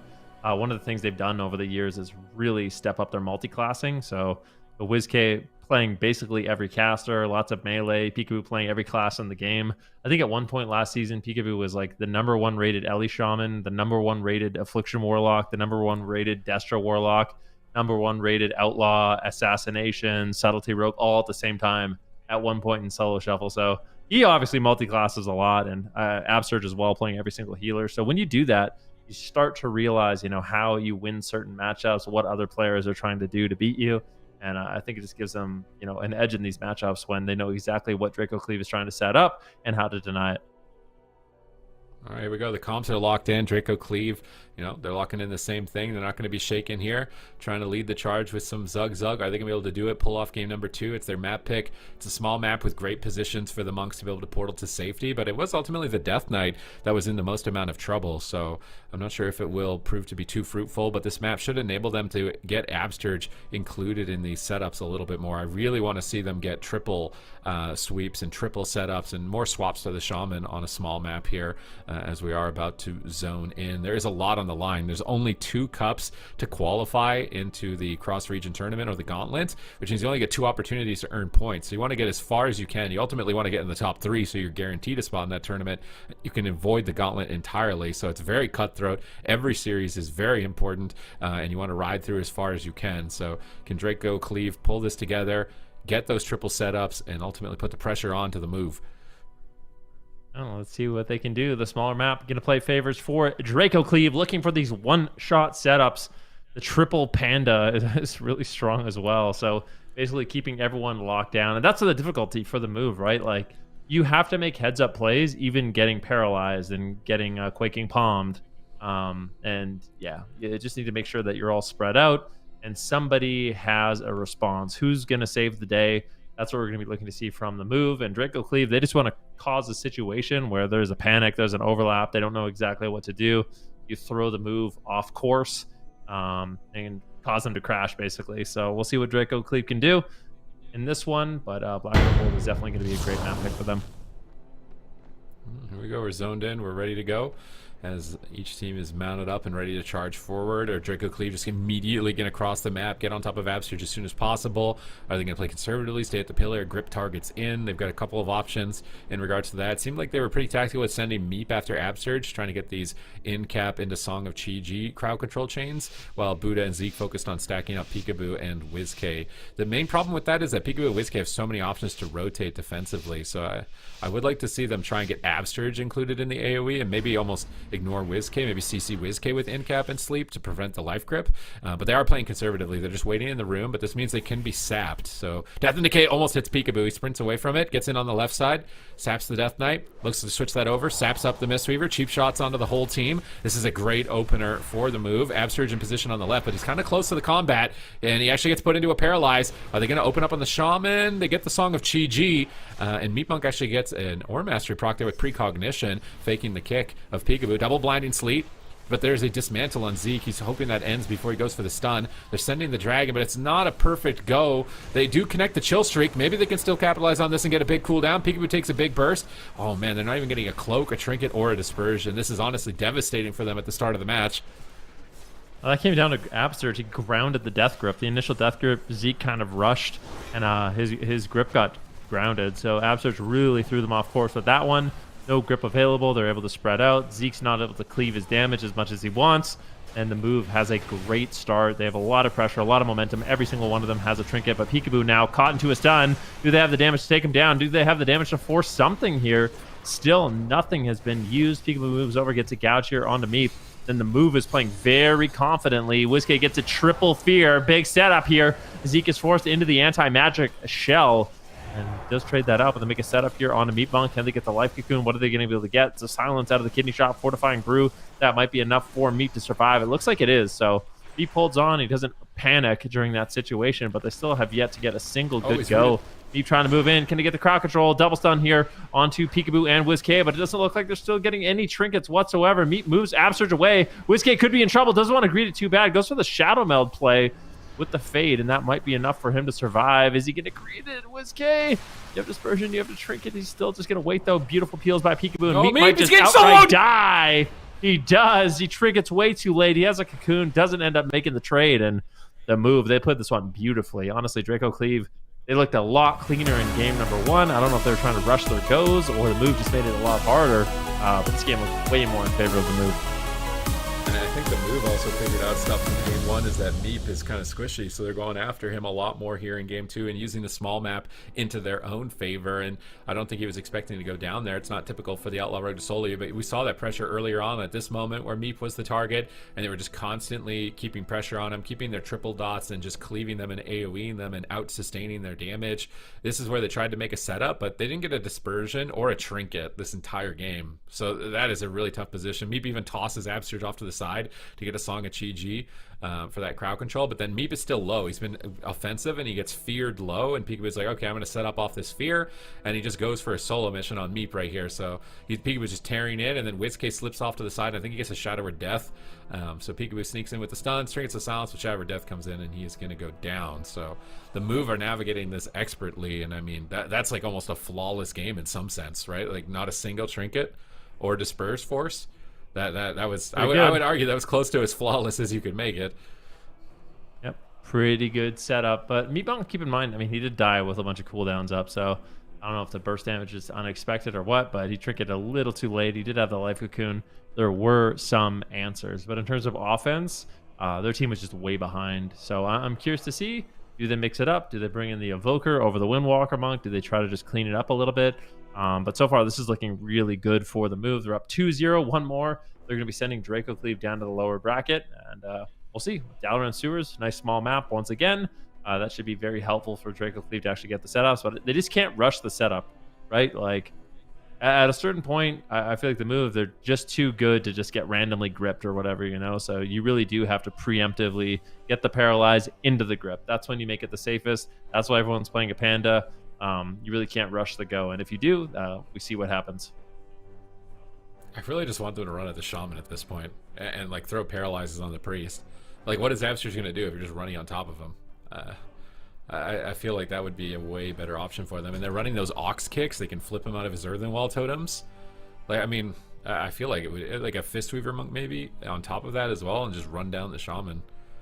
Because this route is just not working. They didn't even get a trinket or disperse this game, and in the last game they're getting cooldowns, but it was just this rotating door of cooldowns that was always an option to trade. So I think the shortest line to victory is you just beeline at Absterge, run him down, flip him out of his Earthen Wall totem, and just try and one-shot him. But they're actually bringing in Buddha in on the Dragon. They're done with the Windwalker. They're bringing in their final form for the last map. They need to reverse sweep 3 in a row. Can they do it with the Devastation Evoker? I like it. I like the Devastation Evoker. Obviously, Devastation Evoker as of late, I think it's overall quite strong. You still don't see it being played that much, but it does a ton of damage. You basically are just channeling Disintegrate over and over, and you're doing infinite damage. The nice benefit of this composition is if Zeke can group them up, so if you can get Peekaboo and WizK and Absurge together, that's when you go in on the Evoker. You get the big deep breath, fly over your opponents, stun them all, and you have a ton of cleave damage that you can put out. And I also think just having the range DPS on your team is going to be nice. I don't think that this composition with the Evoker is one-dimensional as it was maybe in the past, where you literally can only win with your one-shot setups. I think with the amount of damage that Evokers do, you can actually get out pressure and get out defensive cooldowns out of the way outside of just your one-shot. So I'm curious to see how they make that work, and if this works out for them better than the Windwalker Monk did. I think it's harder to get setups with this, if I'm being honest. Like, getting them like with Absterge's grounding totem so far, like if any of those get stopped, you're basically doing nothing, right? Like if you can't get 2 people stacked together, you're doing nothing. So they cannot get grounded. And Absterge is just, he knows that. Like if he gets the ground on the grip, he knows that they're just going to have free reign for the next 40 seconds. So playing around that grounding totem, sniping it as soon as possible, and not using the grip is going to be critical if they're going to be able to pull off a win here against the move. Otherwise, it's looking like this could be a clean sweep moving into Championship Sunday to face off against Liquid, which is always a legendary battle. But of course, Draco Cleave, I would say that this is like their main composition. I think it's what they mostly played, if not only played, to get up to this point. So they're going full power, breaking out all the stops. Is it going to be enough on Dalaran Sewers? Yeah, I would say the only thing about this matchup that I like a little bit more is with the Windwalker Monk, I feel like it's literally, you're doing no damage and then you're doing insane damage, right? So with the Evoker, if he can actually get out pressure, maybe it'll force Absurge to use things like Grounding Totem like outside of the scripted go, but we'll have to wait and see. Gouge on Meep, Kitty Shot on Buddha, Hex on Meep. What do they have to follow it up? Big Fear. This is a great start for the move. Once again, they are playing Unafraid. Paralyzed now on Absurge. Here's the double setup. Buddha getting really aggressive. Dragon Rage coming in. Can they take down WizK? Big Eternity Surge, and he's just going to disperse. He is not messing around, and so far so good. This is already better than the last 2 games, or the last game. Yeah, definitely. Absurge's the Healing Tide totem down. Zika's cheap shot. He can't kill it. He hides the Healing Tide against the wall, so Buddha can't kill it from the high ground. That was really good positioning. Now Static Field to pull the Death Knight down with the Dragon. Rescue back to Meep's side. Is it going to be enough here? We're on match point. It's very dicey. Meep used his medallion in that exchange. He's got Life Cocoon out onto Buddha. He's going to be fine now. They're looking for the next setup. They stun Peekaboo defensively. He's going after Meep again. Meep is trying to retreat. They're actually on Absterge. They get him down below half. I think they forced his Ascendance right there, but Meep is trying to reposition. He doesn't want to be a liability stability on his team here. He's trying to get away from Peekaboo and get a little bit of distance. WizKid wants to fear him, but actually a full Hex sneaks in, but Buddha can dispel that, so Hex is not going to be as devastating here. Absturge looks like he's the target at the moment. I think that's going to be important. I think Absturge is a much easier target to kill. Meep rolls in, looking for some crowd control, gets the Paralyze, Aura Mastery to immunity, interrupts, gets the Song connected onto Absturge, but now where's the damage? Peekaboo's peeling all of it. He gouges Zeke, he stuns up Buddha, they double fear, they don't get any damage, even despite the crowd control from Meep. Peekaboo shuts it down. Now he's swapping over to Meep with a kidney shot. They shear the Shroud. Meep's in trouble. No trinket for 10 seconds. Nullifying Shroud goes up from Buddha, but he needs a bit of help. Zeke in the meantime gets the double grip. Can they drop him? Leg sweep onto Absturge. They need huge pressure here. WizKid trinkets out and is trying to line of sight with that firewall, using it against the Evoker, just weaving in and out of it to get line of sight. And WizKid's trinket will enable them to survive here. Oh, that thunderstorm from Abster sends Meep off the side, isolating Buddha for a moment. Meep is going to reposition. Peekaboo's getting aggressive. WizKid's getting aggressive. They still have dispersion. Peekaboo's trinket's coming back up. Renewing Blaze from Buddha. He's not going to go down through that. Zeke getting a stun onto Peekaboo. And it looks like a crowd control onto Absturge, but Meep is also feared. Buddha's alone. I think Buddha's the one in trouble. If WizKid gets him into death range here, and Buddha's trying to wrap around the corner with that hover, Meep is silenced for a moment, finally free. He needs to get a cast to heal. The wind shear is on the other side. He should be able to save Buddha. They're just pressuring Peekaboo, trying to keep him back, trying to find their positioning before making a move here. What is their cooldown situation? They got Dragon Rage, they got Deep Breath coming up. They're just waiting for that. Pillar of Frost coming up pretty soon.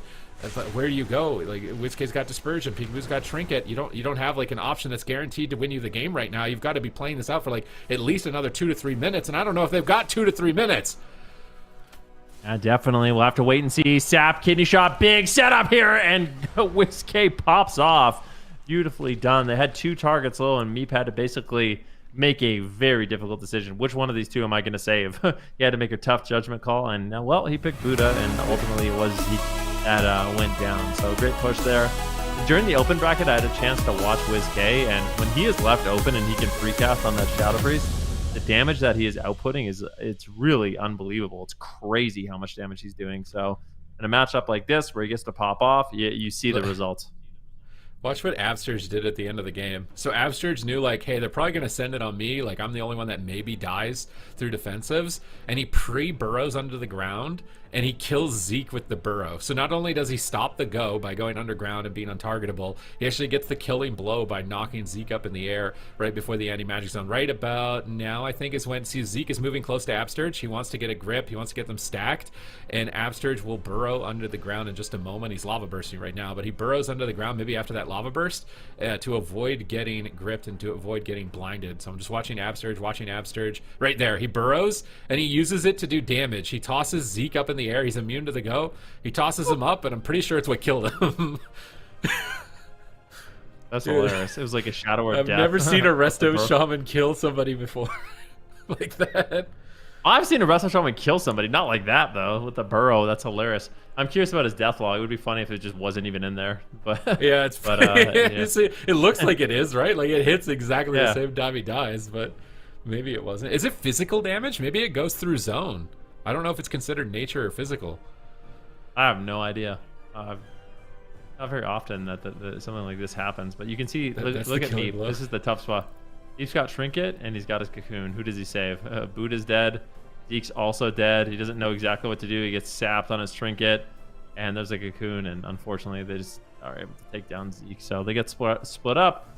Beautiful finish there by the move, proving they are really here to play this first cup. They're doing a phenomenal job with this RPS, and now we're in a situation where we have a showdown. I mean, this is such a classic matchup, right? We have Sea-Doo, Sam-I-Am, Trill, Mez. They're going to be playing the Moonkin Outlaw Shaman, and they're going to be playing against the Move RPS. And I feel like that's a matchup we've seen many times before. Classic. Definitely. I feel like this is like an NA rivalry. This is like Goku and Vegeta, and I don't know which team is which. It probably depends on which side you're on, but this is like, the top dogs going head-to-head pretty much in North America to start the upper bracket for Championship Sunday, which is really exciting. Draco Cleave is going to go down to the lower bracket. They're going to get a second chance. I'm really hoping we have the death log I want to see if the burrow was it actually what killed him, or it just happened to be that he was knocked up in the air or not. But the next game we're going into is Power Frogs and Unitas, and these are scary teams, man. To go head to head in the lower bracket, like this is the kind of teams that could be like a quality finals. So to send one of them home in like I think the 6th place position would be pretty remarkable. And there it is. It looks like it's got to be physical damage, man. It did over 100k, and it was during zone. VOIDGG too, like Devouring Plague, Mind Spike, Shadow Word Pain, Shadow Word Death, just all that damage adds up to be quite a bit. But Absurge also, look at that. Absurge combined, 240k, 500k. Absurge did 500k damage, okay? VOIDGG did 260, 300,000. Oh, then the VT up. Like I'm pretty sure Absurge did more damage than VOIDGG. And then Peekaboo is busy sapping the trinket on Meep, so he's not even in the combat log. So it was just Absurge and VOIDGG. But I actually think Absurge did more damage than VOIDGG ultimately in the kill. He actually did more damage. Is there a name for a DPS Resto Shaman? What do you call that? Burrow dunked him.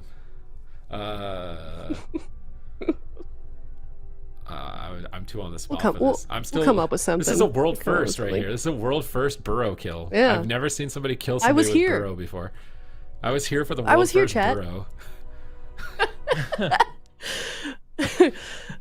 And so before fun fact about Absurge, additionally to the DPS Resto Shaman, we asked them for some interesting lore about their team, and one of the things they said was that Absurge loves bubble baths. So maybe that's the secret to playing Resto Shaman like that. I don't know if that's relevant or not. But another thing they did say that they were looking forward to destroying everyone, quote unquote, this weekend. And so far they are on their way to doing that. So congrats to the move. They're going to be moving forward here in the bracket, as we said. And as Sid already mentioned as well, we're going to be looking at Power Frogs versus Unitas up next. And that is an elimination round. Before we do get to that, though, we do have one more segment where we're going to be taking a look at a map and guessing it here. This is a multiple choice set, just so we're clear on that. I'm waiting for the time where they put an answer that isn't on the multiple choice just to troll. Okay, what do we got? Hook Point, Ashen. All right, so it's Maldraxxus, Dalaran, yeah. This is looking like a really small map. This looks like a small map, yeah. It says Hook Point written all over it. That can't be any of the other ones. There's no way. Yeah, we're gonna see if someone goes to the side where the gates are. Like, oh, they're playing by the fence right now. Oh, there's the fence, straight line, 100%. Yeah. This is awful because Elliot has been trolling us every single time, but this time I actually. It's okay, Hook Point. Also think it's Hook Point, but I don't know if that's because you're gaslighting me or not. This is Hook Point. This has Hook Point written all over it. I'm telling you. This has to be not lying. It's a small map, and you can see the 2 pillars clearly. You can see the wall on the side with that giant purple line on the left. Like, and they're pushing in on the pillars. There's no way it's a big map, so it's not Maldraxxus. Oh, they're trying to stop the druid from drinking right now. You can see the druid right now is trying to drink. The yellow trying to line of dot sight, trying to drink again, trying to get out of line of sight. Rogue comes over. That's Aiden trying to stop him. Yeah, this is probably the Danny carry game, honestly. I can remember the exact movement. Is it from today? Do we have data from today? I have no idea, but from yesterday. This is from yesterday. Look at those pillars. This is Hook Point. Yeah, there's 2 no pillars shot. and their little tunnel thing. It makes sense. This is definitely. Imagine we're all wrong. All right, C. There's no way we're I guess wrong, C bro. production. How is it Dalaran? Final answer. There's no pillars this close to each other on Dalaran. The chat needs time. Maybe the chat doesn't believe us and they're picking other things. I think Elliot just wronged them one too many times. You can't trust Elliot anymore. He cried wolf. I'm just too many giving times everybody on the options, map. you know. I'm presenting the information. Why is Zico DMing me saying it's Maldraxxus? There's no chance. There's no There's chance. no way. I want you to say the wrong one. Trolling me. What are you doing, Zico? Sabotaging me.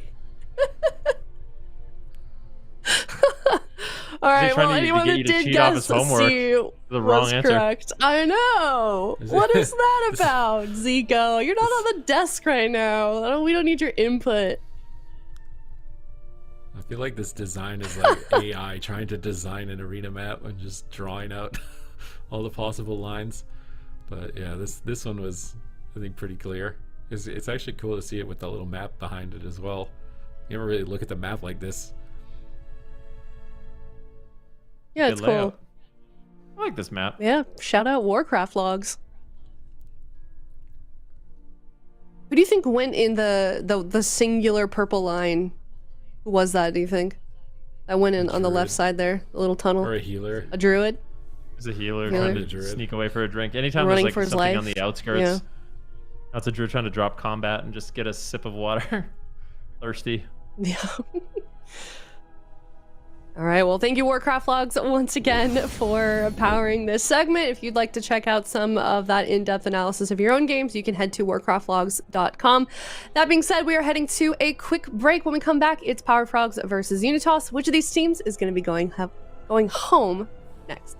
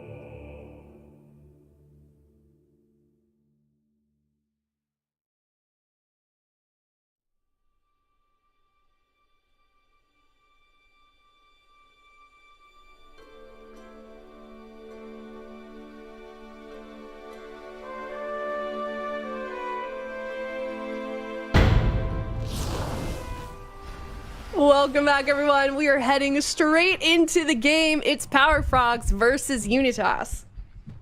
Oh my god, Chaz is going to play Resto Shaman, trying to take some EU tech away from Echo. Thugonomics on Destro Lock, Aiden on the Outlaw Rogue, and Power Frogs playing I would consider their main composition. And this is where we might be starting to set a precedent for what the meta is and how viable Arcane is going to be slotting into it. They're facing elimination. 2 Chaos Rifts already on a Cubsy.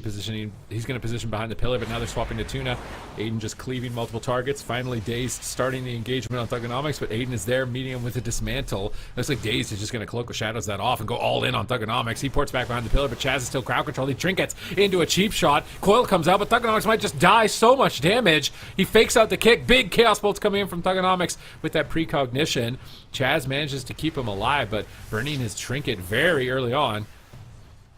Yeah, beautiful recovery there, though. But Chaz, not a lot of answers left now, so definitely could be an exposed target later on in the future. But for now, looks like they just want to go after Cubsy a little bit here on the side of Unitas. But Aiden gets cloned. Thugonomics gets caught up in a kidney shot. He's taking a lot of damage. Very, very low here. They got a cheap shot onto Chaz. Is it enough? The execute comes in, but the gouge is there as well. Unending Resolve tries to block the kill with the Healthstone as well. Thugonomics will hang on, but a nice Shadow Meld there on the Chaos Bolt. Cubsy also alter times, blinks back, and I think Cubsy is going to be completely fine with Tuna out of crowd control, and he has his little tree minions, his little druid mirror images, spamming out those regrowths as well. I think Thug is dead, by the way. Right now he gets cheap shot, he trinkets out. They go for the roar. Can they get the Cyclone? Looks like they fear Tuna there, so good shutdown there. Thugonomics making some good value out of his trinket. Looking for more crowd control here, gets a fear onto Dazed, and I think the next setup, Thug is actually dead. If they can launch the next setup within the next like 2 or 3 seconds, they need to stun Chaz right now, and that's going to be the game if they manage to, but it's 10 seconds left on that trinket, and Cubs is taking quite a bit of damage. I think Chaz will be able to rotate back and get his trinket Spirit Link. Grounding totem on the arcane missiles. Thugonomics fakes the interrupt, and with the earthen wall, Thugonomics should become more stable. Healing tide behind the pillar as well. Getting a shot on Tuna. They're setting up damage on Cubsy. Chaos Bolt. It's going to connect on the Cubsy. Prismatic barriers. Soaking the hit there with some heals. Another Chaos Bolt on Cubsy. Aiden gets faked on his interrupt, though, by Tuna, so Tuna is going to be able to start getting some crowd control out here pretty soon.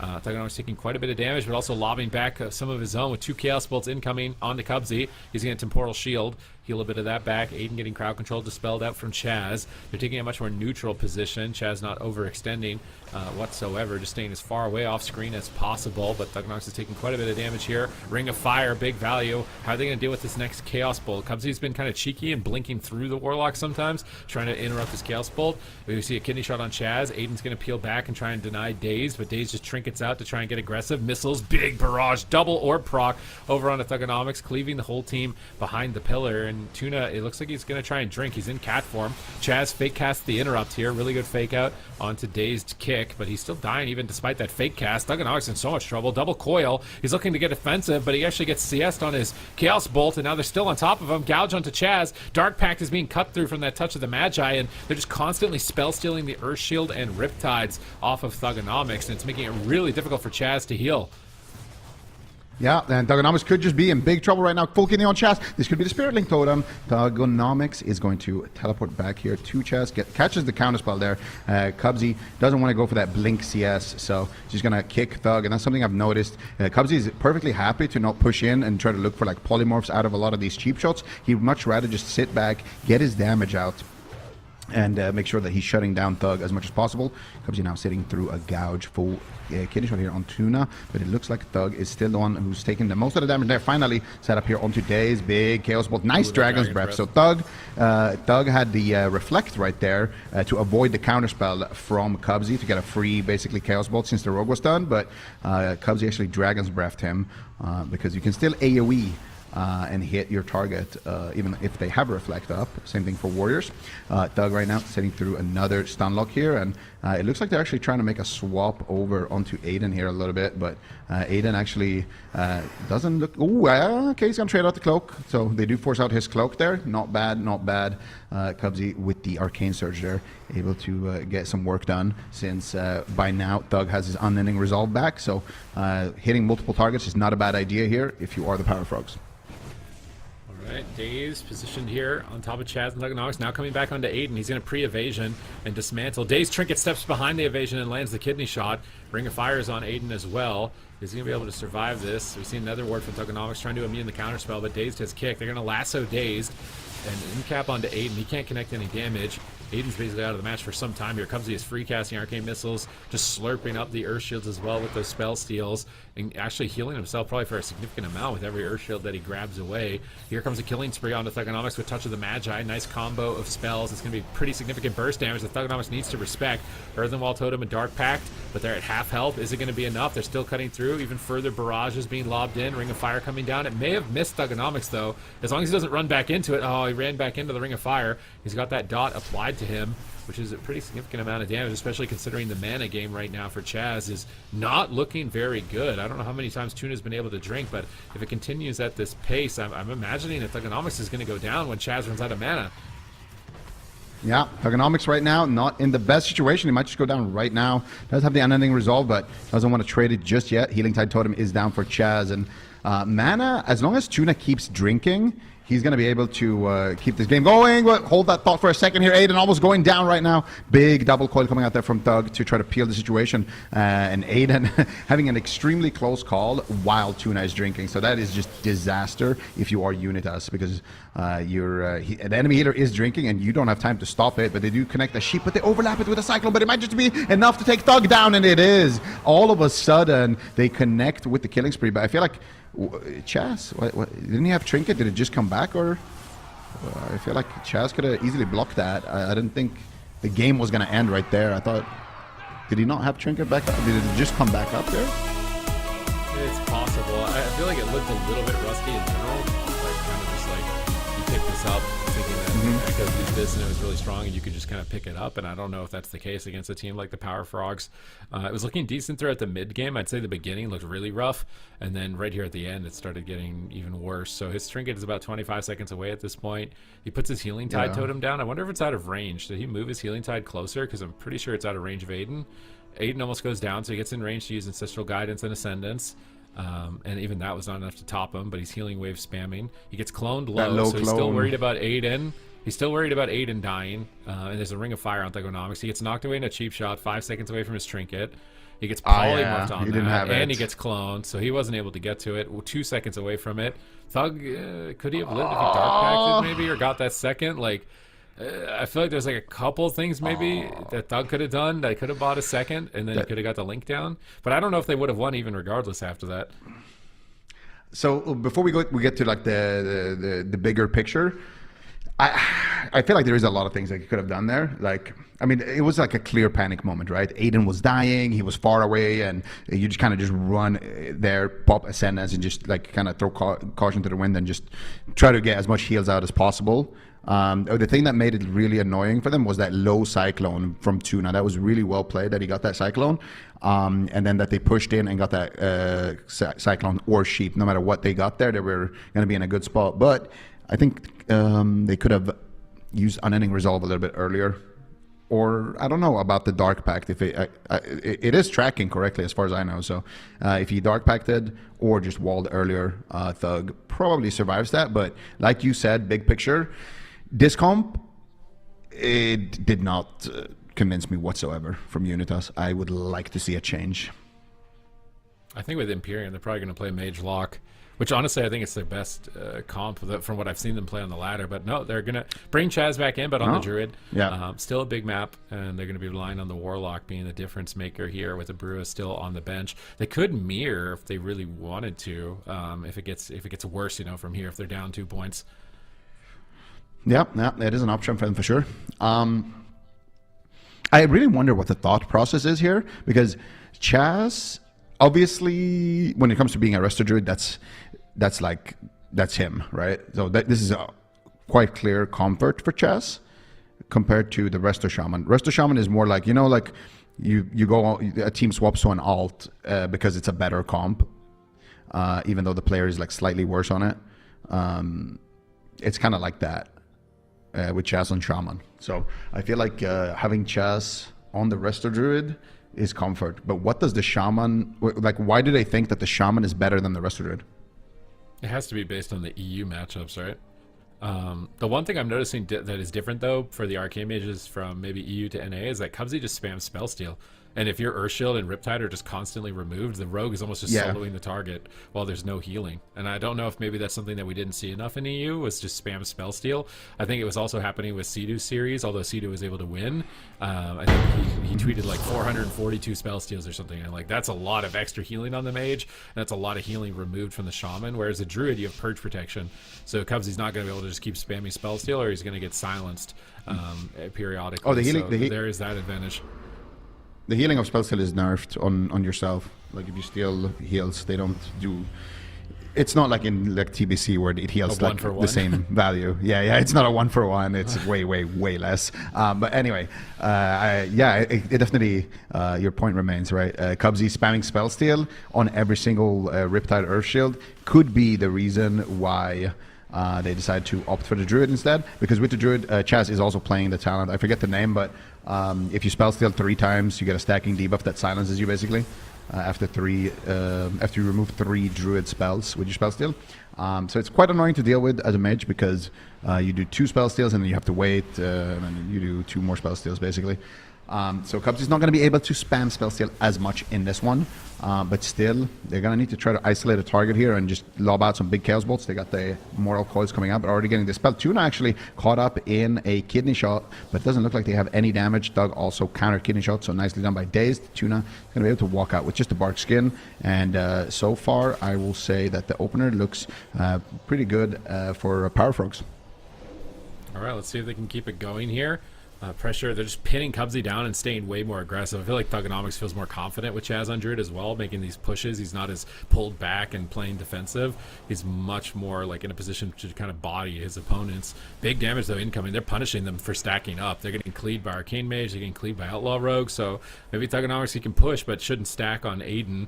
Otherwise it's, you know, they're taking 2 target damage as opposed to 1 target damage from just the Rogue or the Mage. Tuna in a kidney shot, they get dazed behind the pillar into a coil, but a Dragon's Breath from Cubsy just totally shuts it down. Chaz is trying to drink. He gets, the Arcane Orb missed Chaz in the middle of the map there. Chaz is certainly going to be full mana as a result of that, which isn't too game-breaking, considering Tuna is still pretty close to full as well. Aiden's falling behind as a result of that time he spent drinking, though. He's trying to recover. Nature Swiftness, getting him topped off. Fierce spam from Thugonomics, maybe trying to bait an interrupt as well here. Immolates are out. He's going to be resetting those important Chaos Rifts, which he's lobbing one out towards Cubsy, but Cubsy's at the pillar, just weaving in and out, spamming spell steal. I love that move cast Arcane Surge. He starts his cast in line, then goes behind the pillar, and then comes back before he can be interrupted. So he's getting those key spells off by just weaving around the pillar. This is expert play by Cubsy. Yeah, Cubsy, really awesome on that mage, but right now stuck in place here. The Observer is actually blasting him. They finally managed to kill it off. Otherwise, there's going to be some reflect damage. So they deal with that. Double cycle, actually Fear and Cyclone coming out there onto Dazed and Thug.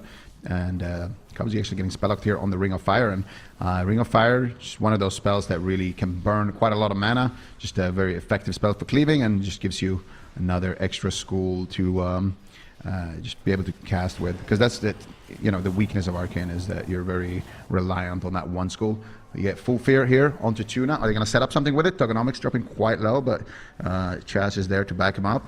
Dazed taking actually 2 Chaos Balls. That's going to be the Cloak of Shadows there for Dazed. So they do manage to get Dazed Cloak at least with that Fear, but I don't think he's going to die anytime soon because he does have that Trinket instead of swapping to Aiden. Touch of the Magi doing some work. Aiden has Cloak in 10 seconds, has his Trinket as well, so no real issues there. Nice blink there from Cubsy, and that's what you were talking about earlier, that Cubsy uses his blink sometimes to avoid in this case it was an Incinerate, but a lot of the times it's also Chaos Bolts, and that's because they have a facing requirement. Some spells requires your target to be in front of you, so you can blink at the end of the cast behind the mage. And Dazed right now needs to blink back to the pillar. Catches a couple of heals from Tuna, and he's going to be fine. But yeah, you can blink behind your target to basically dodge a spell as a mage. So that's what Cubsy is doing. One of the many small things that this man does. Yeah, and they all add up over time. to give his team an edge here. He's also playing that efflorescence, that green circle from the mushroom, so playing around that, maximizing the healing output as well as line of sight. But he's taking quite a bit of damage here as they're pushing in. I mean, Thugonomics is going melee Warlock right now on top of Cubsy to make sure he can't line of sight. Arcane Surge, he needs to fake out the interrupts. He melds the coil there from Cubsy. That was a melee range shadow meld on a coil. Now he's dropping the Ring of Fire down on Thugonomics, lobbing in the Arcane Orbs, and this is massive cleave damage, and they're actually going after Dazed. He has no trinket. Is he going to drop? Huge damage from Thugonomics. He almost closes it out. Aiden's Frost Nova, he can't get there, but Chaz drinks to full mana amidst all of that chaos just to make sure that he's securing his team a late game advantage. And now the pressure's onto Tuna to be able to find some sort of opportunity to drink, because we're about 30 seconds away from dampening, and if he can't get his mana closer to Chaz, that's going to be game breaking. Yeah, definitely. Chaz right now with a massive lead, but Tuna is sitting down for a drink, I do believe. I don't think they've spotted him here. Let's see how much he actually gets. Tuna coming back, as you mentioned it, Tuna coming back here with basically a full mana bar, so we're all tied up here in the mana game. Really nice timing on that drink, but what is it going to cost? Thugonomics is still quite low. If they can change some CC here onto Tuna, that's exactly what they're going to do. They get a full kidney shot here onto Tuna. Do they get a full fear as well? Big damage connecting here from the Chaos Bolt. Huge hits coming in here, and it looks like Dazed is going to have to trade out his Cloak of Shadows in that exchange. And, you know, Dampening is slowly but surely stacking up that percentage at the top of your screen, 25% healing reduction right now. So the longer the game goes on, the more this damage is really going to start to add up here. So Aiden not having Cloak this late into the game could be an issue, but he is an Outlaw Rogue, and he is working on kind of getting that cooldown back. 35-second CD still. So they're going to get one good setup where Chaz has no trinket, and Aiden actually has no trinket. So on the side of Power Frogs, both rogues can actually die right now. If anyone gets a CC on the other healer and goes after the rogue, it could be a KO, but they're going after Thug right now. Thug might just die right now. Trinket's out, gets the Health Stone, and gets Cycloned, but he has high HP, so good recovery. All right, he's coming out of that. Ring of Fire, though, is proccing on him. He's got that Ring of Fire dot ticking away. Oh, full Chaz blind. looks like he was Here we trying go. to drink full blind. Coil on the evasion. Can they get the kidney shot off the coil? Doesn't look like it, and he should be able to survive. Cheap shots over onto Tuna. Dazed is just line of sighting there, attacking Tuna.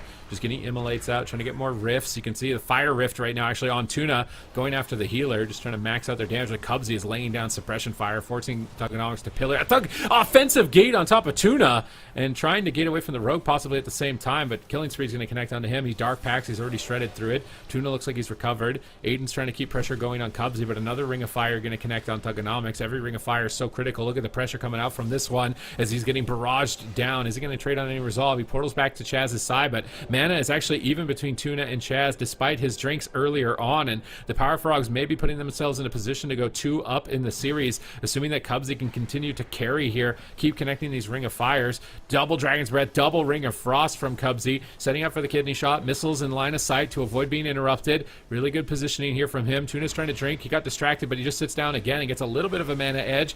Aiden is low health, no trinket. Chaos Bolt connecting. Thugonomics just 1v2ing right now, trying to keep his pressure going. Tuna in the back line. Daze is getting back into the fight, looking to connect. Cubsy blinks through, trying to immune one of those casts, then displaces back. More. Oh my god, look at those Arcane Orbs, just 3 in a row for Cubsy. He's trying to spell steal some hots and get back to the pillar. That's so smart. If Cubsy gets precognition, he can spell steal without being silenced by the Druid effect. So if he's ever getting a precognition proc, he just spams spell steal to try and get as many hots as he can.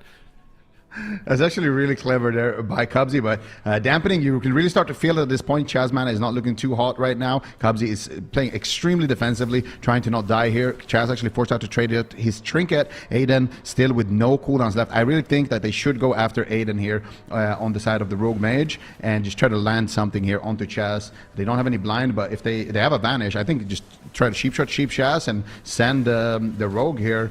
I think they have an excellent opportunity, but they're going to go after the Warlock, try to force out the unending resolve potentially, and they are going to get a gouge here onto Chaz, but it does break. There's the Vanish cheap shot, and they will get the unending resolve damage right now. There's a Ring of Frost as well, huge damage connecting. Look at Cubsy just firing in the missiles. The Ring of Fire is burning Thugonomics as well, and Cubsy though needs to be very careful. Tuna coming out with the Tranquility. There's the Killing Spree. The Observer is in the sky, and Cubsy forced into his one and only ice block of the match. Chaos Bolt's onto Dazed.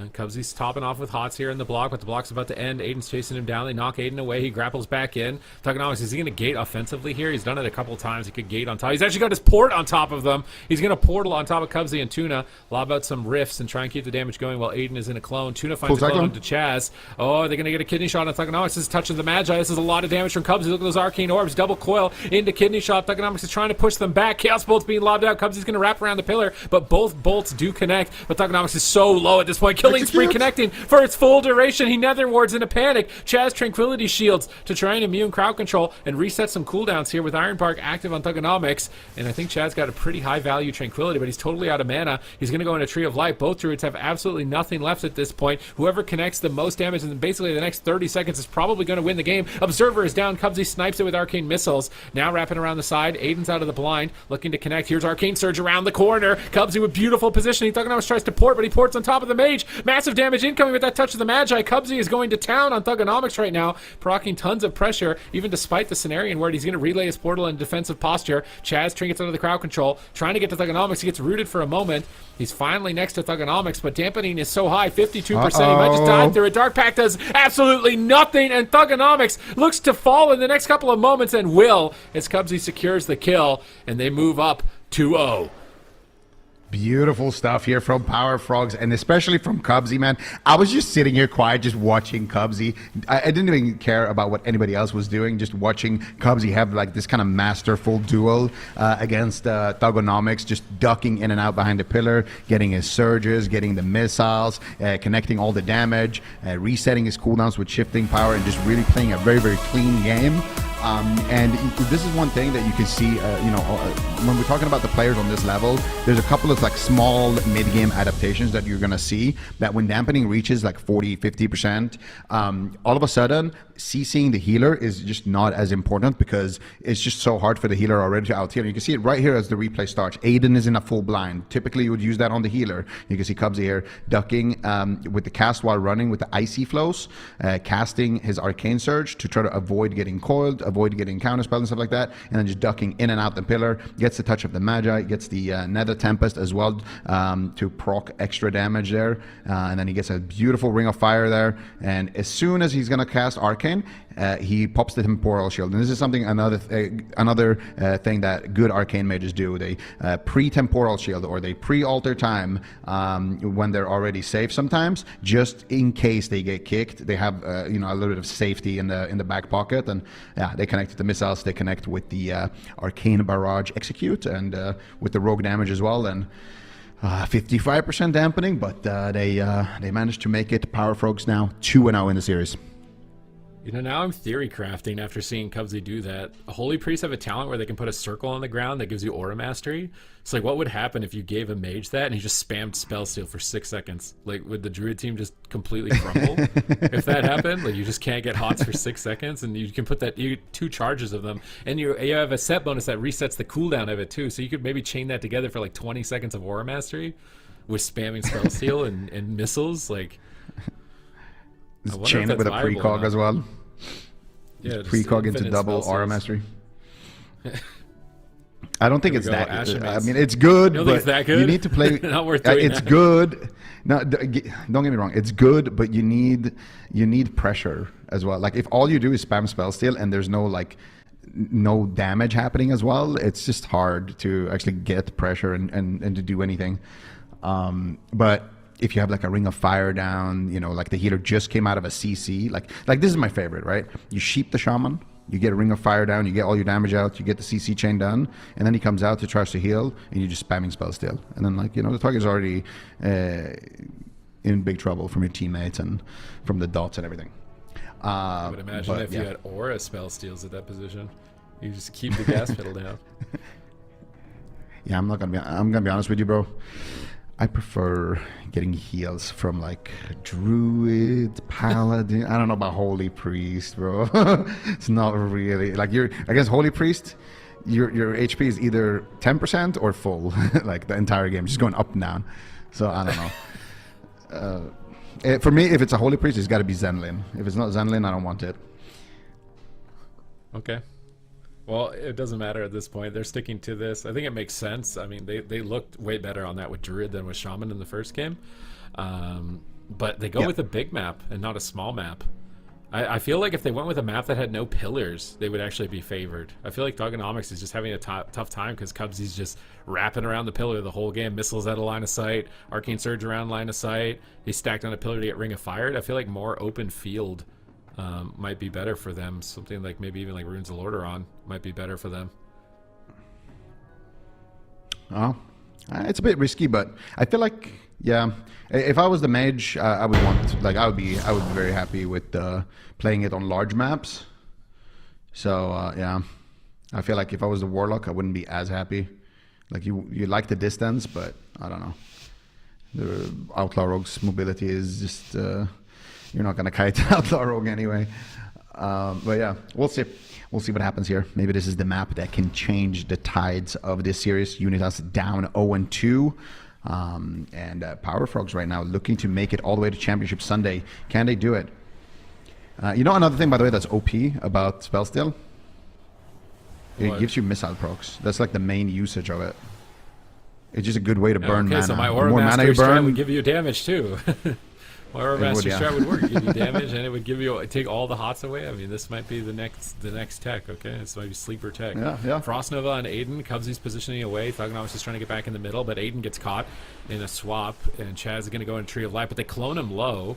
Bit of a cheeky clone, but I don't think it's ultimately going to mean too much this early on in the game unless they somehow like counterspell Chaz or something. Oh, they get the gouge. Maybe they could capitalize on this. Gouge into a kidney shot. They've still got 2 targets low into a double in cap. Thugonomics trinkets an in cap, I think, right there. He's trying to go for a Chaos Bolt onto Cubsy, but he's just going to Shadow Meld it. Takes 0 damage. And man, now he's blinking back through the Immolate. Like, Cubsy looks like such an... This is like trying to catch a fly with chopsticks right now. It's like watching Thugonomics with Cubsy. Like, it's just... It looks so impossible to actually get him in a spot where you can grab him. Yeah, Cubsy right now. I mean, he's just really good at positioning, and also he's doing something that a lot of people, you know, it's standard in PvE, but a lot of people. Oh my God, he's dead! For a second here, let's hold that thought for a second here. I was about to say he's doing something that a lot of the mages do in PvE. Some people do this in PvP as well, but that is he uses the Netta Tempest to buff his Touch of the Magi, and I think he's playing with I think it's called Arcane Echo, which is anytime any source of damage happens during Touch of the Magi, your Touch of the Magi basically does like a little bit of AoE dam. And you can use that to trigger the extra AoE damage, which buffs the Touch of the Magi's damage when it inevitably kind of explodes at the end of duration. And it's funny because I was just about to talk about that, and that's what ended up killing Thugonomics. You're going to see it in his death log if we get to see it. That what actually ends up killing him is the touch right at the end there. So here. This, I think, is when they set it up, right? So he's spammed out spell steals, he's built up procs, there's the Touch of the Magi, and you can see that all little purple like circle around Tug's feet. That's the Netta Tempest plus Arcane Echo combo right there. And then you can see that Touch of the Magi is right there in the middle of that purple debuff under Tug's health. And when that thing runs the clock, that's what actually executes. He actually just dies before that even. It is what kills him at the end right there, but we got a death log, even right? before that. Yeah, we'll see the death log. The log. death log is going to look something like this. It's going to be like Arcane Echo, Netta Tempest, Missile, and then at the very, very end, Touch of the Magi. Okay. Oh, there it is. Touch the Magi, 100k.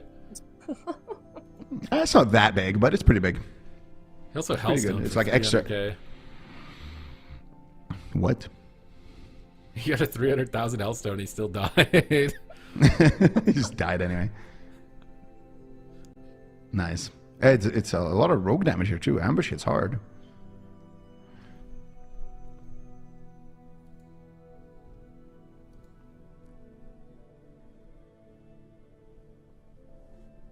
All right, well, thanks Warcraft Logs for the recap. And that is going to be probably one of the quickest series of the day that we've seen. UNITAS, unfortunately, knocked out of the tournament. And like we've been stressing so much, there is only one more left after this to get as many points as possible before they head into, hopefully not head into that gauntlet. But we can take a look at the bracket where we currently stand. Power Frogs, as you can see down at the bottom there, they have moved forward with that very smooth smooth 3-0, and we'll be taking a look at the very last series of the day before tomorrow's games on Championship Sunday. Draco CLEAVE versus VOIDGG. VOIDGG having been sent here just a little bit ago. Draco CLEAVE has been kind of sent down here, or has been sent down here by the move in that upper bracket series, as you can see. So we are going to head to a quick break. When we come back, it is the last series of the day, another elimination round. It's Draco CLEAVE versus VOIDGG.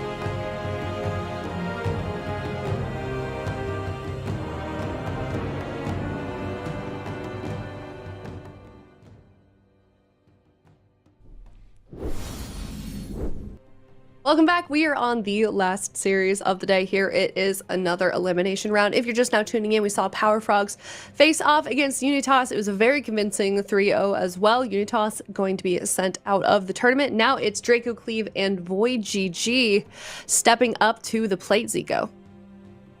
Yep, absolutely. DRACO, CLEAVE, I gotta admit, I've seen Meep Monk before, but the rest of the team, this was my first time, seeing Zeke and the guys. And in game number 1, it felt like, they were against the move, okay? So this is a team that's been playing together for decades. They've been friends for decades. They have synergy, it's crazy. So to watch them in that first game actually go in and actually come in swinging and have some close calls, I was very impressed with that. But then it kind of fell apart. Hopefully, they got the nerves out of the system and they're just like redialed in. Take what's good about that series, forget about the rest. Well, maybe not forget about the rest, but learn from the rest and don't repeat it. Put it behind you. And then on the other side, VOIDGG, I feel like VOIDGG is just... Let's just put it like this. If VOIDGG loses, it's a big upset. It's a huge upset. I expect VOIDGG to be here tomorrow. I expect them to clean up this series. And I expect them to 3-0, honestly. Not trying to count anybody out, but that is the expectation I have on these players. Kearney's won the Solo Shuffle tournament, Calvish, Nick, Wealthy Man. These are decorated players. This is a team that's come together to win.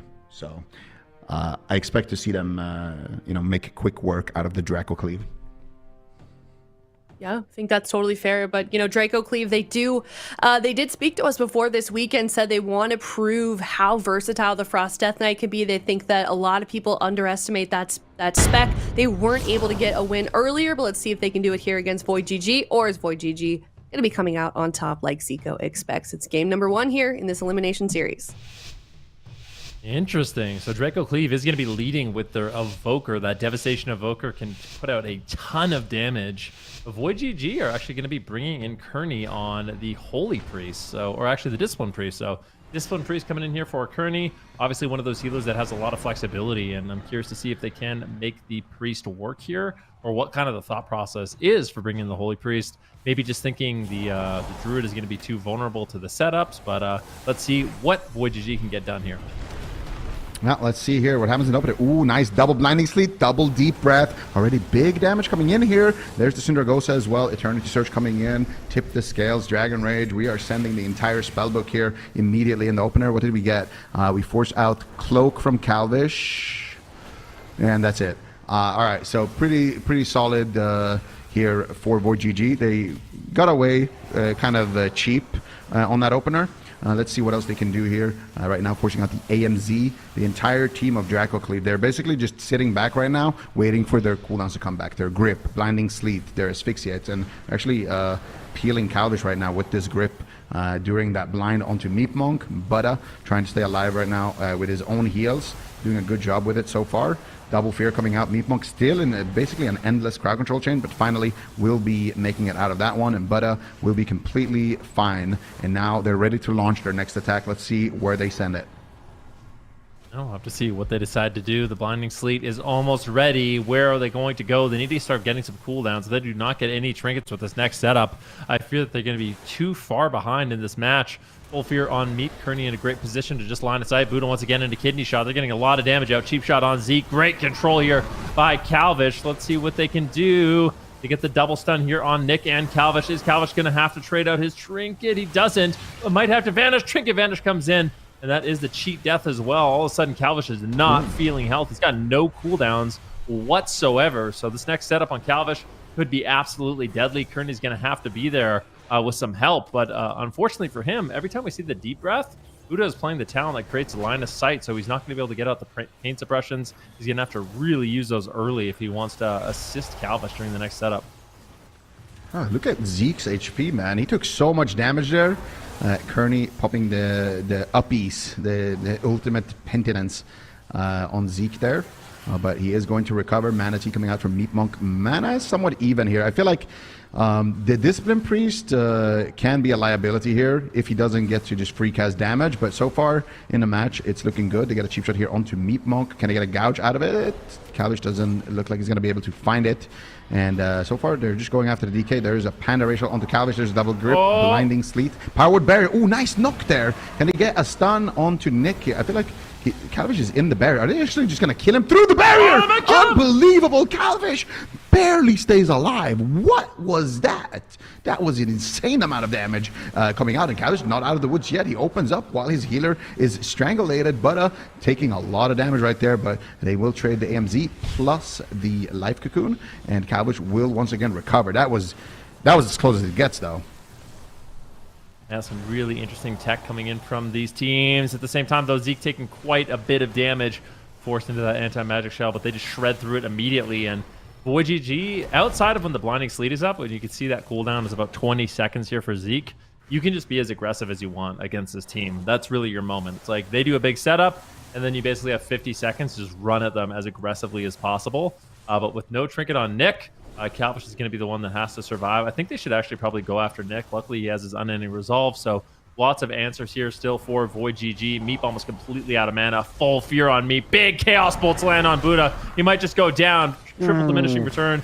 Cheap shot, and that is the game, but really close call. Calvish barely surviving multiple times. Draco Cleave not making it easy here for Void. Honestly, GG. I feel like Draco Cleave had an extremely good showing here. I think if things just went a little bit more their way when they had that one setup onto Calvish, it was game over. So really well played by them, but ultimately it is VOIDGG. They have the experience, they have the meta comps, and they do manage to get that win. But here, this is the setup here, and look at Calvish. Look how low he was. Actually, just one, like if he was stunned just for like 0.1 second longer, he actually dies there. And correct me if I'm wrong, but that was with a barrier on Calvish, right? Like that pre-barrier is what actually is what saved him. Like he almost died through a pre-barrier 100-0. So really good play by Kearney, and honestly a little bit lucky there for Calvish. But yeah, here towards the end of the game, they got a full fear onto Meat Monk, they get a cheap shot, and they get the double Blinding Sleet, but they get the coil there right as Nick gets gripped. He throws the coil while his character is in the air, and they manage to close it out. So really nice call there by Nick, and nice barrier by Kearney. Good stuff here from VOIDGG. 1-0. Yeah, 1-0. VOIDGG looking good so far. I really like the Discipline Priest. Just adds a bunch of extra defense. You have the grip, so you can, first of all, you can change life with people, so having that Void Shift is really nice. You can grip people out of the fight, which is really nice. You have double pain suppression, you have the Powered Barrier, you have the Rapture Shield, so it's starting to make a lot of sense why VOIDGG is putting Kearney on the Discipline Priest. I feel like into this particular composition, it's probably one of the more powerful healers. So yeah, looking good so far. I'm curious to see if we do see Draco Cleave mix it up. Maybe they decide to go with the Windwalker Death Knight once again, but you can start to see one of the problems. Like, we keep calling this composition like gimmicky, but it really, like, we're seeing them fail their setups a little bit, but it's mostly because they're playing against players at such a high caliber, right? Like, if teams like VOIDGG aren't as good, you kind of just explode against this Draco Cleave with how good Zeke, Buddha, and Meep are at setting it up. You really have to have a solid defense to avoid dying. So it's a shout out to VOIDGG for the defense that they had, and obviously the move earlier they were able to survive, but it is not an easy thing to do. Draco Cleave is very good at this comp. Yeah, no, Draco Cleave definitely. And this is the first time that I see these guys together, putting together this team and actually making top 8. That in of itself is actually really good for them. If they can make 2 top 8s, they could even make it into a gauntlet. So who knows what happens in the future, but we can't count them out just yet either because of that game 1 being so extremely close. VOIDGG, though, sticking with the Discipline Priest once again here. It's curious to me because they have so many different options. It is very interesting, but I guess just having that extra damage from the Discipline Priest and having just pre-shields and kind of preemptive ways to win the game is super effective. Also focused will if you do get targeted by these setups. So I think Kearney. Oh, he's got Benediction, by the way. That's a nice looking staff. We'll see. We'll see what they do here, who the targets will be. If they maybe can go more onto Kearney and Nick and less onto Calvish, because I feel like the Outlaw Rogue is a bit of a tank. He is a bit of a bait to go after.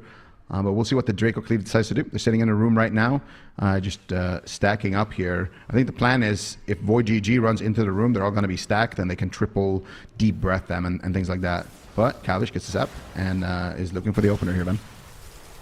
Yeah, there's a lot of really interesting tech that Nick is using. In the last game, he's using Shadow Rift. I don't know if he got much value out of it, so I think he might have switched over to Soul Rip, but Shadow Rift was kind of cool. Anytime they're trying to do a setup, he'd drop the Shadow Rift, which basically moves Zeke and Buddha outside away. Let's see how this setup goes, though. It looks like they're just doing a solo go here on Calvish. Can they take him down?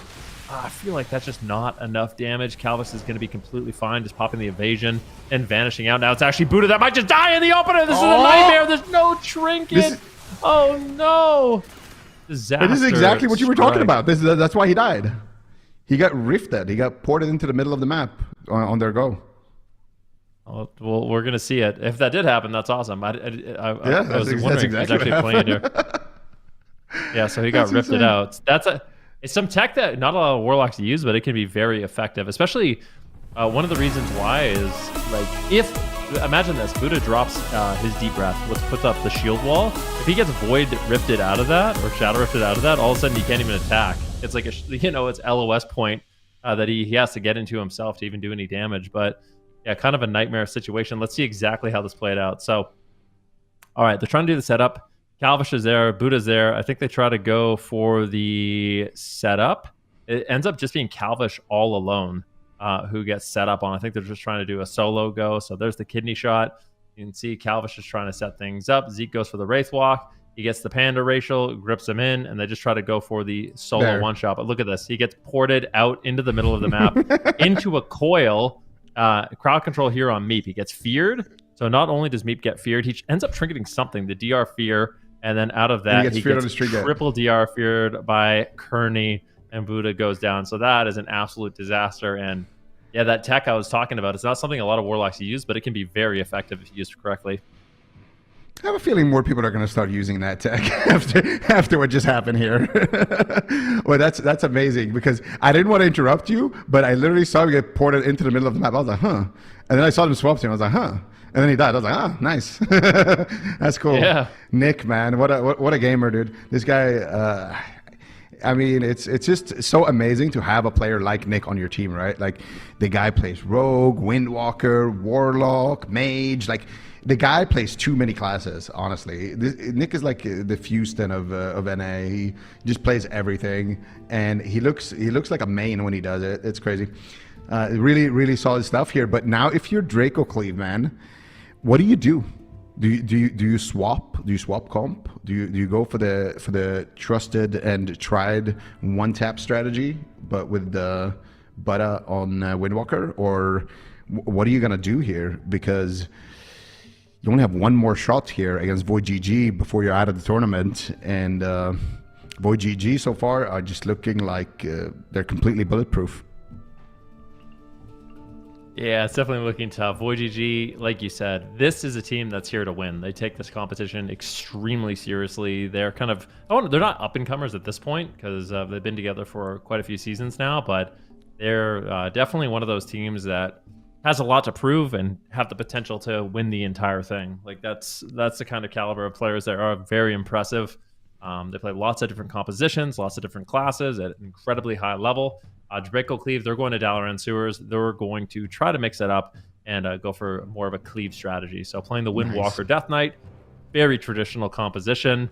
Not many people are playing the Frost DK variant of it, but it could be good. I'm curious to see what exactly they could do here. I know Meat Monk never plays Punch Monk, so Punch Monk is an option, and most of the Mistweavers that play are actually using that tech where they play, the Punch Monk. They get really aggressive in your face. They go for a lot of the healing through that. But I feel like Meep never plays that. He doesn't like it. He never plays it. He's always playing the range variant of Monk. But I wonder if having that extra level of flexibility would be good in this particular matchup. Maybe not. I think so.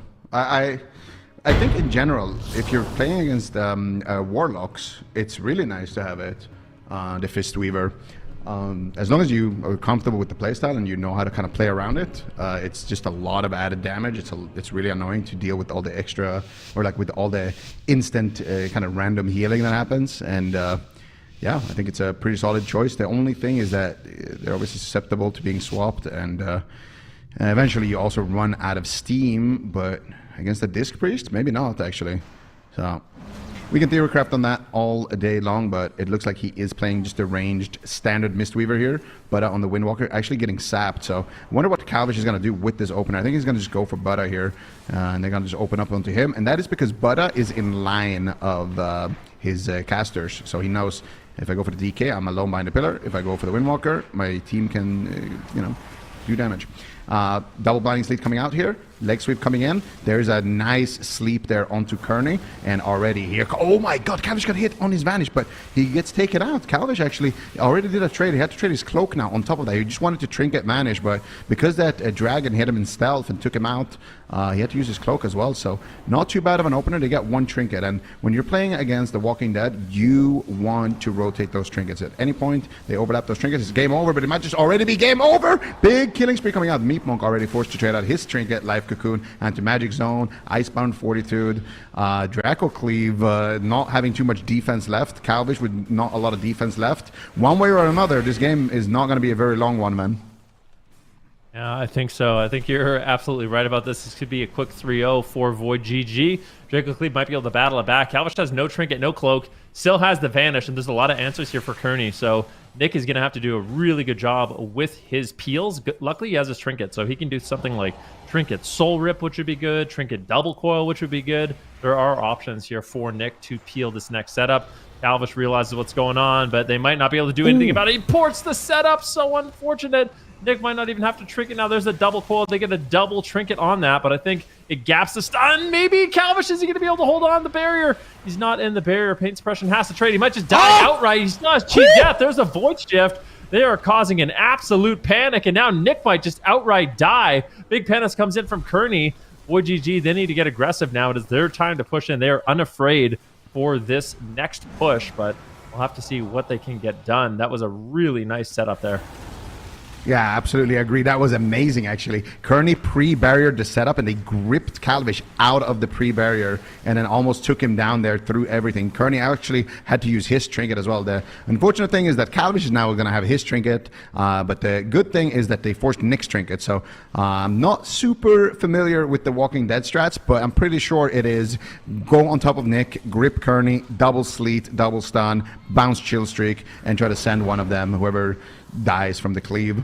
Buddha right now sitting in a kidney shot. Meat Monk pushing in, actually looking for the paralyze here, looking for potentially the Song of GG. Buddha actually in a cheap shot right now. Meat Monk actually trinketing the cheap shot. There's the paralyze. There's the Aura Mastery Song of GG. Who are they going to go after? They're going to go after Nick, it looks like, and they're bouncing the chill streak here on Calvish and Nick. Fist of Fury coming out, but Nick has every single defensive ability left here, so I do believe that this setup, unfortunately, they could have landed a kill potentially, but they do force out Calvish's trinket. But by the time they can do that again with another leg sweep, Kearney has trinket, Nick has trinket, so they really needed to try to capitalize on that and actually try to close it out. But look at Kearney, he's pushing in, he's looking for the triple fear. Can he find it?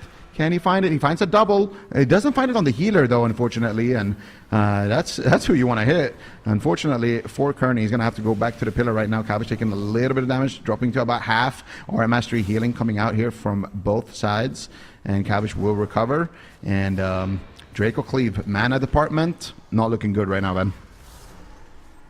Yeah, it's looking a little bit rough. I don't know if Meeps has a bunch of Mana Tea in the bank. I don't think he does at this point. So using that last little bit of Mana Tea, recovering his mana, it looks like they want to go for a setup. Meeps just going to double roll across the entire map with Chi Torpedo, trying to shut down Kearney from drinking, and they're really forcing them to go with that drink. Meep gets caught into a stun. Buddha at the same time is in a little bit of trouble. What are they going to be able to do? Gets the double leg sweep. There's no trinket here for Calvish. He gets caught in a restun, but pain suppression trades. I think Calvish should be able to stay alive with that. Now they're just swapping over onto Nick. He gates away, but he gets gripped back immediately. And there's that life grip there by Kearney. So that extra mobility is going to keep Nick alive. And now it's going to be up to VOIDGG once again to get aggressive.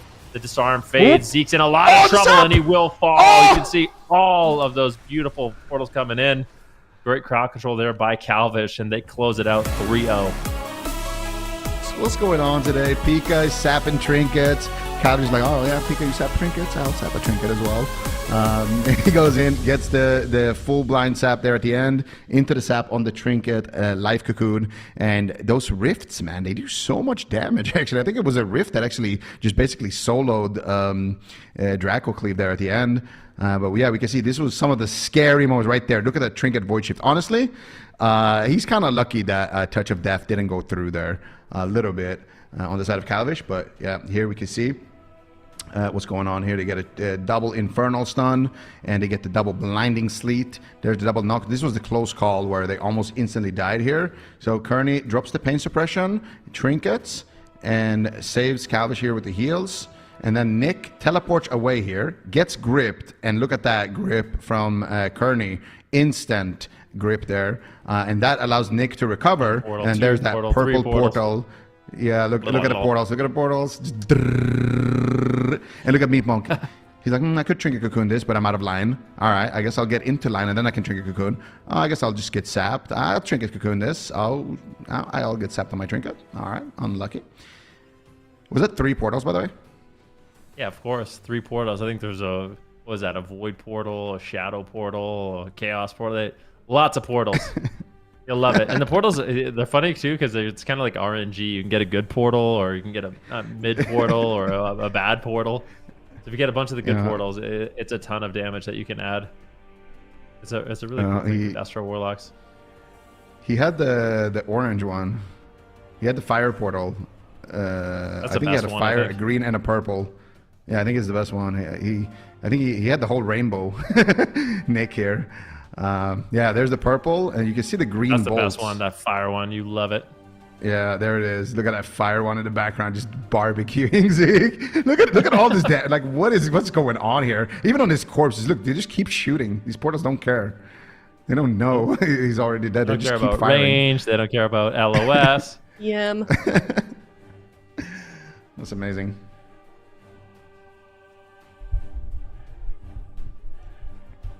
All right, well, see the replay here once again, but that does mean VOIDGG will be eliminating Draco Cleave. Draco Cleave, though, big shout out to them, bringing a very unique off-meta composition and making it to the top 6, I think is super impressive. So curious to see what they can get done next week for Cup number 2, but yeah, you can see, some of the damage incoming here. Actually, we're not seeing that many not that much portal damage. This is Incinerate, a little Ambush, a Smite, a Shadow Burn. I think it gets filtered out. I think small hits of damage gets filtered out in the combat log, because it was the same with the Touch of the Magi. Can we zoom in on the text? Oh, not that zoom in, like the last second or so. The last second. What's that looking like? That was funny. You never know. Maybe it's hidden there in the text somewhere, reading between the lines. Oh. Here we go. How many Shadow Rifts do we see? Ooh, Shadow Bolt Rift, Shadow Bolt Rift, Searing Flame Rift. Yeah, there we see. Now we're seeing it. That's the zoom I was talking about. Flame Rift, Shadowy Tear.